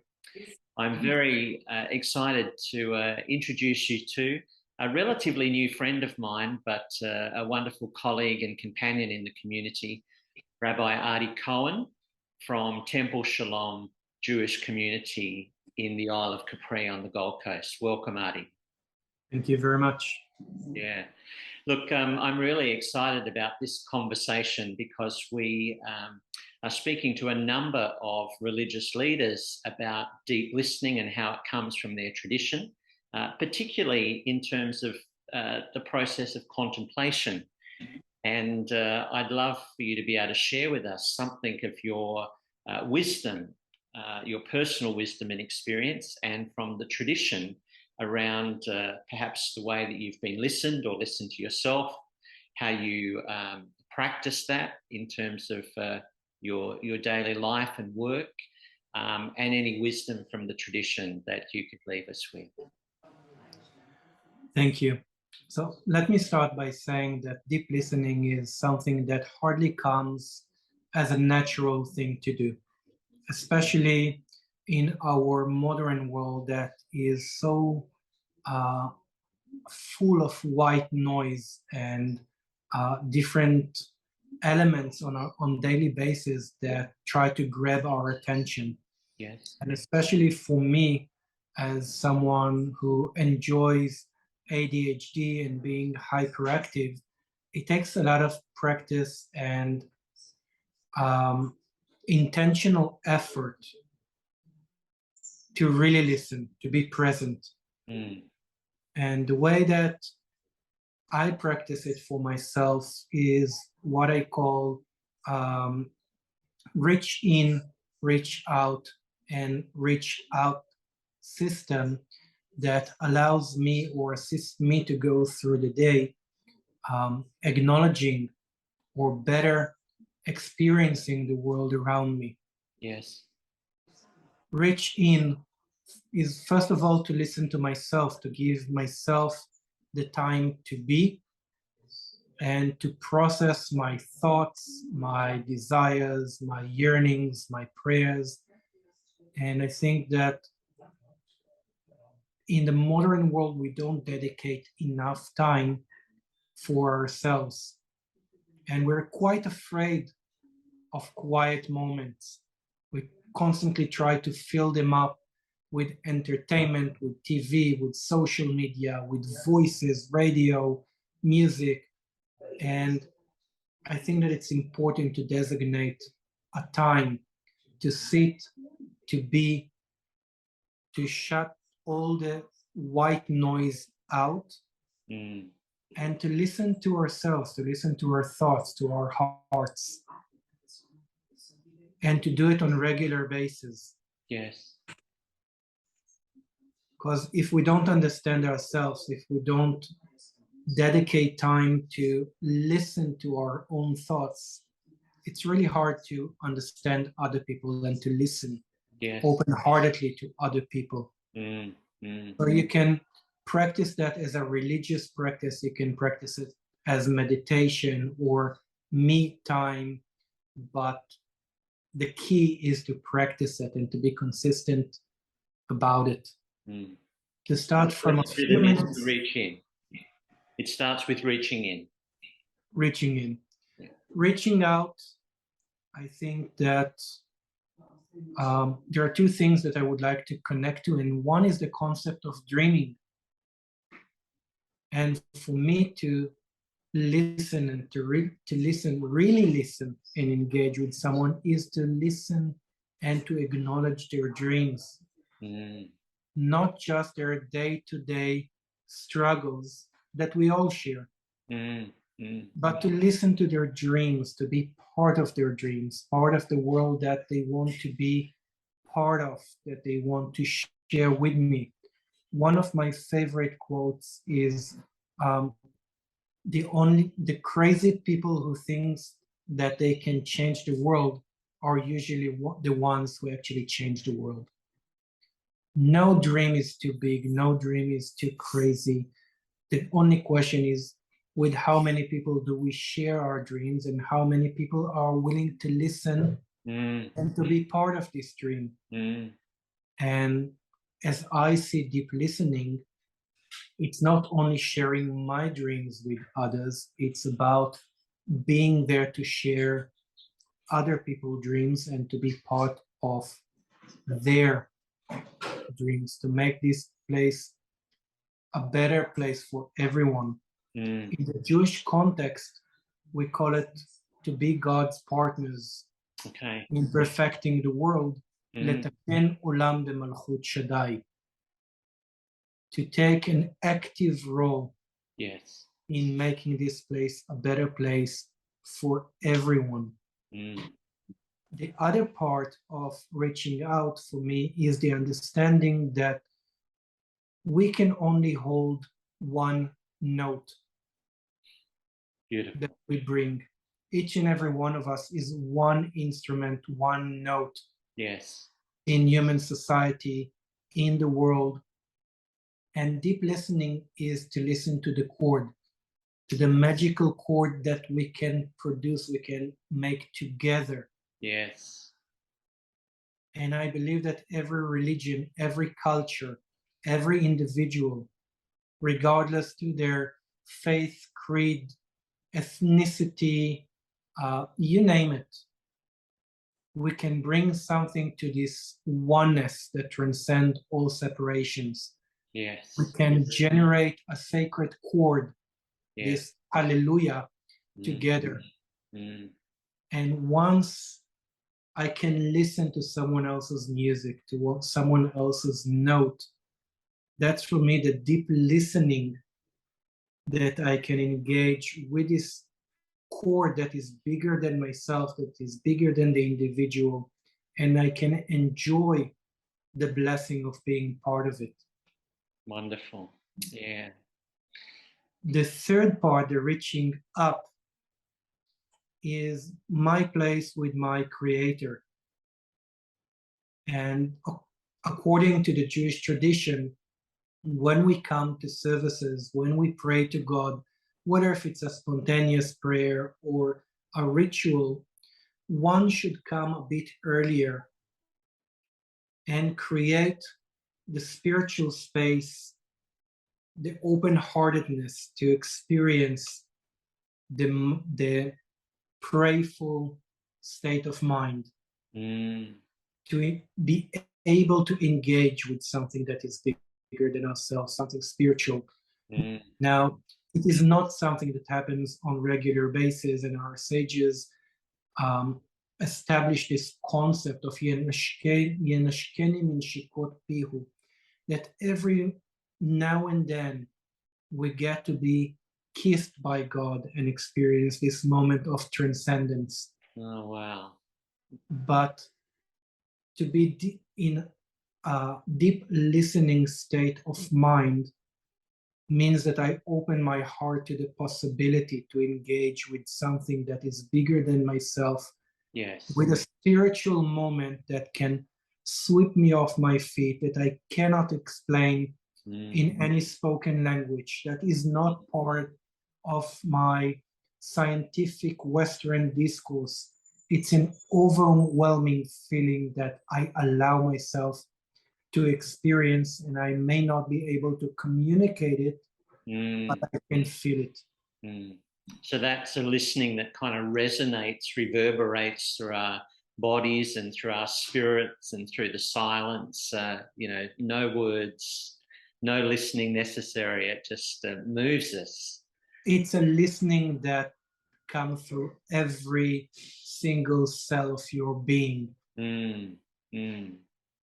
So I think of that in terms of what you were saying about the, us being one note and being a chord. It's kind of like the deeper listening that happens when you're in that reaching upward stage. We experience when we're together, playing music, the notes, experiencing, we feel a sense of that in our reaching out to others? In the Jewish tradition, we don't separate between secular and holy. Everything is holy. Yes. And things that are holier.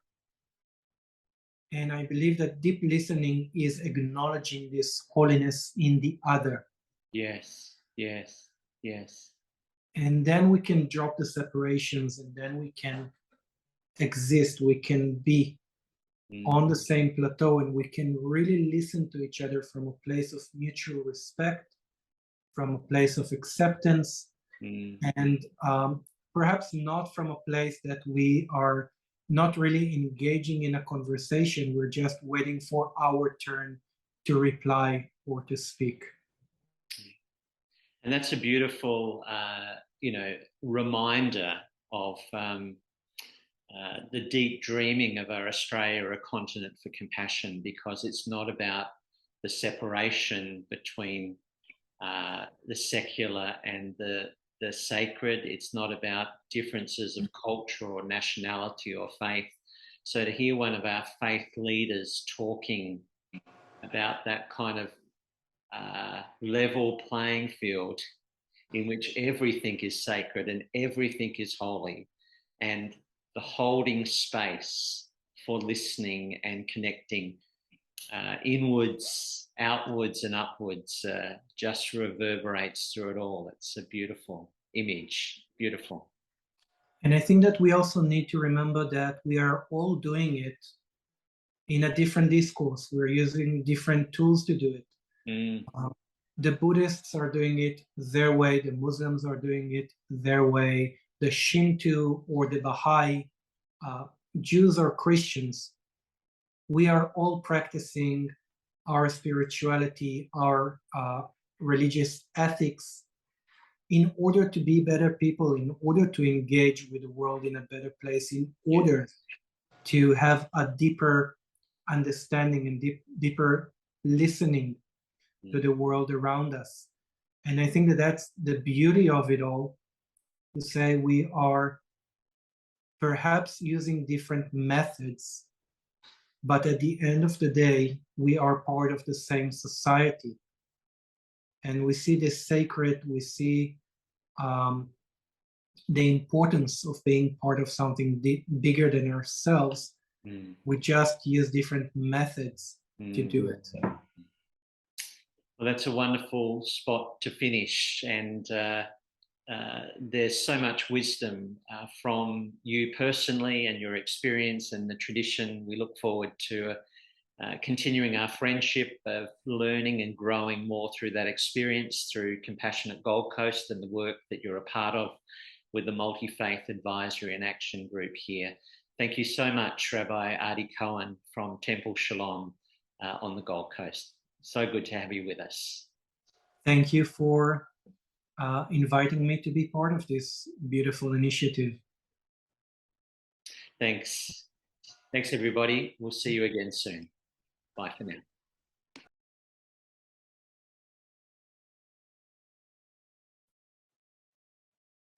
Well, welcome everyone. My name is Lynne Reeder, the National Leader of the Australian Compassion Council, and I'm very pleased to be here with Thomas Legrand, author of Politics of Being, to take part in this conversation as part of the 2022 National Day of Compassion, where our theme is deep listening, as together we deep dream Australia, a continent for compassion. Thomas is an economist who has worked in the field of sustainability for UN agencies, private companies and NGOs. He lives with his wife and 2 children near Plum Village, the monastery of the Zen master Thich Nhat Hanh in the southwest of France. So Thomas, thank you so much for joining us today. You have written in your book, you have written about the importance of deep listening, particularly for today's unsettled world. So just to start with, what is your definition of deep listening? Thank you, Lynn, for inviting me, and hello, everyone. Deep listening to me is to be there fully for the person who talks. Listening with all of ourselves, with our hearts, with our minds, with our bodies. So be really fully present. And when we can be so present, we can almost have a sense to be one who talks, and listening without judgment to what is said, and maybe also to what is not said, really provide the space that can attract, help someone to relieve her suffering. So that is, to me, what deep listening is about. And in what ways do you think that type of deep listening brings us closer to others? So when we listen that way, as I said, we feel deeply connected to that person, and we can see that she suffers as we do. So this helps smooth kind of the separation between me and her. There is this sense there is this sentence from a French poet. He say, "Whoever you look at, remember that she has been through hell a couple of times." No, and when we connect, to that suffering of the person, maybe the conflicts, or eventually, some wrong she has done to us, or whatever, kind of disappear. This recognition, this compassion, really can create the space to help us understand her views. And then we can listen really more deeply to what she says. We can let go a little bit of any ideas we have on her, and we can have a fresh mind, to really have provide a new opportunity to listen to her, and maybe see things in a different way. I think that's I was just going to say, I think that's a really important point, because in today's world, where we tend to be so divided and in different camps, and one against the other, so seeing the opportunity for how we change our own thinking through deep listening is very important. Indeed, if we are not ready to change our thinking, we can't say we are truly listening. And I think the person can feel that. It's because the person feels like we are really listening to her. We are without any judgment. That can help build her trust, and she feels she has the space to express herself. Sometimes it's very subtle, but people do recognize that, and that allows her to express herself in a different way, and she maybe, because she feels heard and listened to, she may then also be more willing to collaborate. That's right. Yes, yeah. And in fact, in your book, Politics of Being, you describe domination systems as part of this problem. And part of that is that they exclude the feminine. So how can deep listening support the creation of more compassionate systems? Just unpacking that domination systems to start. Sure. Well, in cultures of domination, people consider inequality, control, violence as a part of the system, inevitable, and even moral and desirable. And they are very they praise masculine values. On the contrary, in partnership systems, they are more democratic and egalitarian, and they celebrate values such as caring and non-violence, and that translates into social and economic policies. So deep listening, if we are, as I said, if we are able to really feel the suffering of others as we are listening, then automatically compassion is born, and we want to alleviate that suffering. And that can be the basis of social and environmental actions. Through deep listening, we can understand the suffering caused by some economic policies or systems, from gender or racial inequities, and be prompted to act. For example, if we truly listen to an offender or a prisoner, for example, we can see that it's someone that often has faced a lot of hardships, and that these conditions have led him to commit crimes.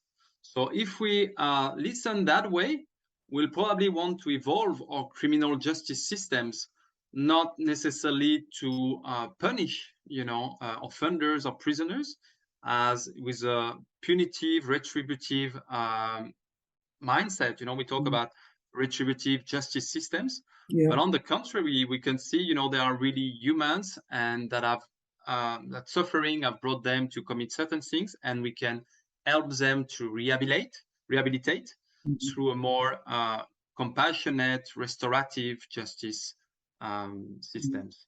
So what's interesting is that domination systems don't support truly listening. It has been shown that in that systems, people have more mental rigidity, and they have more difficulty in letting go of preconceived assumptions and dealing with changes. So they can't, let sometimes new information in, because that would generate stress. It would contradict with the often authoritarian education they have received. So that leads them often to some denial of reality, and for example, in relation to climate change. So really, I think deep listening is really a key to build a society that works for all, because we can really let in the information, the suffering that goes with some social systems, and that we can evolve and change. And I think the change has to happen at two levels, doesn't it? At a systems level, and then at an individual level, because we say, that individuals can change the systems. So I'm just thinking, you as a deep meditator can understand the transformative benefits that meditation and mindfulness practice brings. But in this angry and dangerous world we live in, can we really expect mindfulness and deep listening to make that difference? Indeed. I think it is because the world is as it is that mindfulness and deep listening are so needed. Actually, they are the medicine that our world needs. Whole economy is competing for our attention all the time. So that's why mindfulness has become so precious, right? And our attention shapes the world we live in. And unfortunately, we don't pay enough attention to what is truly important. Our home, our planet is burning, and we are looking elsewhere. So, and mindfulness developed the awareness of our interconnection, and how our personal well-being is not separate from that of all living beings on this planet. So mindfulness can really help us to wake up and free ourselves from our conditioning as consumers, as workers, maybe even as citizens, and take actions. We can realize that our happiness does not depend on consumption, for example, but rather on our attitudes towards life. And mindfulness is really important to, you talk about angry behaviors, I think, and mindfulness can help us respond instead of react to whatever comes to us, right? And bring peace to our relationships. It has been shown indeed that mindfulness practices can decrease anger, impulsivity, aggression, and rather increase empathy and compassion. So deep listening is very important. It's really what is lacking in our political systems at the moment. That's why we have so much polarization. Through deep listening, we can build more collaborative political cultures. And you may know that mindfulness has been used for that with some success in different parliaments. As I mentioned maybe a little bit already, we need, because of that polarization, and sometimes it comes from what has happened in history and has never been able to be listened to and discussed and integrated. We need reconciliation, and deep listening can help us to bring healing to societies. So many historical wounds, traumas keep us fragmented, divided, and often paralyzed as societies. So if we can really direct our collective attention, this is what has been done sometimes through reconciliation process, the Truth and Reconciliation Commission, for example, in some country. We can really deeply listen to some hurt that has been caused, and that can bring a lot of relief and freedom to our communities, so that we may be able to start from a different point and invent a new way forward for new societies, rather than carry on all these traumas and wounds. Exactly. Yes, there is nice little connections there between mindfulness, deep listening, trauma, interdependence. Like, we really need to be stitching all these things together, to change the world. So that's why we're very pleased that deep listening is our theme for this year, and we're finishing these wonderful discussions with the question of what is one practice that we could be doing on the National Day of Compassion to improve our connections to others through the gift of our deep listening. So it would be nice if people, spend their day with that attention and question, am I truly listening enough? Am I truly there for the ones who are around me, and really provide the space so that, what sometimes having the space to be listened to can find that space in that spatial day. And maybe in the evening we can recap and remember the different interactions we have had in the day, and just check, were we really present? Were we really listening? Did we offer the space that can help the people around us? Yes, that's wonderful. Thank you so much, Thomas. It's just been wonderful to have you as part of the National Day, and I would, sort of encourage people to have a look for Politics of Being by Thomas Legrand. It's a wonderful read. So thank you so much, Thomas. Thank you, Lynne. My pleasure, and a great National Day to everyone. Thank you.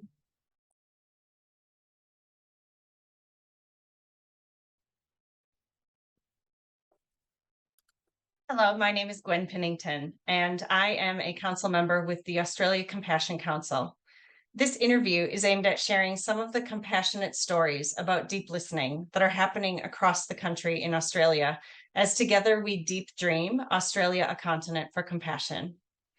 Before we get started, I would like to acknowledge the traditional owners on the land on which we meet, and pay my respects to the elders, past, present, and emerging. I would also like to extend that respect to other Aboriginal and Torres Strait Islander people that are present today. And I have the privilege today of being joined by Lee Gassner. Lee, thank you so much for joining us today. Thanks. Good to be with you, Gwen. Thank you for asking. Pleasure.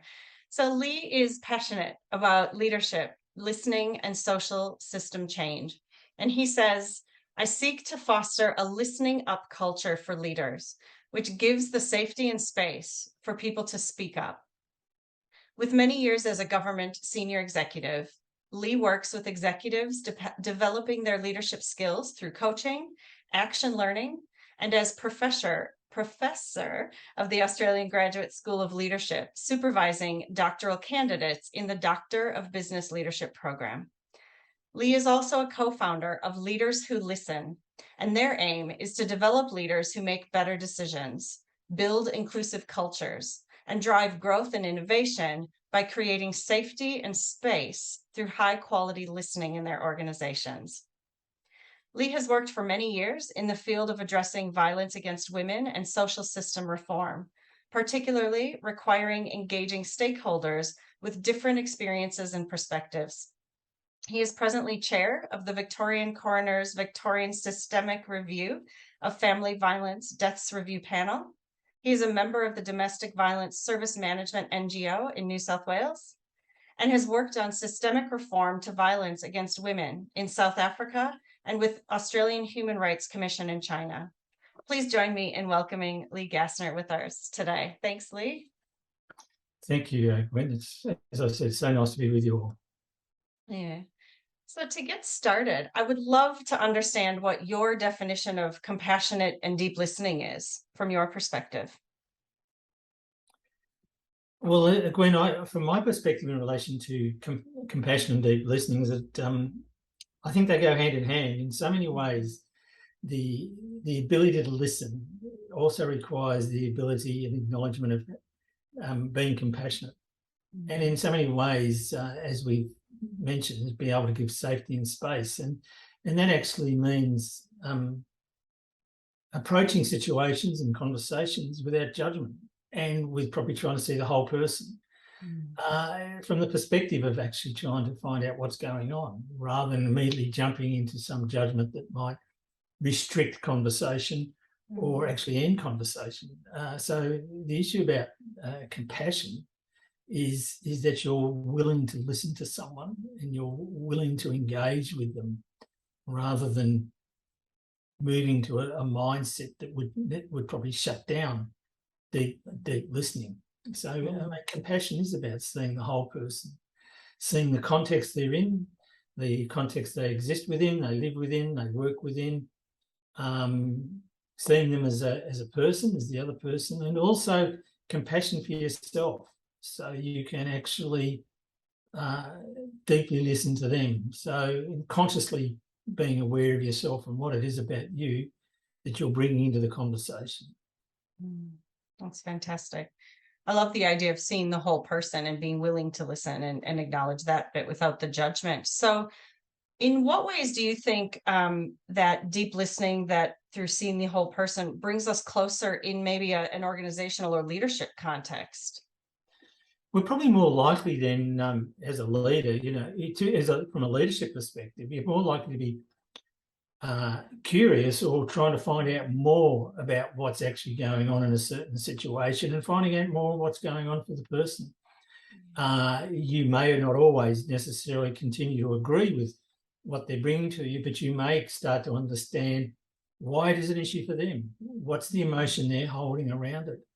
And being compassionate means that withholding that judgment, you're more likely to actually ask questions to open up that pool of understanding and together. And for them to actually find from you, how do you see it? But to come up from a judgment of another person that we all hold, that we can all hold, means that you're less likely to probably be curious. You're probably more likely to try and actually confirm any biases you might already have, because you're not actually prepared to say, well, maybe there's a lot more to this person I need to find out, or a lot more to the issue that's causing them tension, fear, or concern that I need to find out. Yeah. And so in your work, working with leaders and leaders who listen, and what's been your experience when you see leaders deploying that sort of deep listening and that compassion and those practices? What's been the benefit for themselves, for others, for the social systems within which they work? Look, and particularly in the social systems, I mean, I certainly felt it in leadership. I suppose in leadership, one of the benefits is that people are actually going to start coming to you with the issues that they want you to know about. If they don't feel they can come to you, if they don't have the safety or the space. And so when we talk about safety, that they feel emotionally safe or relationally safe, or that their career or reputation is still intact and safe, unless they can feel that and you're giving them the space and the time and all the energy to actually listen to them, they're more likely to actually bring issues to you that you really want to know early on and create a much deeper dialogue, not just on one instance, but over a period of time. I've seen in the ability for a leader and in my own experience to hold myself vulnerable to actually not knowing and doing this, particularly with the violence against women work I've done, has allowed potentially conflictual situations to be navigated and to actually find a way forward. And even just listening and not defending, you know, as a person in power and rank at one point in an organisation and government, to actually just put that to one side and just listen. And it allows people to move through, can often allow people to move through their concerns, their tensions, because they know that you're listening to them and that they're being heard. So many often people just want to know they're being heard. Yeah. So you can then join into actually finding it or finding a pathway through what the issue is that is challenging. Yeah, that's great. So I love the fact that as a leader, for example, or a human being, by practicing deep listening, it actually creates a real benefit for others to move through some of the, you know, from a compassion standpoint, the suffering or the struggle that exists for them. And I love what you brought in about being vulnerable to not knowing. You know, it's so easy to want to know, and especially when you're faced with suffering. But the not knowing and not defending, I think, is so important. So I love that you brought that in. So what do you think? You talked about being willing to listen earlier. You know, what, in your experience, what stops people from really being willing to listen, or from really listening to the concerns of others, or listening to the whole person? What gets in the way of that? Yeah, that's a really good question, Gwen, because I think what can get in the way of it, and when I talk, I know that these issues aren't easy for people to navigate through within themselves. As you may feel that your rank or position is under some sort of challenge or attack from someone else, and you're trying to maintain that position because you do hold a position of power, and therefore you can become very defensive, and often sometimes you then become very offensive, and the whole situation then turns into where resolutions are certainly becoming further away. The other things is our egos. We all have in some way, shape or form an ego, and to feel that we don't know or we may be wrong can be confronting to us. So there's a lot of deep inner thinking around, so what is it that's causing me not to listen to this person? What is it that's causing me to react in a certain way to what I'm being told here? And to be able to stop and not react, but probably think about how will I respond in a way that is going to take us forward. Yeah, great. And the other thing is that I think we keep putting, as a leader, sometimes we can put expectations on ourselves that we are supposed to know it. And therefore,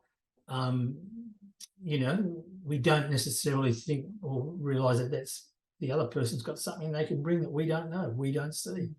We all have different perspectives. As you all know, Gwen, we can all look at the same situation, person, challenge, and have a multitude of perspectives. 10 people watching the same thing can have 10 different interpretations. Yeah, great.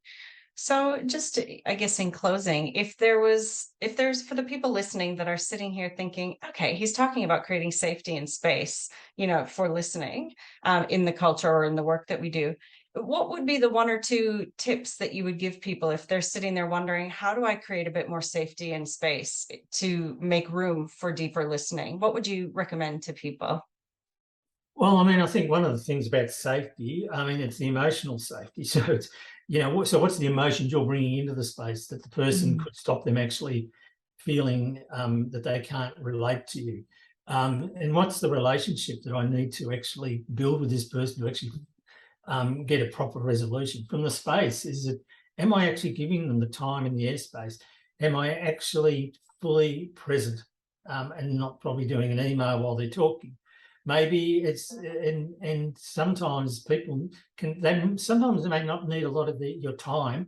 If they know that you listen to them, they know that they won't need a lot of your time because they know they've been heard.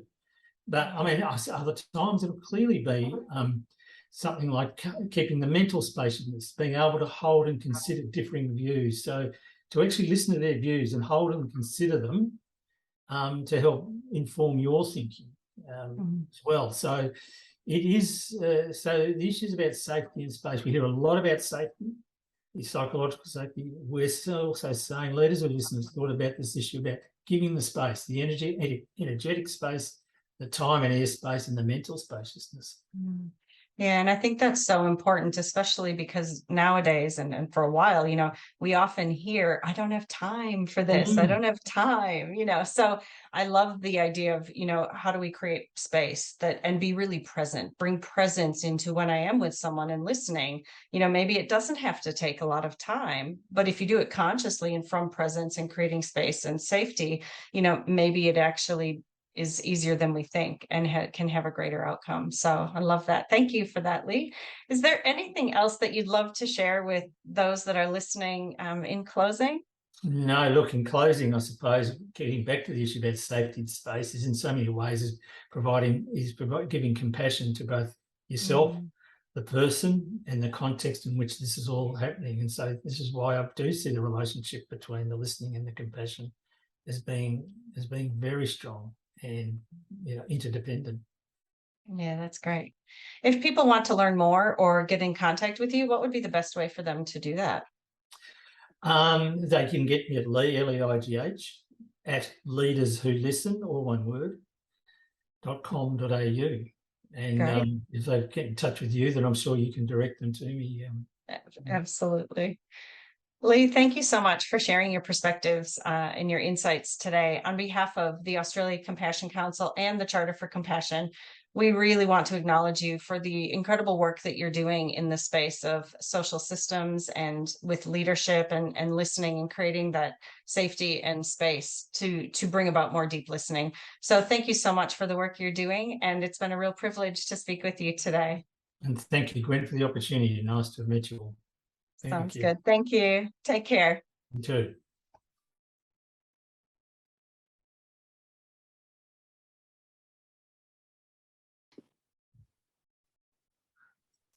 Welcome, everyone. It's great to be with you again. And this is part of our National Day, Deep Dreaming Australia, a Continent for Compassion. This year, our theme is Deep Listening.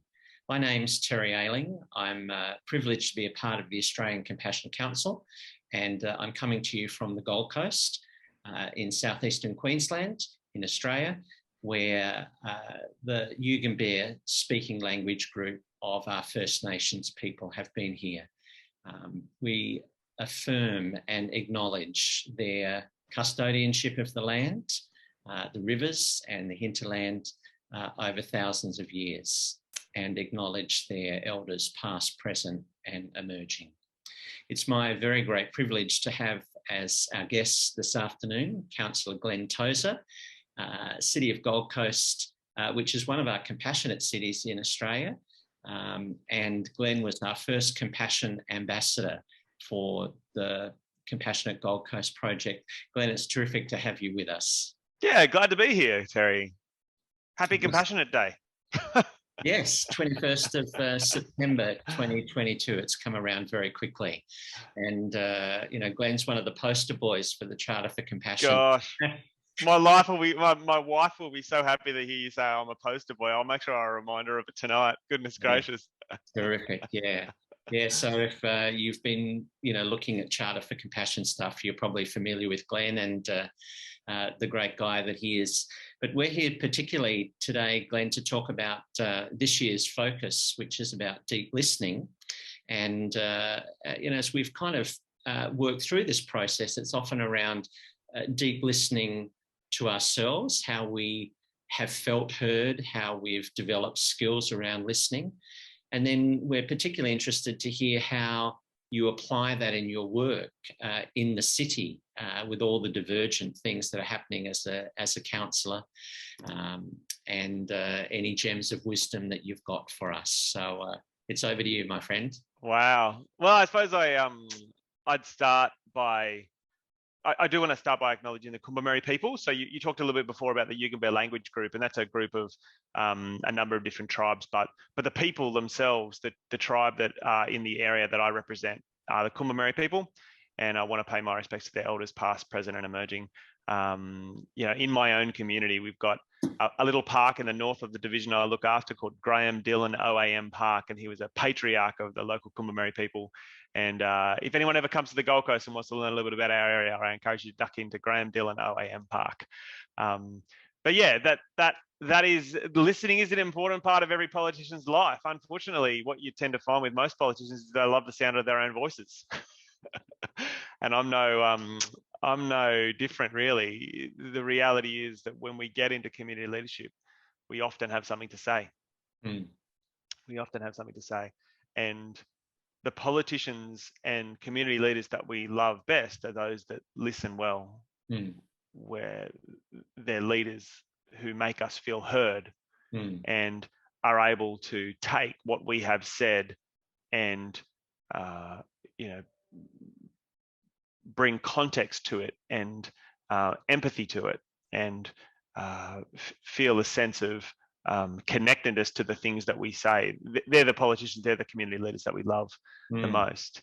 And I think if any politician is serious, or any community leader is serious about having an impact in their community of influence, that understanding how to listen well and then communicate what's been said and the sentiment back to the people involved in a way that is sensitive and compassionate, I think is actually, central to success.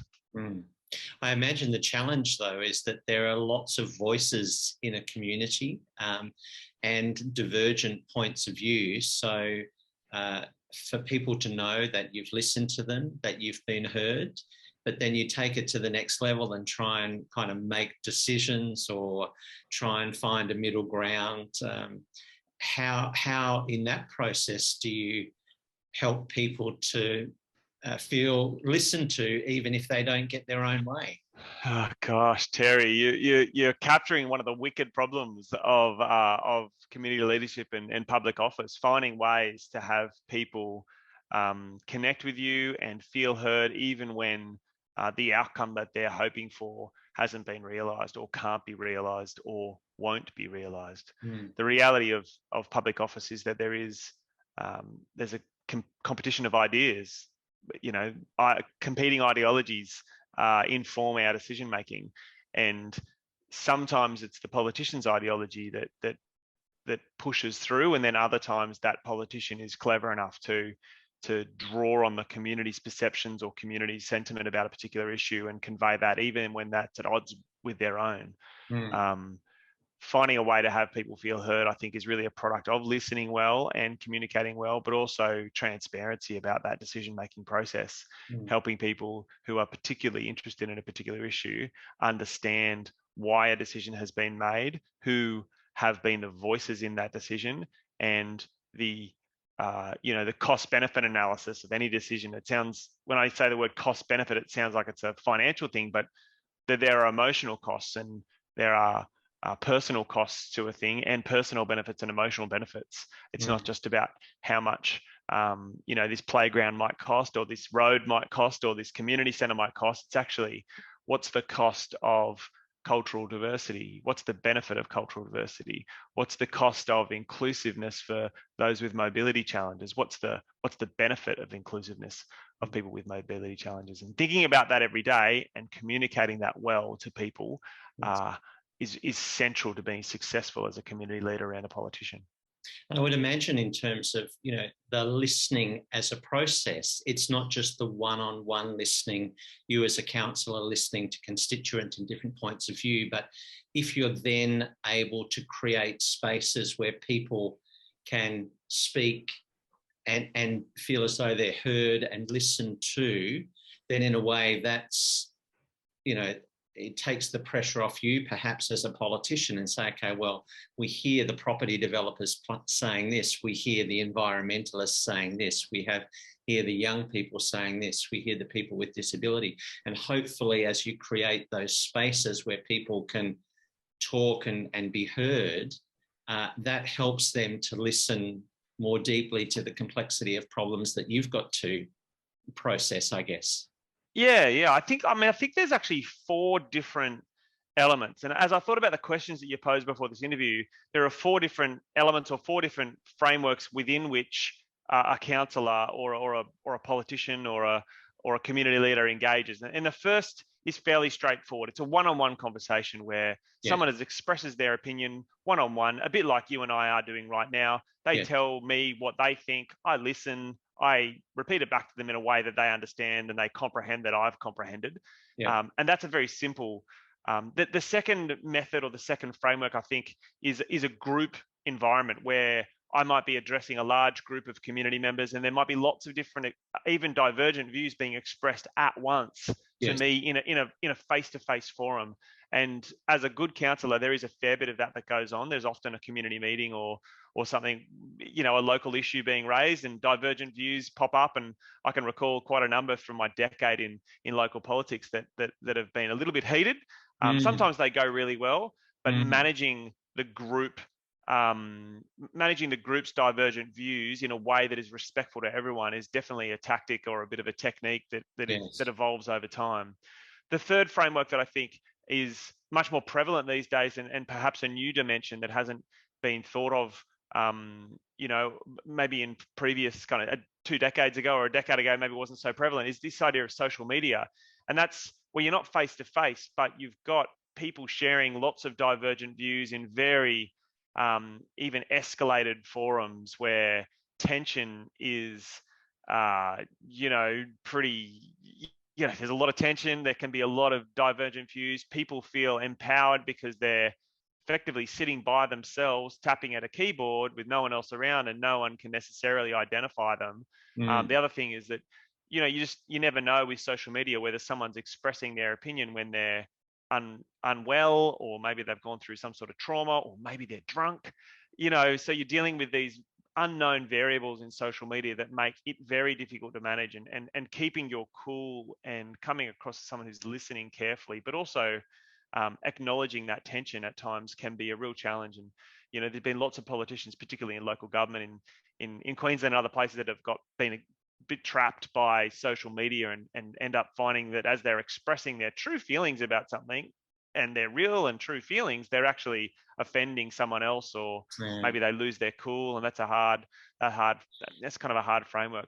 I think the fourth framework is the formal framework that comes through government, which is this idea of formal submissions, written submissions, where people take the time to write feedback either through an email or a submission or a development application, and they expect to be heard, but there isn't always a mechanism for them to be acknowledged beyond an email acknowledgement of their submission having been made through some sort of digital platform, or a letter being sent and a response being receipted. I think in government, those four frameworks, when we learn how to engage in good listening through all of those four frameworks, the community feel empowered, and they feel a part of government. We move much more closely to this idea of participatory government, which is the one that I think is most functional, where the quality of life in our communities is most strong. And I think our current political climate in Australia needs more politicians, more elected officials who are really good at listening in all four of those different frameworks, and not just focused on one or two, and become quite good communicators across multiple forums. Yeah, just the way that you presented that, I thought, really, it's almost like the obligation is totally on you as a elected official to listen. It's your skills in listening, your capacity to make people feel heard, to synthesize decisions and stuff like that. Is there a sense in which you, as an elected leader, feel as if people aren't listening to you? Yeah, no doubt. Yeah. There are definitely times, and my wife will remind me sometimes, Glenn, you just talk too much. And I'm getting better at understanding that we communicate with words when we need to, but there's lots of things we communicate without speaking at all. And sometimes remaining silent is a really good way to be listened to. And so getting more clever about that. I do think there's an obligation on the community. I think our neighbourhoods, the members of the community, I think do need to be listeners as well. They should listen to their politicians. They should listen carefully. They should hold their politicians to account. And I don't think we can do that without listening carefully to our politicians. I think there's an intense reality in sometimes politicians saying one thing and doing another thing, or saying one thing to one group of people and saying a contradictory thing to another group of people. And I think that's actually something that the community can listen about. But there's also a bunch of really wonderful, genuine community leaders who have moved through, you know, perhaps they were president of the local community association, and then they were president of their local, maybe a political party in the local area, or a larger group, a larger football club or something, and then they've kind of moved into local government and then state government and federal government, and they've taken those steps step by step, and they've become very good at each of those levels at listening and being listened to. I think there is an obligation on the public to listen, but it is sometimes inequitable. It's just sometimes one party does listen more than the other, and I think when we see an imbalance in who is listening and who is talking, we actually we get less good outcomes in the community. One of the things we talk about, you know, with Compassionate Gold Coast is the hurting places in our city. You know, Karen Armstrong said a compassionate city is an uncomfortable city. And a lot of the listening, I guess, that you do are people that have, you know, the capacity or the drive or, you know, particular motivation to, you know, make a pitch to you or something like that. But there are probably lots of voiceless, powerless people in the community that are hurting in different ways. How do you, as an elected leader, go about listening to those that are either voiceless or not knocking down your door or not apparently involved in things? It's a good question. I think we do need to consult really widely, and we need to be accessible. I think that's an important element. I don't think we as citizens realise how powerful we are. We have more power than we think. The 27,000 people that are in my division who are voters, you know, they have the power to extend my contract for another 4 years or not, you know, and there is a contract. While there is it's not a signed contract, there's a social contract that exists between my 27,000 bosses, and no one of them is more powerful than the other, but collectively, a large group of them has the power to elect me or elect someone else. And I think sometimes we understate that power. You know, I use the voting or election day as an example. It's an analogy. In every decision that our community makes, we individually, but also collaboratively or collectively, we exert more power and influence than any of us think. And so one of the things that is really important that the community should remember is that by listening carefully to the people around us, we start a collective movement of people who might care about the things that we do. When we don't listen to those who are around us, we can't even be sure whether they think what we think, they know what we know. Listening is as important as expressing our opinion, but if we don't listen, we just never know who's actually with us. Sometimes we kind of forge ahead and we end up realizing that there's no one following us, there's no one around us, and we've kind of headed into the great unknown without listening enough to what's happening around us. Whose role do you think it is in a city? I mean, is there a role for council or for elected people to teach people how to listen better other than through their example? Is that a role for political leaders? Is that a role for religious leaders? Is it a role for community leaders?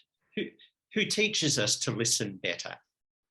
Gosh, probably our mum or our dad, you know.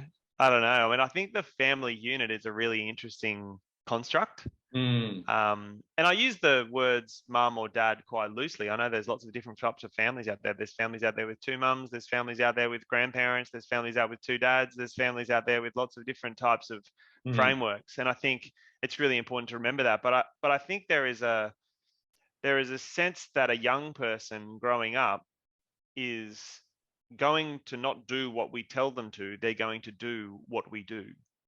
And so when we start thinking about the responsibility for teaching, I think it becomes very evident that the family unit, whatever we might define that is a really important training ground for the next generation of community to understand. And whether it's, parents and children learning how to listen to each other well and modeling good behavior, or it's a parent and a grown person, undertaking some sort of relationship with a mentor. Yes. I think that becomes a really important framework for us to learn how to listen in different contexts. The context that, I mean, I have 3 sons, they're 13, 11 and 9, and the context within which they learn to listen are very different than the context of my wife and I, who are, 44 and 45, but we are still learning about how to learn in a learn to listen in a context.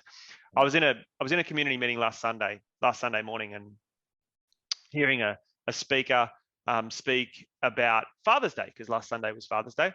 And this was a speaker who I don't necessarily relate to very well. I'd heard them speak before. I'm not sure I really like what they have to say, but I was in this forum and I heard this speaker speak. And the speaker talked about Father's Day in the context of affirming his sons.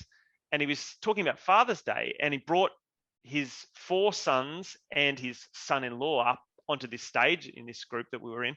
And he, in front of everyone, affirmed their sonship, their uniqueness, their their unique qualities as young men. And they range from, I think the youngest was about 8 and the oldest was probably in his early mid 20s, and affirmed each of them uniquely and specially, and modeled what I think is really good fatherly behavior.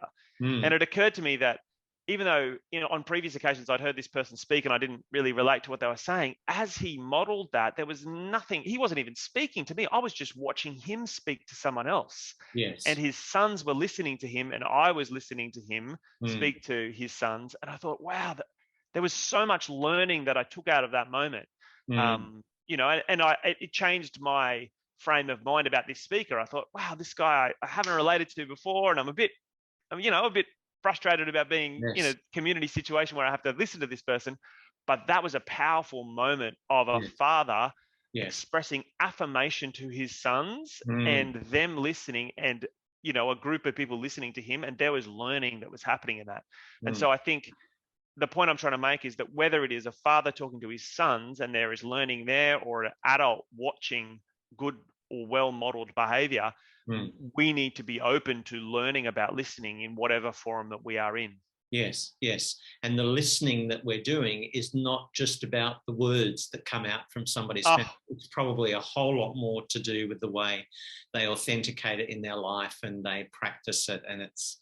Preach it, Terry. Preach it. Well done, mate. That was good. That's good. So not just words. Good listening is probably caught rather than taught. That's what you're saying. Yeah. Absolutely. Absolutely. Yeah. Lynne, as always, it's been a delight to spend time with you. I'm sure we could talk much more, and it's a precious contribution you've made again today. We're very, very grateful. Thanks. Hey, look, I'm so proud to be a part of it, Terry, and I know that the work that you're doing is very important. I hope that as people are enjoying a continent for compassion, this deep dreaming and deep listening focus for this special day, that they listen carefully, and not just listen, but take what they hear and model that in their communities. Thanks so much, Glenn. Good to see Terry. you. Bye-bye.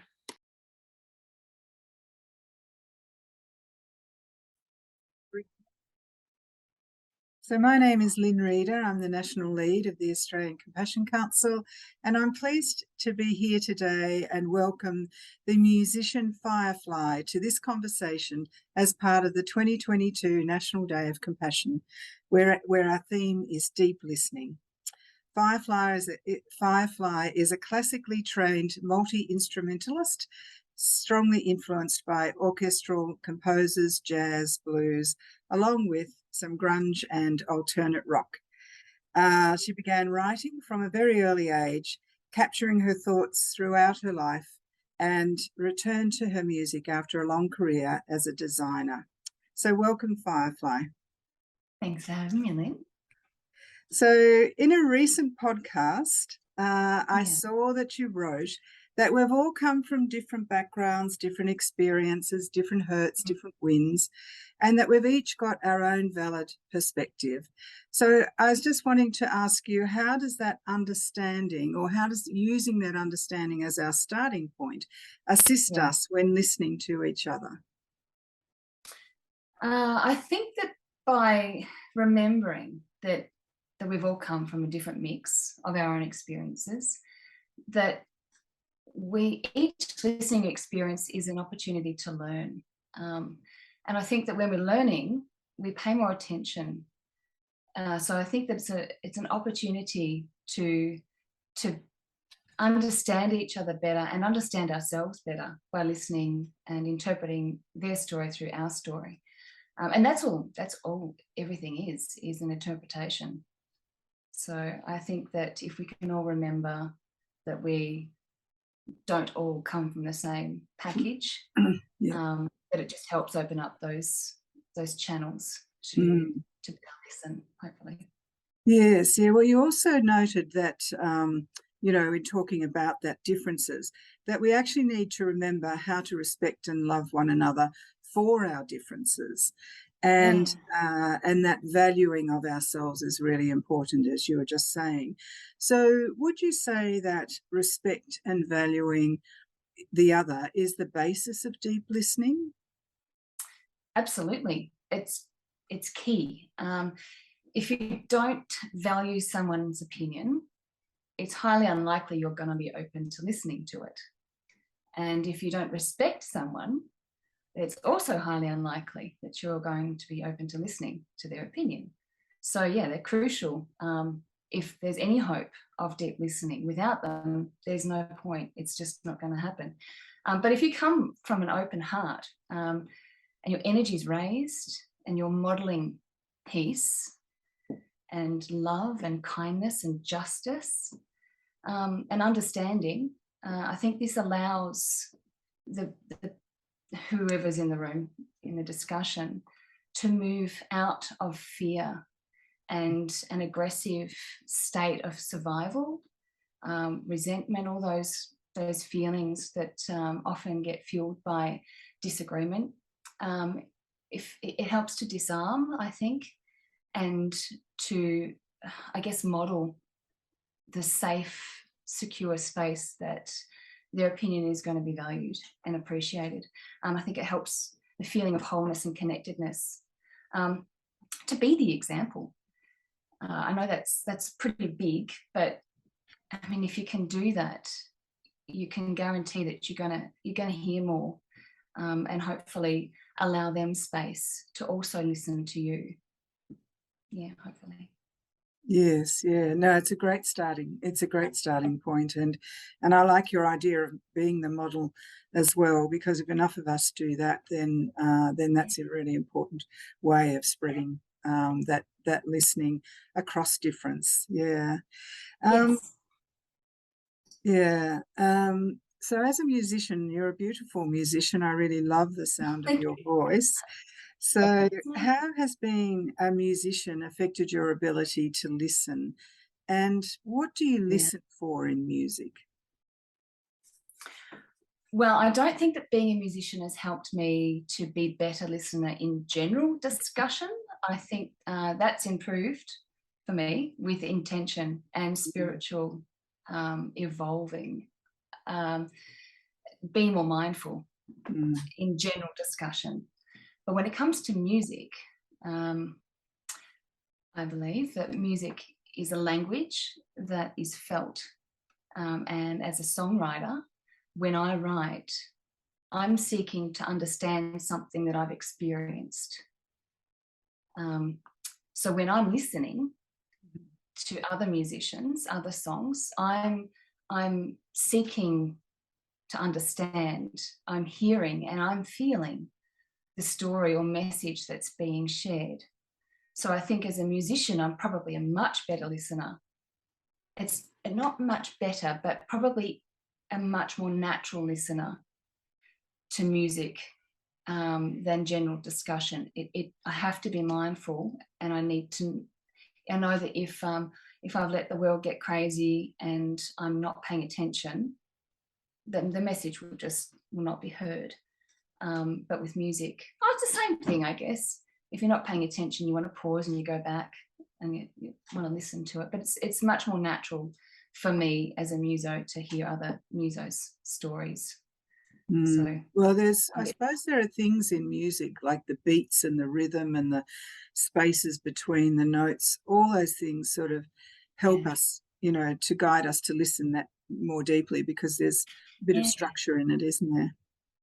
And the beautiful thing about music is that there's not always, but generally speaking, there's a group of musicians. So it's not just the songwriter. The singer might not be the songwriter. I am the singer-songwriter, but others may not be. So there could be, whoever's written the lyrics, the singer, all of the band members, they're all saying their own story. They're all contributing to how that is understood. So that's what's amazing and beautiful about that language. It's not the only language of art and creativity, but it's one I understand. Yes, that's right. Yeah, no, excellent. And so just to finish then, on this National Day of Compassion, what is your suggestion for how we can open ourselves in order to more deeply listen to the music in each other? I mean, is there music in the other to start? Yeah, well, I guess going back to the last question is we're all writing a story. We're all saying a story, and there's always more underlying than just the words. There's like the feeling and like you're saying yourself, the rhythm.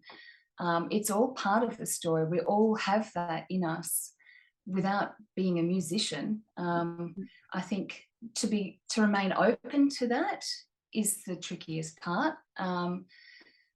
But for my answer to that question, and it will change, it'll be different for other people, but I find that the act of gratitude, being grateful, is the first step for me. And that there's a little bit of an explanation there.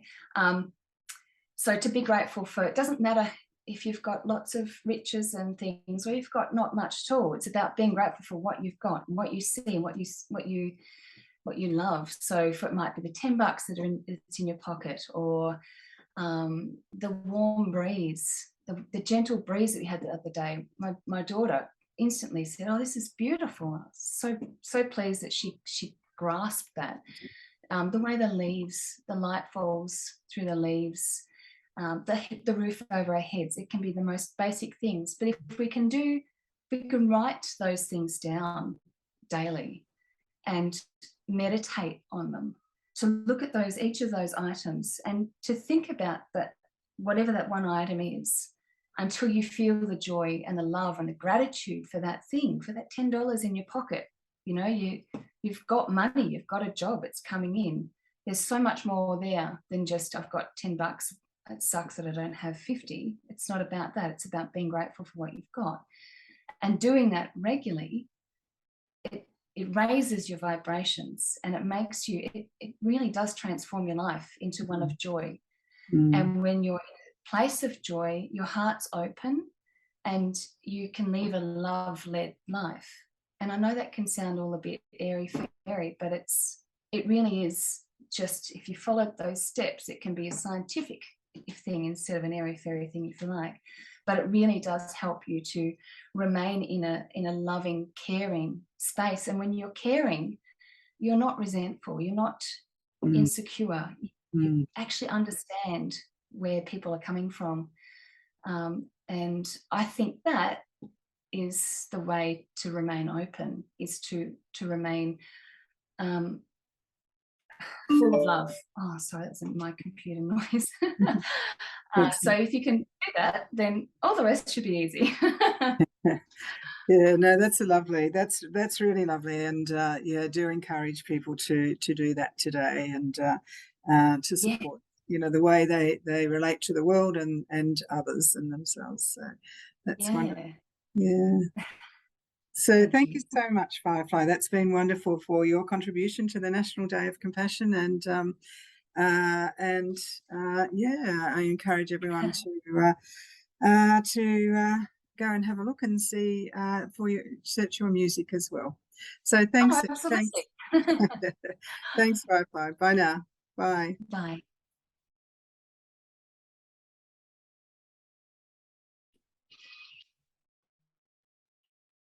Well, welcome to this National Day in which the Australian Compassion Council are deep dreaming Australia a continent for compassion.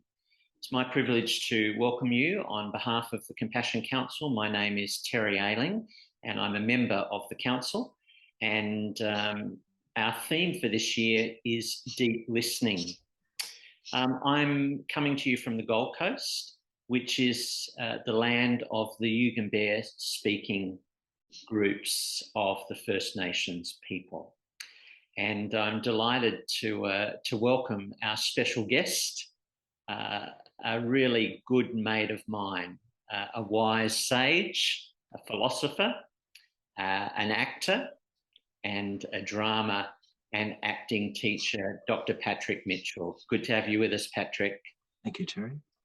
Yeah. Patrick, we've had lots of conversations reflecting on your work and our respective lives. Just recently, I attended one of the Shakespearean performances that you put on. You stepped into the role of King Lear. And I know that that was a kind of a personal journey for you, but you've been doing that for all your career. So I'm really interested to hear on this theme of deep listening, what you've observed in yourself, what you observed in others through acting and drama and theatre, that might help us to become better deep listeners ourselves, and to offer that gift to others. Right. I think for me, I mean, as an actor, listening is critical for the exchange between two people or three people or four people, however many people are on stage. And so to listen to what somebody else says on stage to you is to be changed by what you hear, and then ultimately the sort of acting and the sort of theatre that I'm interested in is to see how one person is affected by another, and that's essentially an actor's task, I think, is to be ready to be changed and to try and affect change on someone else. I mean, you want something, you want them to do something, you want to change their direction or whatever in terms of what they're in. So whatever their action is, whatever they're about to enact, arises from an exchange between you and that person. And it's really important that actors, and we say it again and again, and it becomes a bit of a kind of a reoccurring sort of refrain about listening, but it really is about that. So being able to listen, being able to respond, to actually hear what the other person is, to analyze what the other person is saying, and then to respond to another person is for me how we make theatre live, how we make the relationships between actors on stage to be actually living, responding relationships rather than reenacting forms or rehearsal. And so yes, we rehearse plays, yes, we rehearse films and so on, but ultimately what we're working towards always is that sense of liveness, and that comes from an awareness of what another person is saying to you, the implications of what they're saying to you, and then your capacity to respond to what it is you understand them to be saying. So for me, deep listening is an essential tool for an actor, but it's also I'm also a teacher, and I have to, and I work with students from 16 and 17 years old. So I'm sorry, can you hold on for a minute? Sorry, Cary, I just got to take this for a second. So acting is based on listening and the capacity to be changed by listening. And in my teaching, I think the same thing is true. I teach theatre, I teach drama, and I'm working with young people ranging from the ages 16, 17, right through to honours students who are in their late 20s, early 30s. And so the projects are different, but ultimately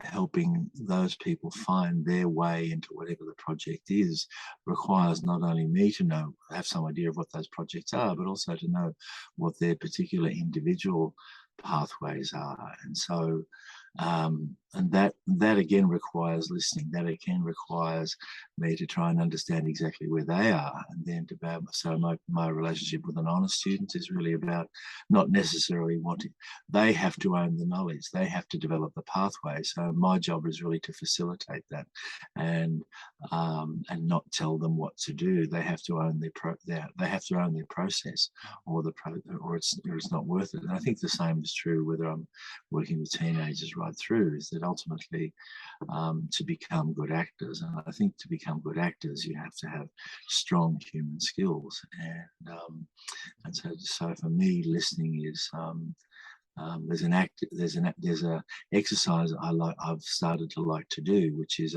if I get two actors facing each other, and I get one of them to tell the other a story, any story, could be how they got to work that day, and they start telling the story. The task for the other person is to try and say the words at the same time, so as to say the other person's words at the same time. Wow. So, and they've never heard the story before, but their capacities to, so there's two things going on there. One is the capacity of the person who's being told the story to be not only listening as intently as possible, but also interpreting and really focus, that sort of level of focus. The task on the person who's telling the story is also about how they're going to access the person to that information, so that it's not about tricking the other person, it's about finding a way for the two people to achieve the outcome, which is two people talking at the same time, one who knows what they're talking about and the other one who's got no idea but somehow finds that. So that, I think, to me, that's really rang bells for me in terms of what is the bridge between acting and daily life, between how human beings, because we do that when we're talking to each other. We're listening intently, we're interpreting, we're waiting, perhaps we're waiting for our turn to speak. We're trying to understand. So we are, in a sense, taking every word that is said to us, hearing it, analysing it, and then thinking about what it means for us, what it means for the other person. So there's a really complex process to be going on, but I think that deep listening requires that, and so for an actor and for a teacher, and this is really hard to do because day to day, it's really hard to do for an extended period of time, but I do think that it brings great results in terms of understanding, connection, empathy, that simultaneous exchange. It makes for conversations to be lively and connected and purposeful. It makes for acting, and also I think it makes for understanding explicitly how theatre and how drama is actually a human skill, how the acting and creation of performance and performativity, if you like, are actually human skills. They are how we perform relationships, how we perform our roles in life, not just on the stage. I actually think this, it is acting and theatre, film are the most social of skills.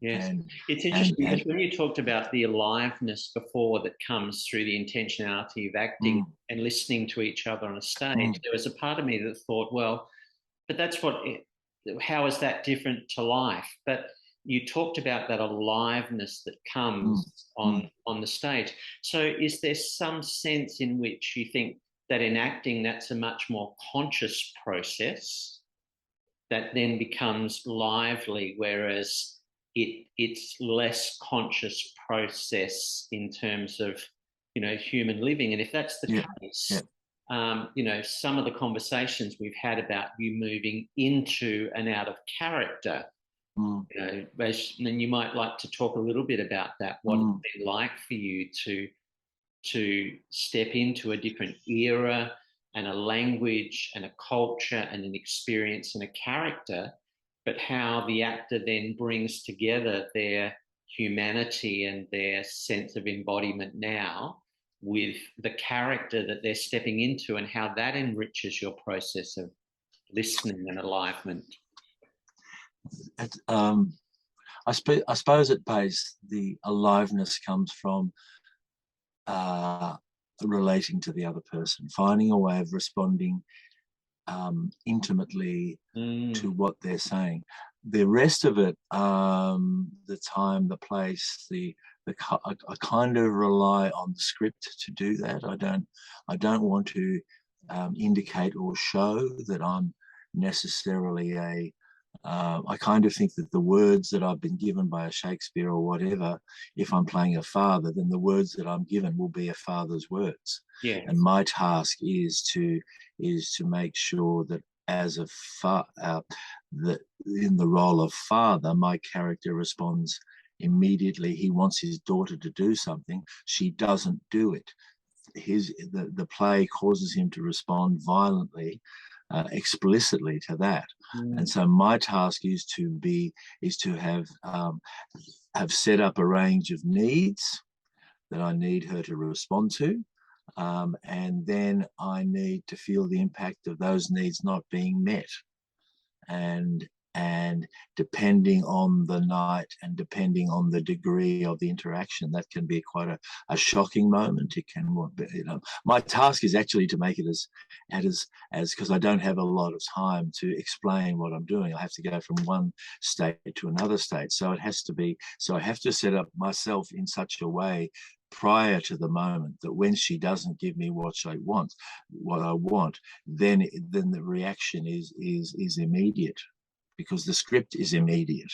So my task is to make those words seem to an audience as logical and as natural. They may not agree, but they're not, I don't want them sitting there thinking about the acting of that moment. I want them to be thinking about, God, that's an unreasonable task he set his daughter. She's quite rightly giving him a fair and reasonable response, and he's being totally unreasonable because of, and that's life. I mean, it seems to me that's where life and theatre become very similar, because we have expectations of each other. We want something from the other person, and we have our reasons for that. And if that person doesn't do that for some reason, then either we accept that, or we keep working until we get what we want, or we do get what we want.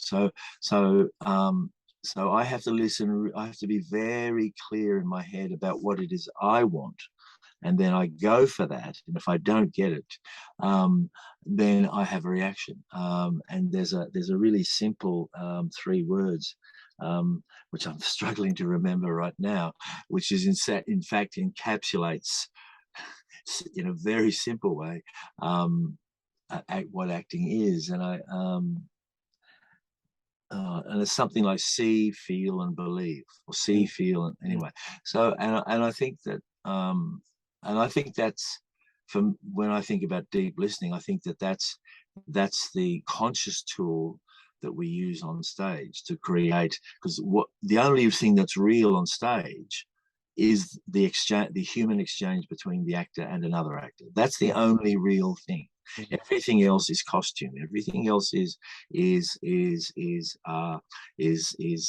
setting, and it's not real. It's been created. Whereas the one real thing is the human-to-human reaction. That's real.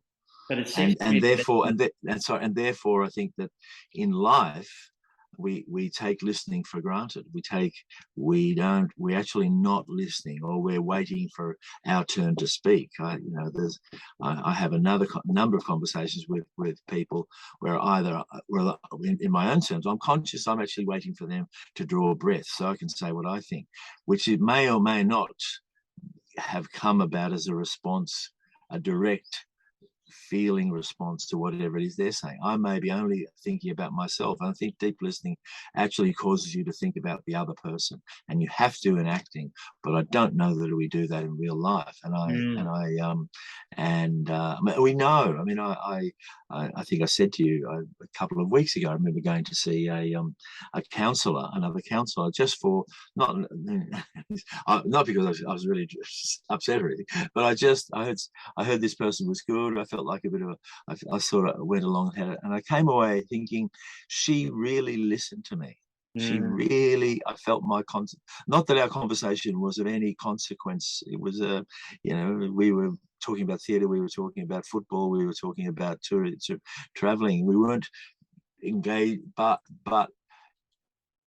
I felt refreshed Yes. I felt really refreshed that I had been in a conversation and been listened to. That I felt that whatever I had to say was of consequence to the other person, that the other person was responding in kind. And I think that's what deep listening is to me, is that your focus is not on yourself and how you're going to deal with whatever is being said to you or stated to you or opined to you. It's you know, your task is to reflect that. Well, no, not just reflect, but respond, consider, chew over, find points of connection or development. It's where a conversation becomes a piece of work in its own right. And I don't mean working out in a normal sense, but it becomes to have had a good conversation, to have been listened to, I think is a really affirming experience for a human being. And I think that's what theatre is. Theatre is a place where we go to listen and to think about and to consider. It's not just about having our minds taken off our troubles. It's not just about being entertained. It's actually being in a moment of communication. So, and a real communication, I think, real acting emerges from deep listening. So, in a sense, acting should appear almost to be spontaneous. Yes. Even though the actors know the lines, they've done the scenes 500 times. Yes. There should be something about the experience of it for an audience. They actually think the actors it's almost being improvised. It's almost being they're responding in the moment. I mean, that's what we mean. That's a very hackneyed acting phrase, to be in the moment. But I think what it means is to be deeply listening. Yeah. And reacting to the other person. Yeah. Fascinated, by this notion of the audience, the way that the audience are engaged in that deep listening, and the actors are doing that between themselves. And I imagine as you step into character and try and really listen to what Shakespeare or the writer, was trying to convey, you're trying to get the persona of that person, particularly if you're asked to say words that don't resonate with you, you'd be kind of occupying a character, but then listening because you're different to that character. Patrick, you've really stimulated us in a number of ways. I'm sorry we can't continue this conversation for much longer. I know that you and I can, but not in this context. So thank you for breaking open some of those things to us and helping us to see how stage theatre and being a part of an audience can be an active process of deep listening and bring aliveness. My pleasure. Thanks so much for being with us. Okay. Pleasure. Okay. See you again soon. Thank you, Terry. Bye. Thank you. Bye for now.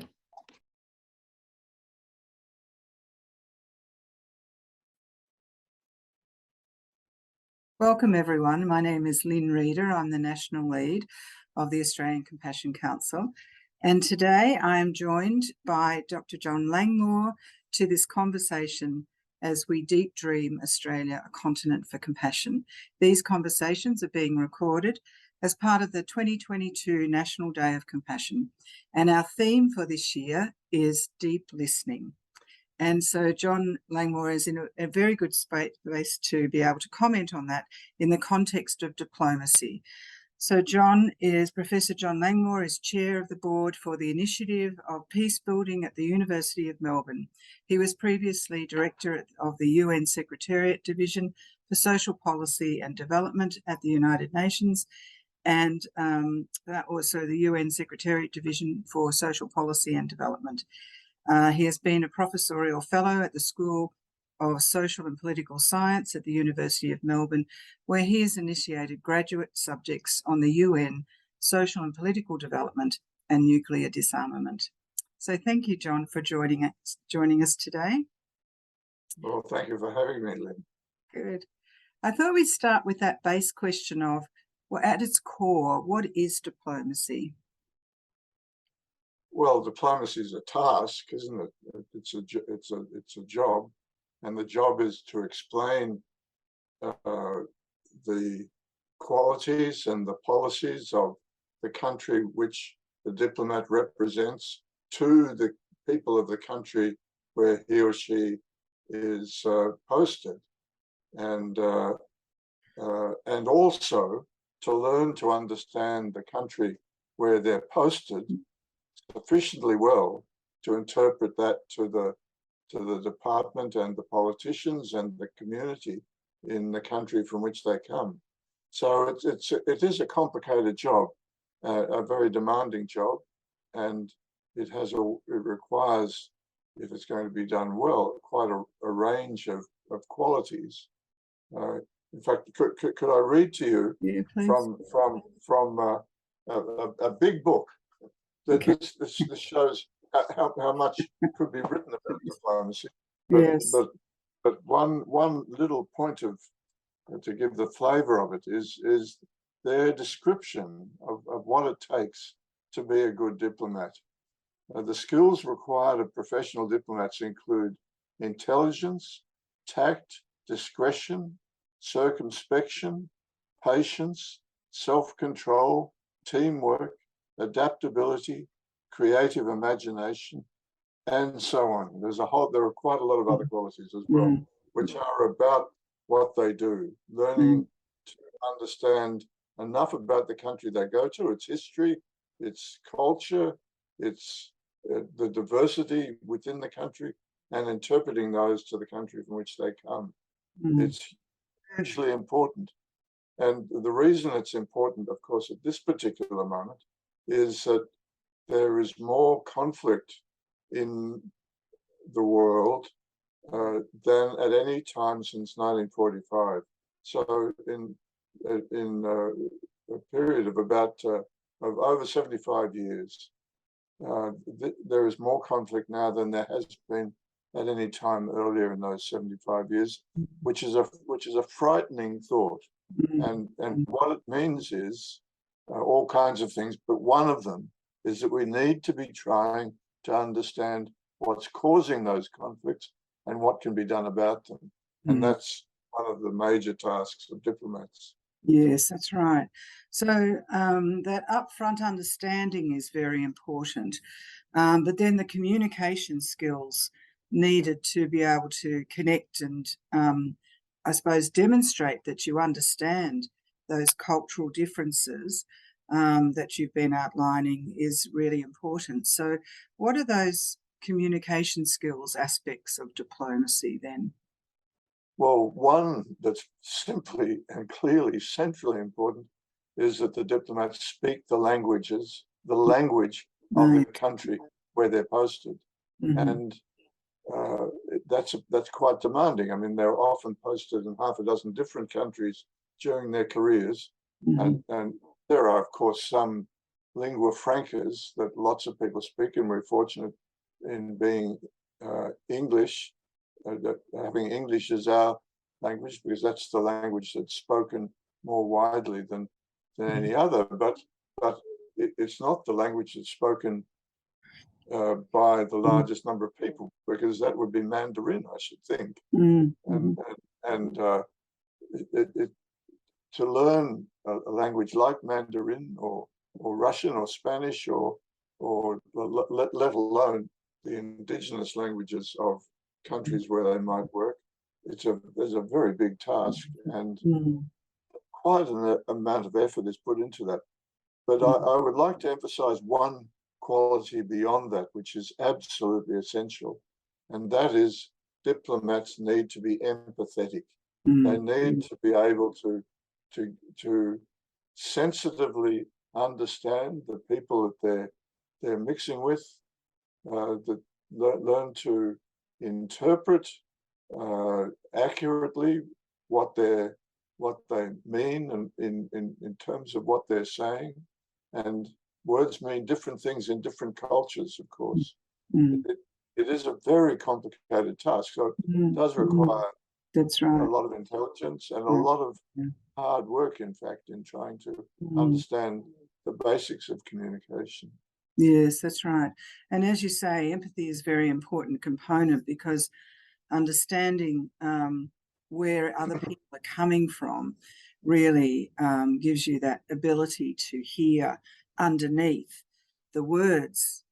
So words are in many languages, but that what you're hearing underneath the words is something else, I should imagine, that's very important in successful diplomacy. Yes, that's right. I mean, the country which an Australian diplomat at this moment might be most concerned to understand well might be China. And what China, how China is oriented has much to do with its history. It was an exploited country in the 19th century and invaded by Japan in the 20th century. Those facts have caused major traumas, huge traumas for the people of China. And in one of the central things they're trying to do at present is to overcome the consequences of those traumas. Now, to understand that sensitively and in a way that helps explain some of the assertiveness, etc., is very important. And similar examples could be given of most countries that diplomats have to are resident in. Yeah. So, how do you feel then that, you know, the deep listening, how deep listening supports, you know, that level of communication that connects to our common humanity? I think that's one of the big things, that when we see across culture and understand at that level of common humanity.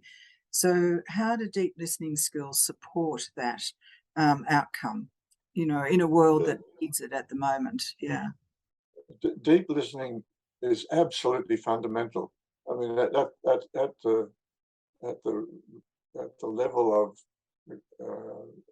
relationship between two people, it's embodied in good quality conversation, isn't it? It's about really listening, trying to understand what the other person or the other people are trying to communicate, and it's absolutely central to good diplomacy.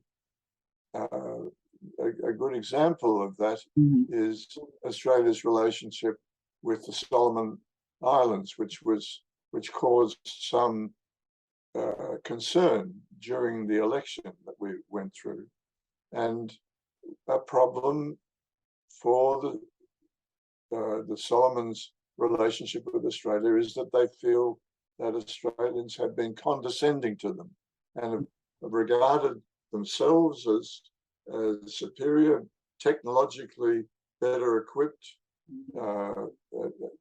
richer, etc., and that some of the people, some of the Australians with whom they have had to deal, have not been sufficiently appreciative of the remarkably fine qualities of human interaction that there are in the Solomons, and haven't been prepared to simply spend enough time listening to try and understand what is going on there. The concept of deep listening is a wonderful one, I think, but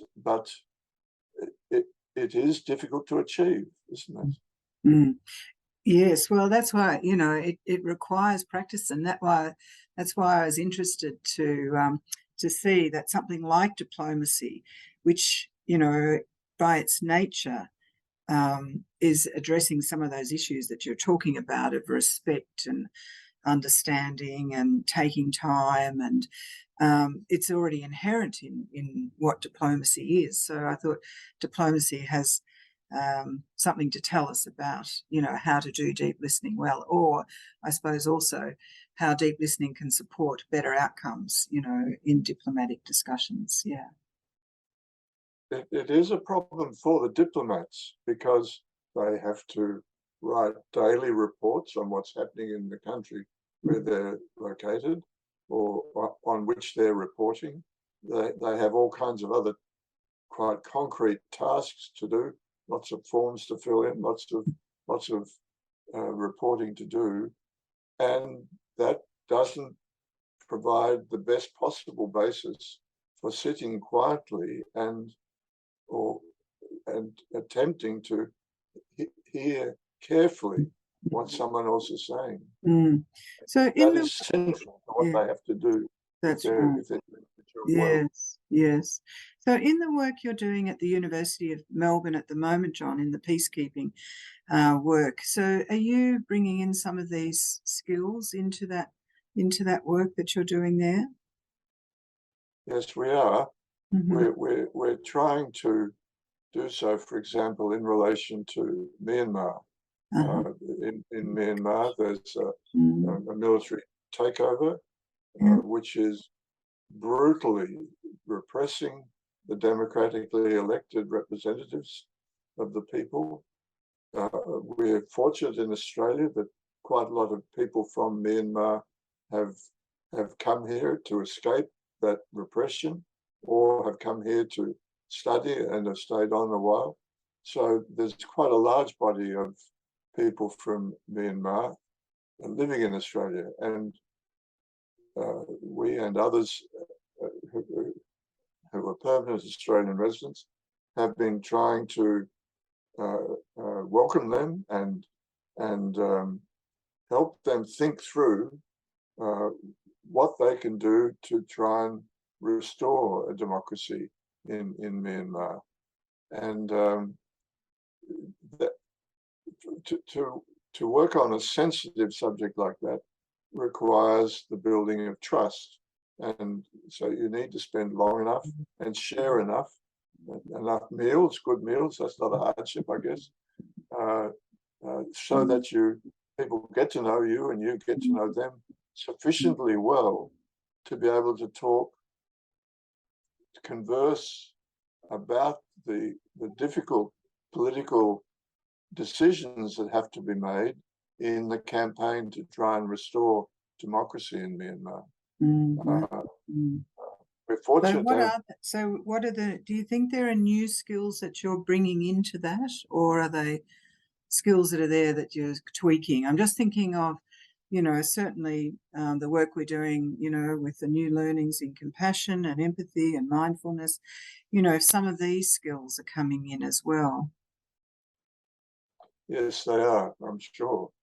One advantage of having this centre at the university is that there are a number of people at the university in Melbourne who have done research work in Myanmar about its history, or the conflicts that there are there, or what possibilities there are for evolution of the system of government.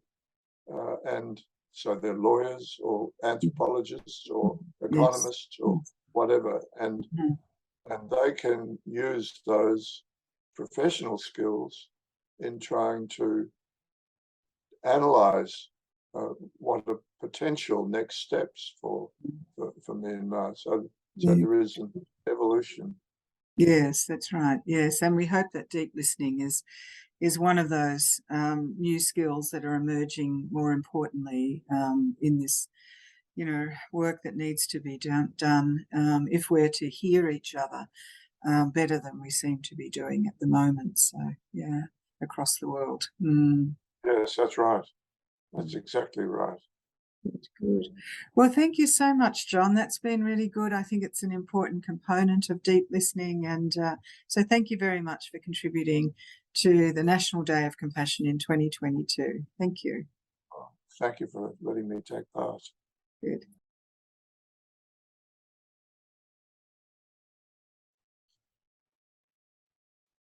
Well, hello, everyone. I'm very pleased today to welcome Lindsay Mel from the United Nations Association Australia, and he's in conversation with Madonna Quixley, the Australian Peace Sector Coordinator, as we today share both the National Day of Compassion and the International Day of Peace. Thank you so much. Thanks, Lindsay, and thanks, Madonna. It's a Thanks, pleasure, Lynne. Lynn. Thank you very much. So here I am in Ross Creek on the land of the Wadawurrung people of the Kulin Nation, the traditional custodians here, and offer my respects to their elders past, present and emerging.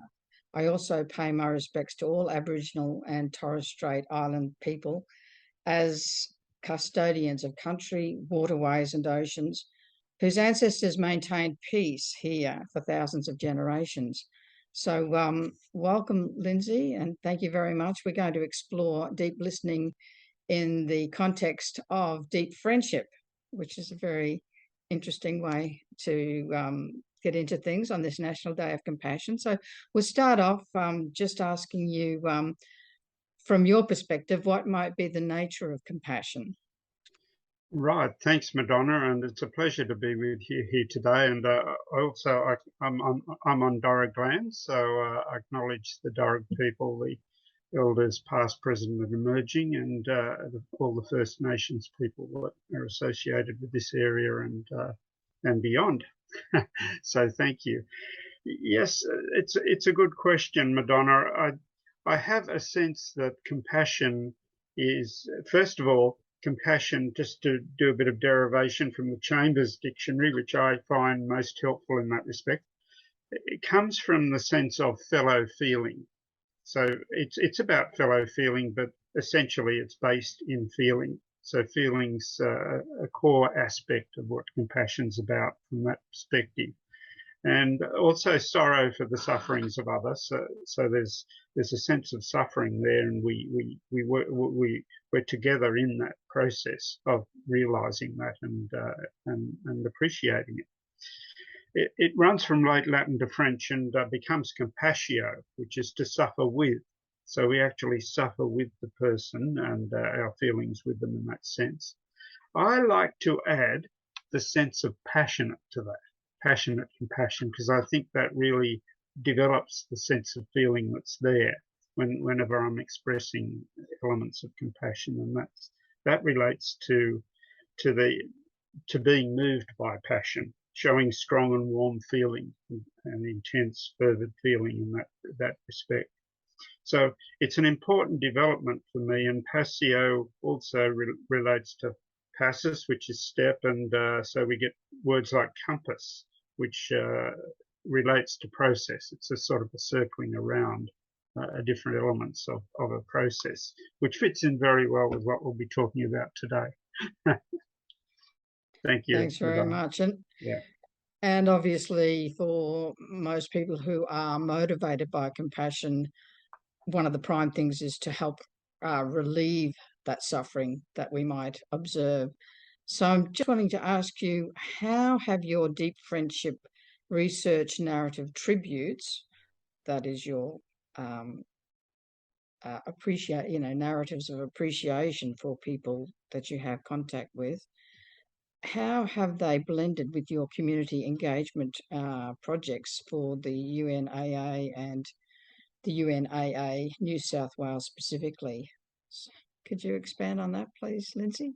Yeah, sure, Madonna. To do this this would encompass a huge amount of territory to look at. So today, I'm just going to focus on one particular aspect of the deep friendship tributes. So they go back to the early days of the millennium, and from thenceforth there have been many that I've worked on since that time. One of the key ones is with Dr. Anne Noonan. That's this one here. We may just see the image. I didn't bother to screen save it, but that's Anne there. And this particular one relates to Anne's journeys. Anne she's been a president of the Women's International League for Peace and Freedom, for the Medical Association for Prevention of War. She's a psychiatrist. And also the Young Society of Sydney, with which I was involved for many years. Now, look, I'll just read the first part of the tribute, which gives you a bit of a background as to what's been developed through this series, which includes Anne. Anne's came out in 2010, but there have been further ones since then. Thenceforth, this is just a few sentences just to give background. Thenceforth, from the year 1994, my deep interpersonal journey, that's my journey, moved into a most complex and unfamiliar mode from my experience to that time. Consequently, my life and work associated with the United Nations Association, initially New South Wales, but then federally, community project, reflected this sense of challenge and struggle. As I sought ever more expansive, substantial ways of sharing my experience resolutely in the always supportive and sensitive context of the project and its members. We had a core project team. So throughout 2003 to 2010, I prepared many overviews of deep friendships, vital for me as I've progressed in my life journey. It's become essential for my good close friends in the community project group to be aware of this material, so the comprehensive, authentic place, significance, meaning, relevance, and resonance of my personal journey throughout this project can be brought forward. It's my deepest belief that only through acceptance of such a profound responsibility in all my integrity can I genuinely further my distinctive contribution and legacy to the heritage of my times. So the project, the Deep Friendship Tributes, in a sense, are very personal. There's something that I provide myself through the ways in which I've cultivated my life journey,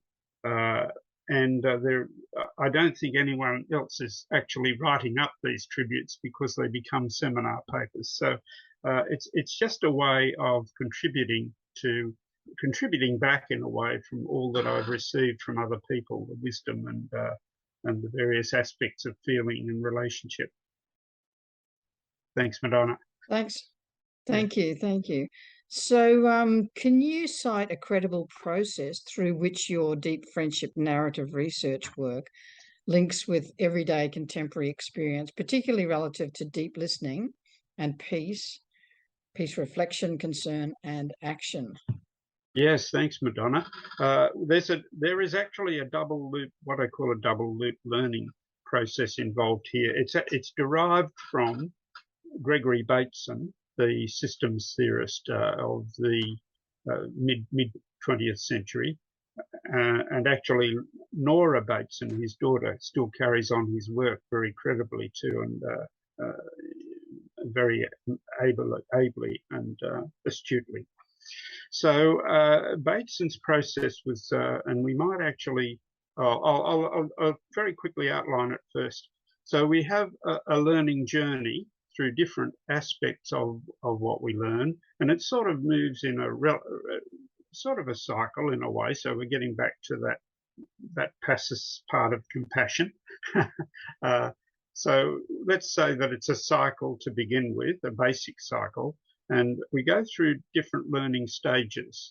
Then we sort of move into a more transformative mode, and we sort of high gear into a greater stage where we're learning different things, but we're picking up the learning that we've had from the first stage as we move through. And life is, for Bateson, is all about those cycles moving through, but essentially it's double loop. We have a basic learning and then we move through. So if Lynne could put the first screen up, I'll explain how this has worked for our project. The global aspects of community, which was the first part of the learning journey for our community project with the United Nations Association. It's on the screen there. You will see that there's a quadrant there, and I've labelled different aspects in relation to the different ways in which we envisage community and how that works for us. The first one is meaning. So we start at that far right-hand corner, and these actually overlap too. That's not like this is necessarily a sequence. So we establish meaning from the world around us and from what we learn, and then there's kind of a process whereby we put that meaning into particular ways of knowing and understanding our world and our relationship to it.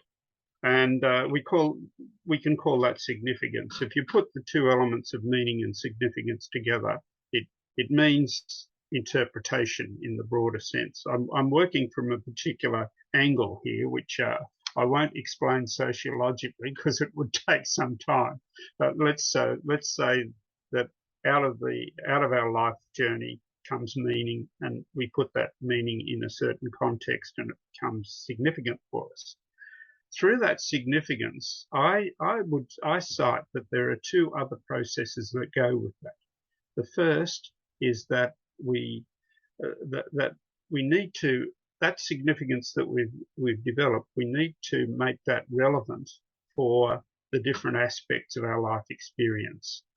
So the significance kind of gets channeled into ways which are relevant for us, and then from that relevance, there are certain aspects that become very pertinent for us. They have a deeper meaning for us, and so there's a kind of a resonance around that. If we use the image from music and from art, we feel that there's some of those aspects that are significant and relevant for us become resonant. So we really feel deeply about that.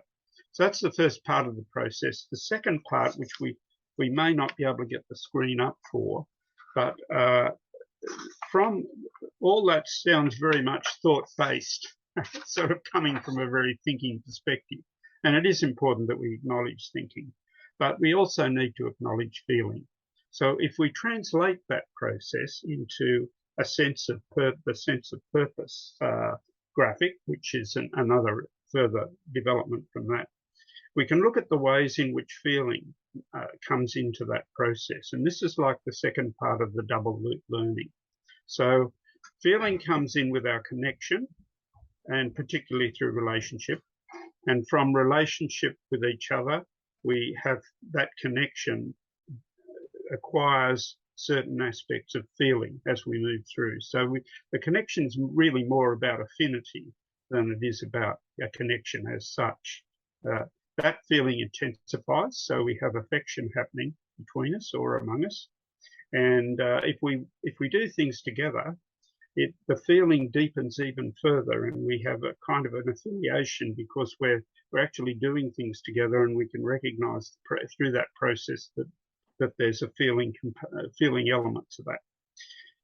Overall, the way in which this might culminate, or was certainly what it does, the way in which it culminates for me is through our appreciation of each other. So we grow to appreciate what we do and how we are for each other and who we are through this process of actually moving through feeling, and that connects up with the thinking, more the thinking system process, which is the first one. So that's how it works, Madonna. It can sound very complex, but actually in the context of the graphics, it's fairly straightforward, I think. Thank you very much.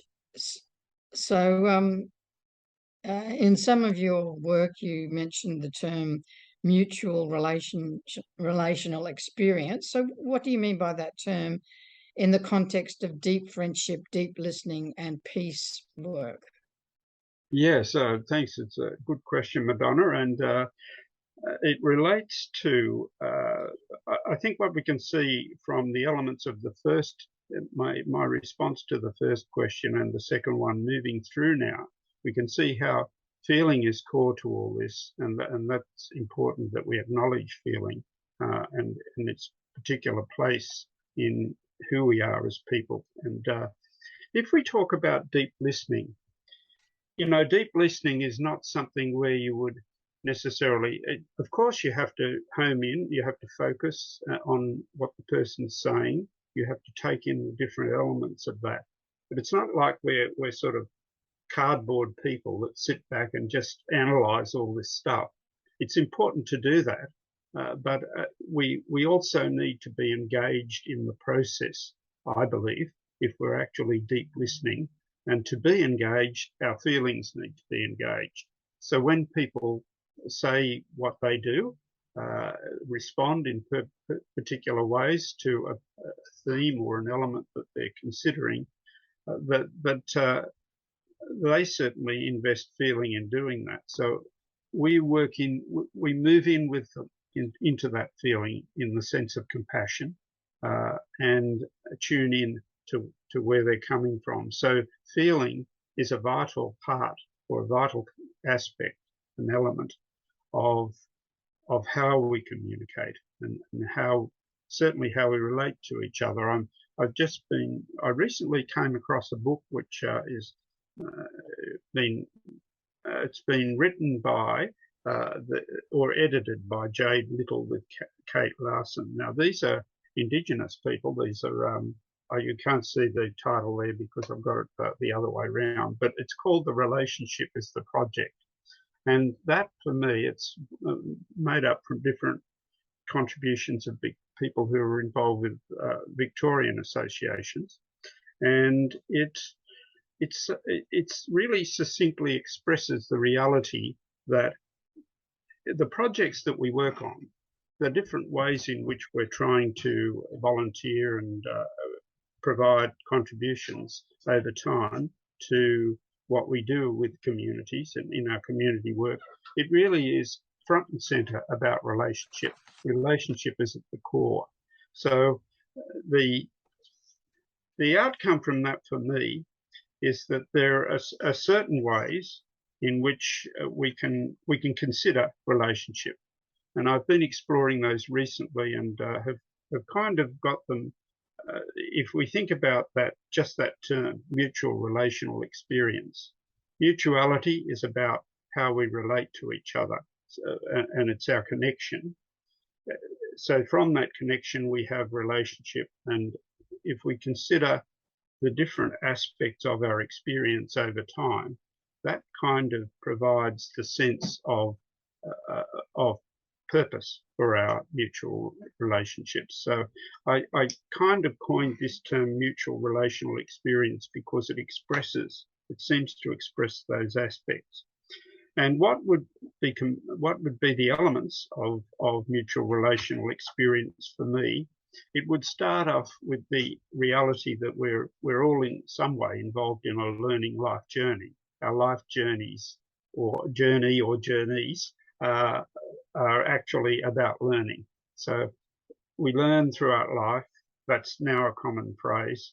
But often what's forgotten in that is the feeling element. So I like to add love to that.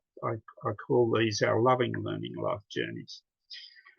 So if we consider the whole aspect of friendship, for instance, and the deep friendship tributes are about friendship, so that's the key element.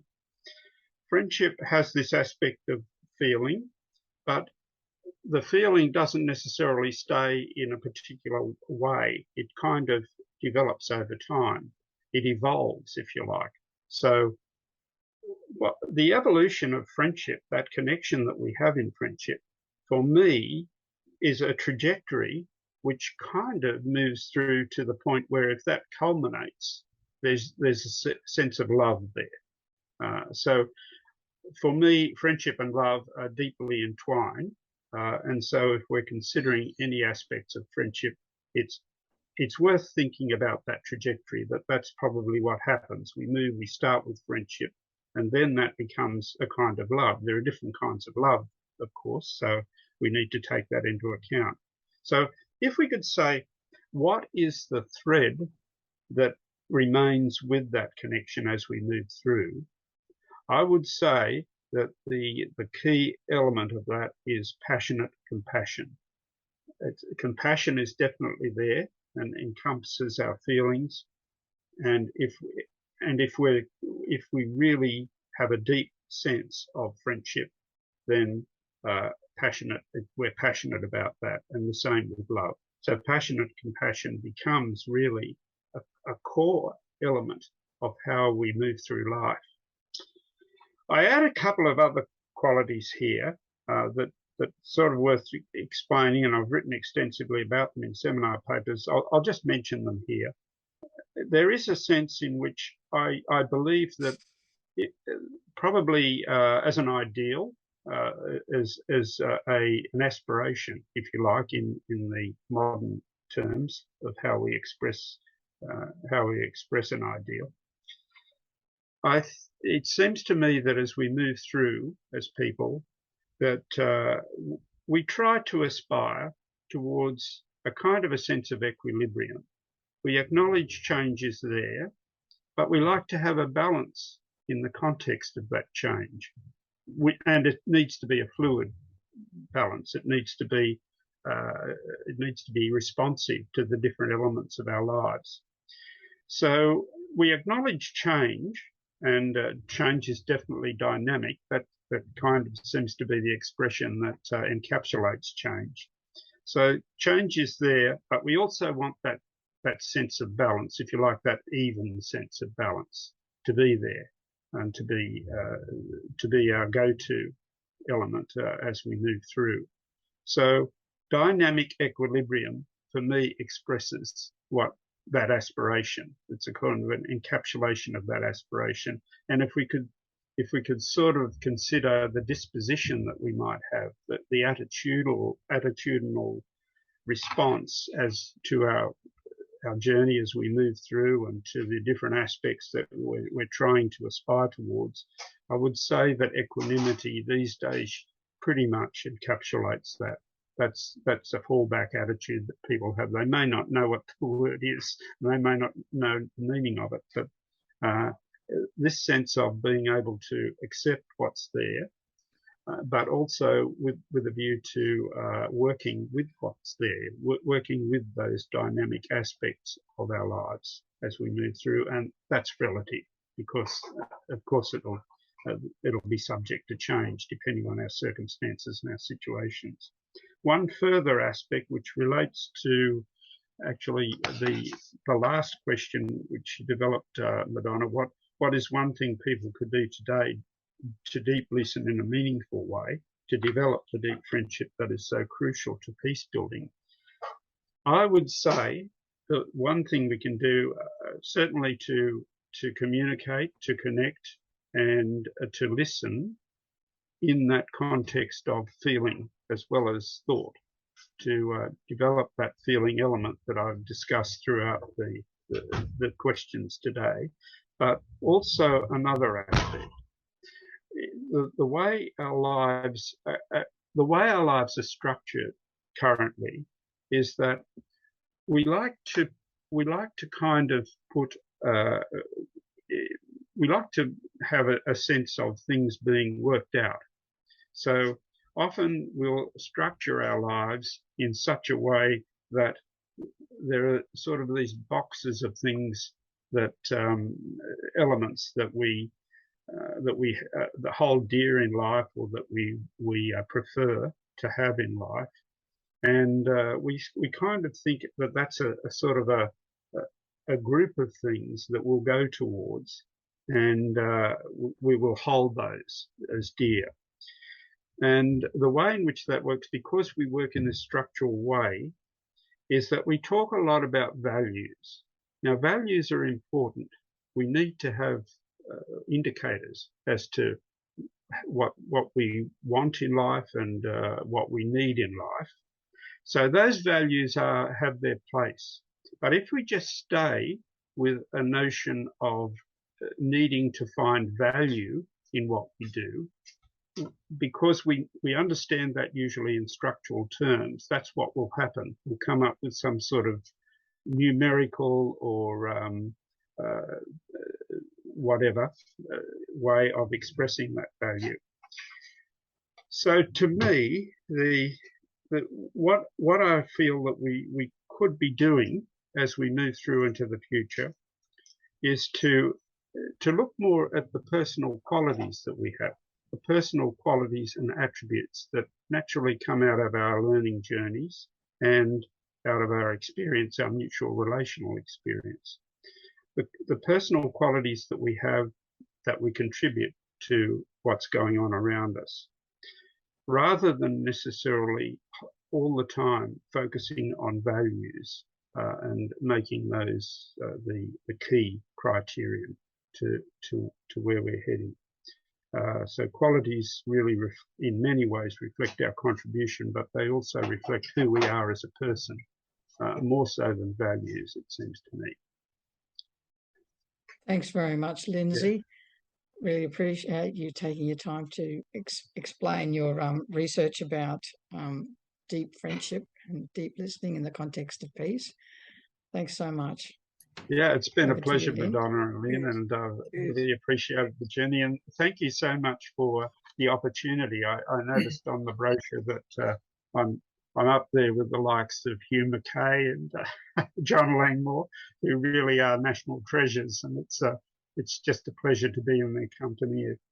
This is the way this is going to be, and just to be with you today and acknowledge these different aspects. Don't always have opportunities like this, so it really is something. Yeah, no, thank you so much, Lindsay. It's just been a wonderful deep dive into compassion and deep listening. It's you know, the way in which you expressed and talked about compassion, I was really impressed with. So thank you so much. It's an important contribution to this National Day of Compassion and International Day of Peace in 2022. Thank you very much. Yeah, my pleasure. And I'll look forward to staying with the journey of Let's Talk Peace as well. Happy to be involved in anything that you're arranging or organising, and will be a fervent supporter. Good, great, good. We'll keep in touch. Yeah. Thanks very much, Lindsay. Yeah. Okay, thank you.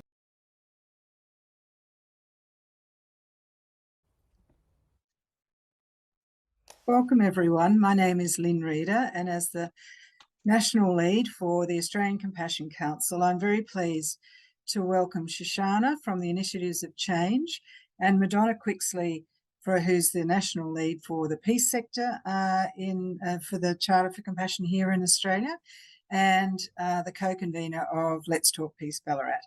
So I'll hand over to Madonna, who will introduce Shoshana now. Thank you, Madonna. Thanks, Lynn. So Shoshana is passionate about peace and what it takes to create peace.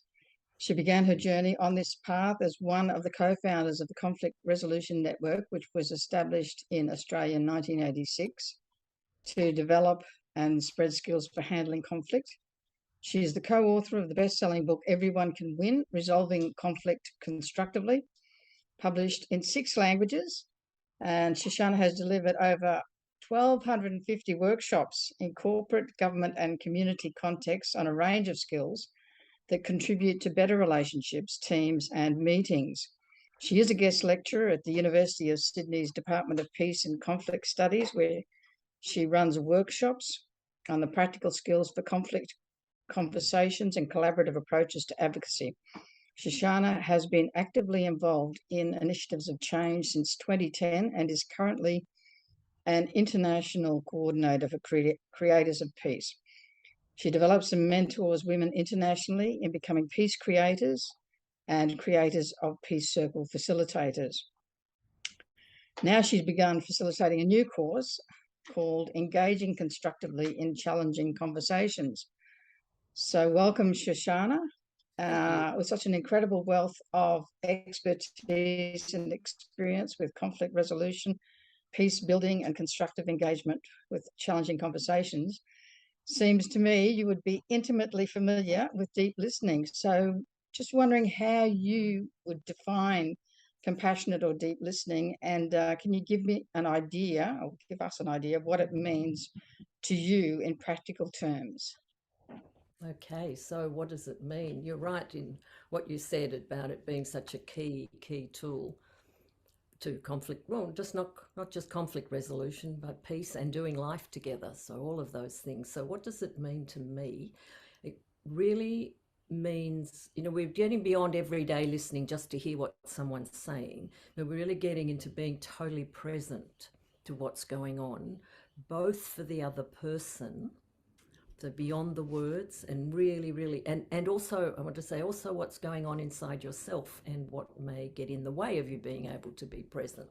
We spend a lot of our time, I think, in the thoughts that are going on in our own minds and our judgments, rather than listening to what the other person's saying. So the deep listening is where we become conscious of that. And our intent is to really explore and appreciate how it is for another person. Even if we strongly disagree with them, we can still appreciate it or understand. And that's the new direction that you're going in with the new course as well, isn't it? Being able to hold opposing views and asking people to stay in that space in a calm manner. And that seems to me to be a very crucial contribution to a more peaceful and non-violent world. So in general, can you comment on that, how that creates peace, please? Yeah, very much so, because it's what I'm most passionate about, in a sense, because as long as we're in a world where we're operating from who's right and who's wrong and who's better and winning and losing, we're setting up again division and separation.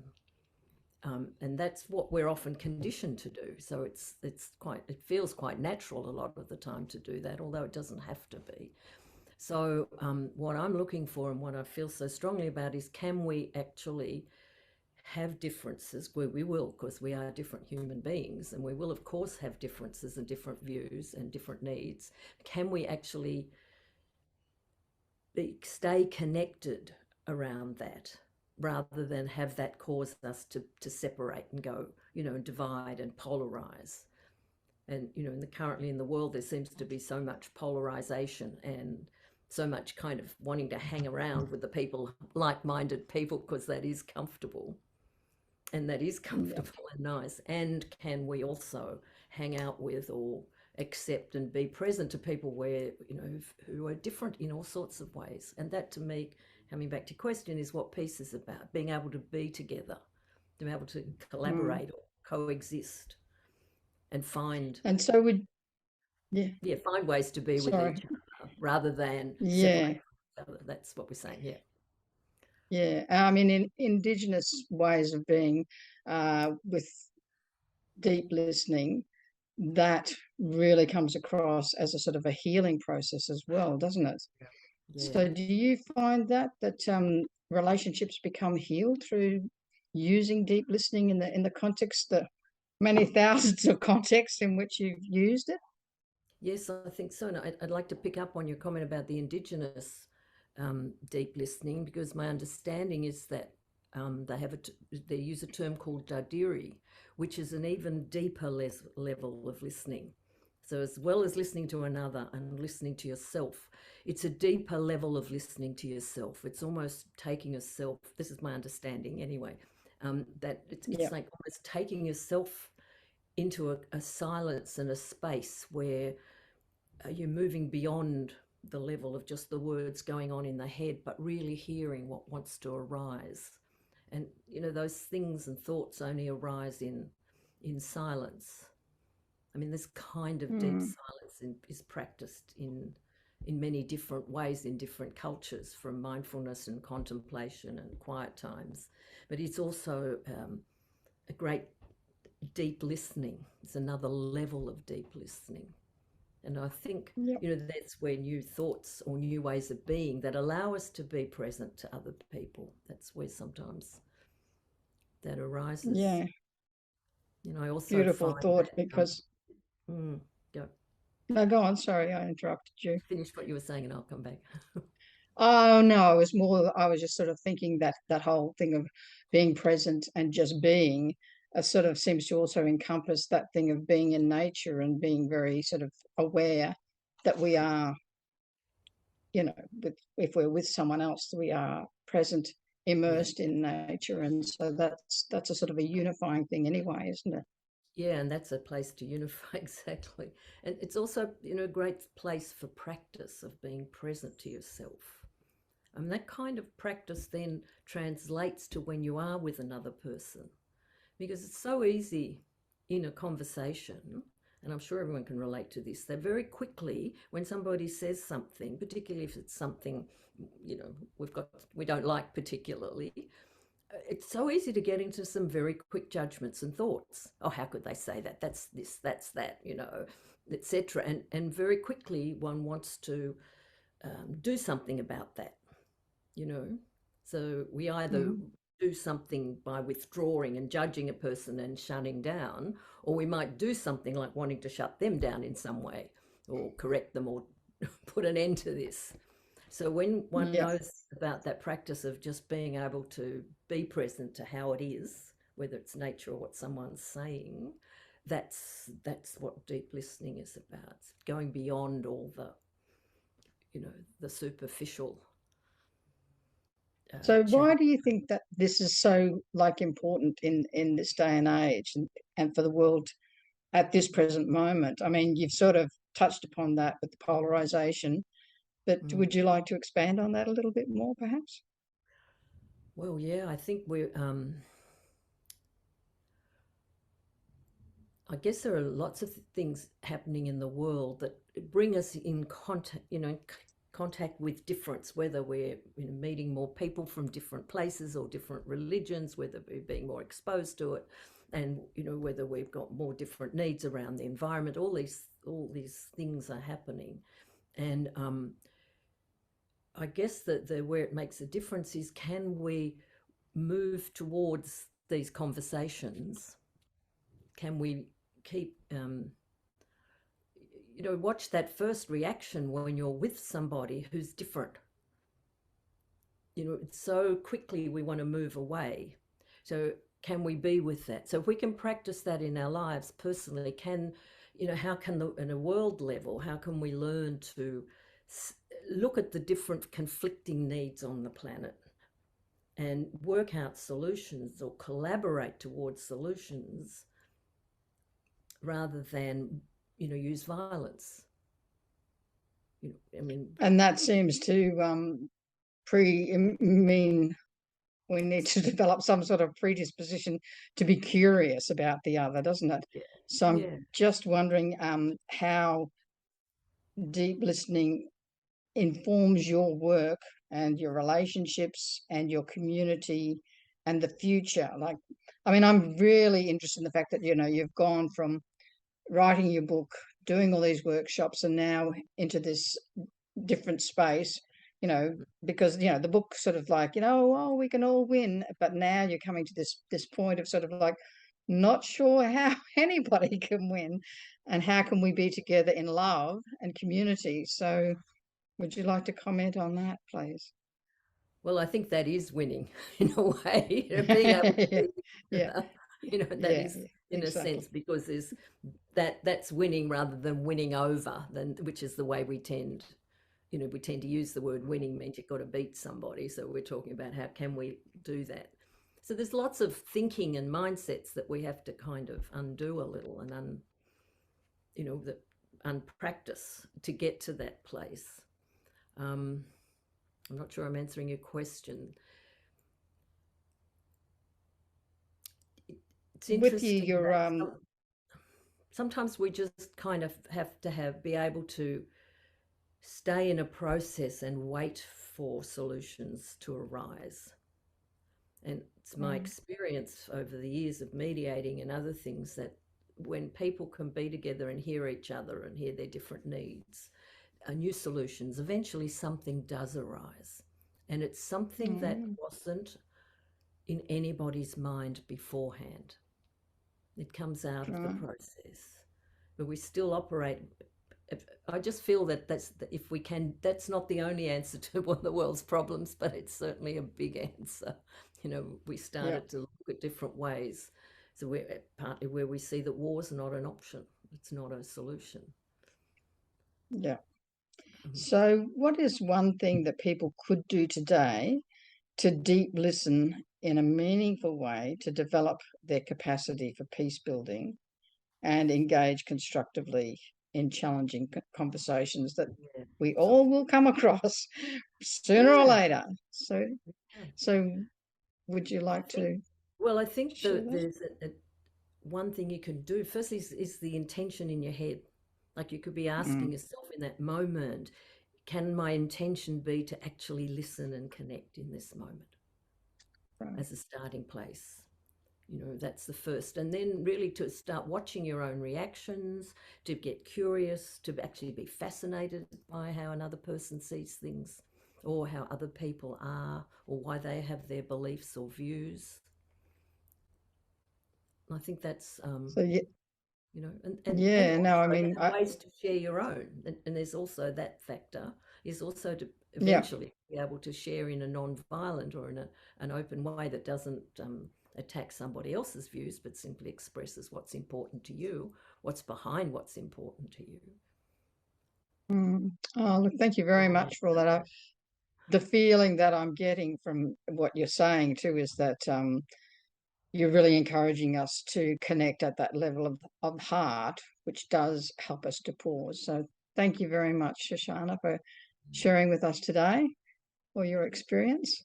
Really appreciate it. Yeah. Yeah. I think I honestly think that deep listening is one of the greatest gifts that we can to ourselves and another person that we can give. I think so. And it's especially in today's world, it's a skill that we need to develop. And as you say, it's a skill, but it's also an intention that this is an important contribution and gift we can give to ourselves and others.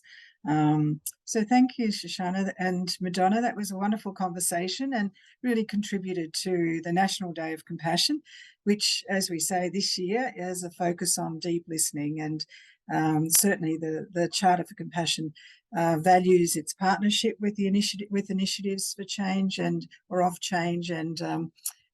this has been a wonderful contribution. Thank you very much. Thank you. Thank you for inviting me. Thank you very much.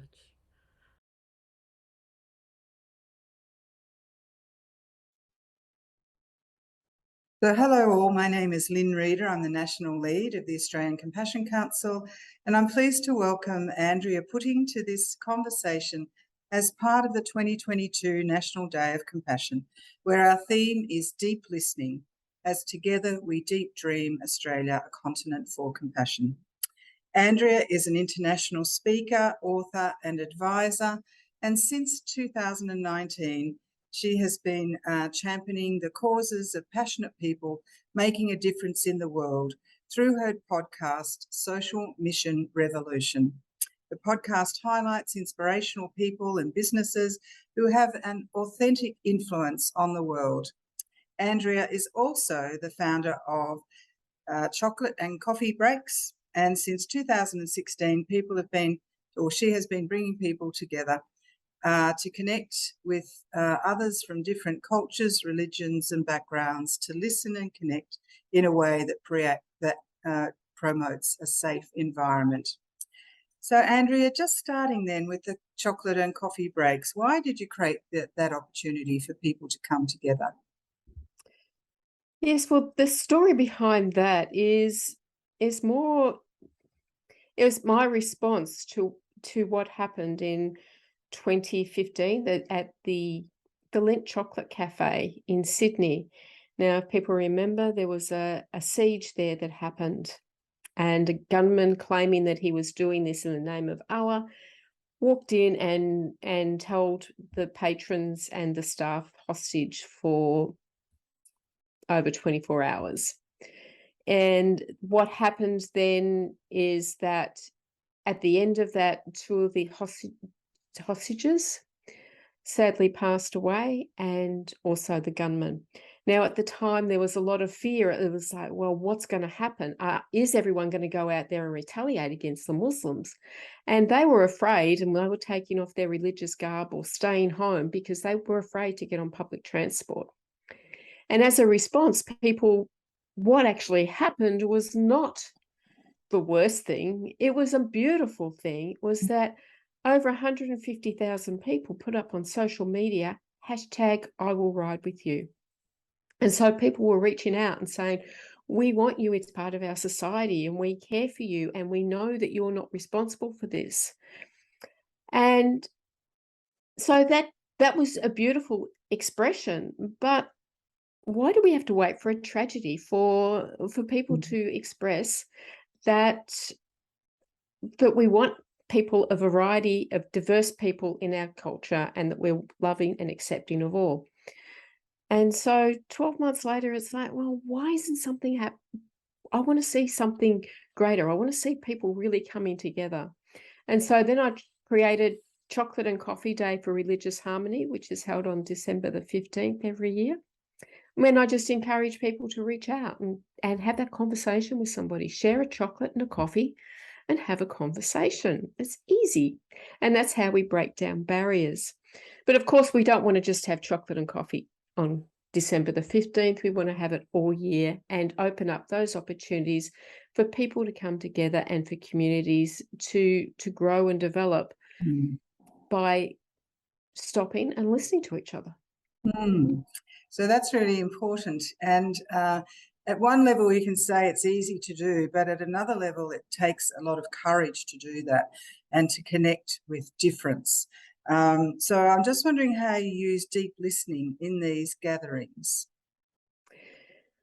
Well, with chocolate and coffee, it's the idea of it is a simple idea that anyone can do. It's like, so I encourage people just to reach out and just 2 people or 3 or 4, just to reach out and have this conversation. So deep listening is such an important thing about part of it, because it's about listening. It's about having a conversation and hearing somebody else's perspective of life. Asking simple questions that open up, and then listening, not just on this surface level of where do I get my turn to have a say, or how am I going to respond to this, but just being present and listening to not just what they say, but how they say it and what they feel and what their expressions are.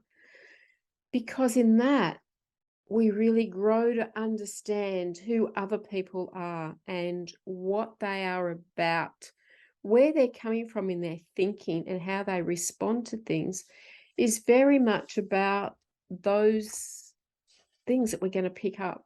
If we don't listen carefully and deeply, we're going to miss that.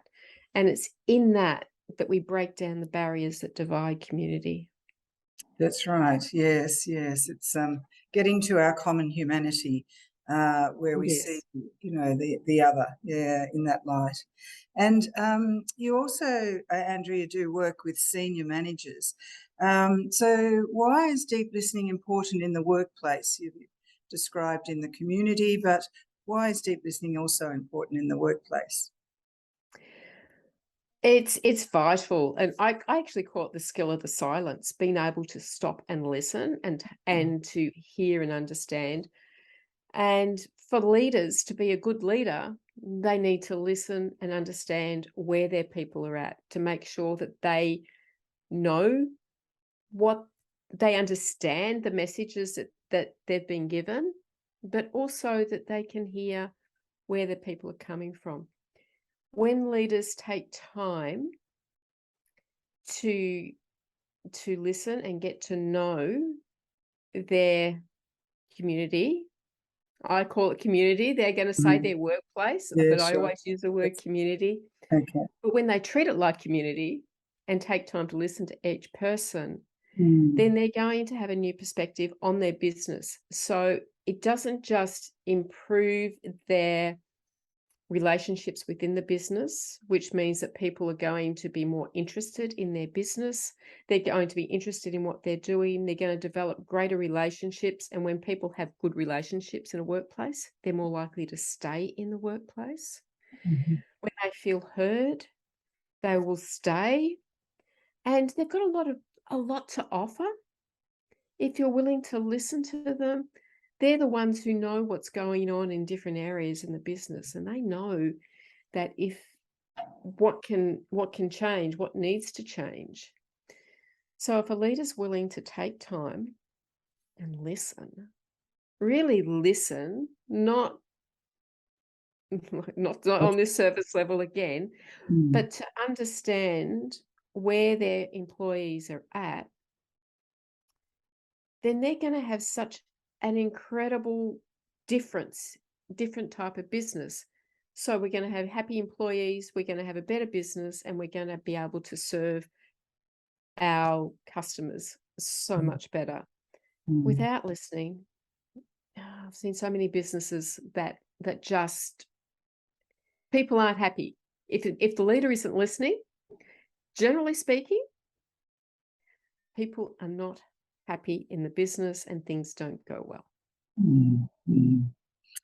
Yes, and so I suppose it's also the sort of pebble effect, isn't it? That, when people are heard in the workplace, they can take it to home and take it into other activities they do in the community.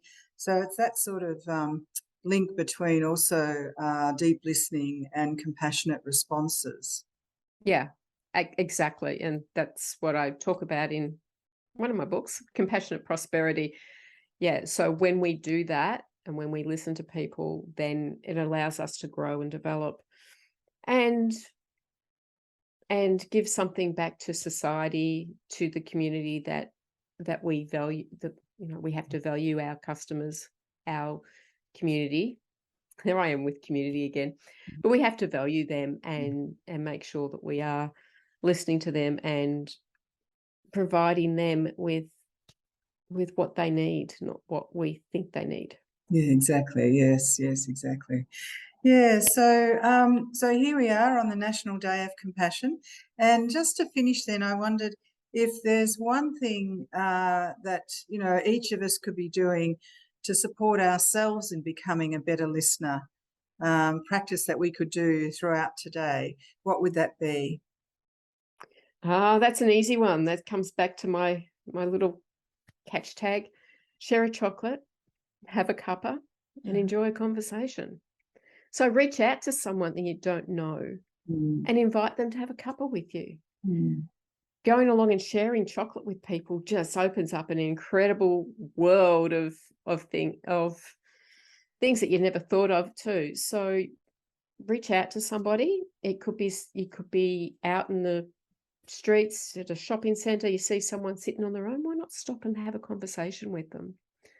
Say hello. Ask them what they're doing and how they're feeling, and just so reach out to somebody. And if you have chocolate with it, it's even better, because chocolate makes you feel good. It makes them feel good. It opens up people when you have chocolate together. Good. Well, thank you so much then, Andrea, for joining us today and for contributing to this National Day of Compassion in 2022. Thank you so much. Thank you, Lynn.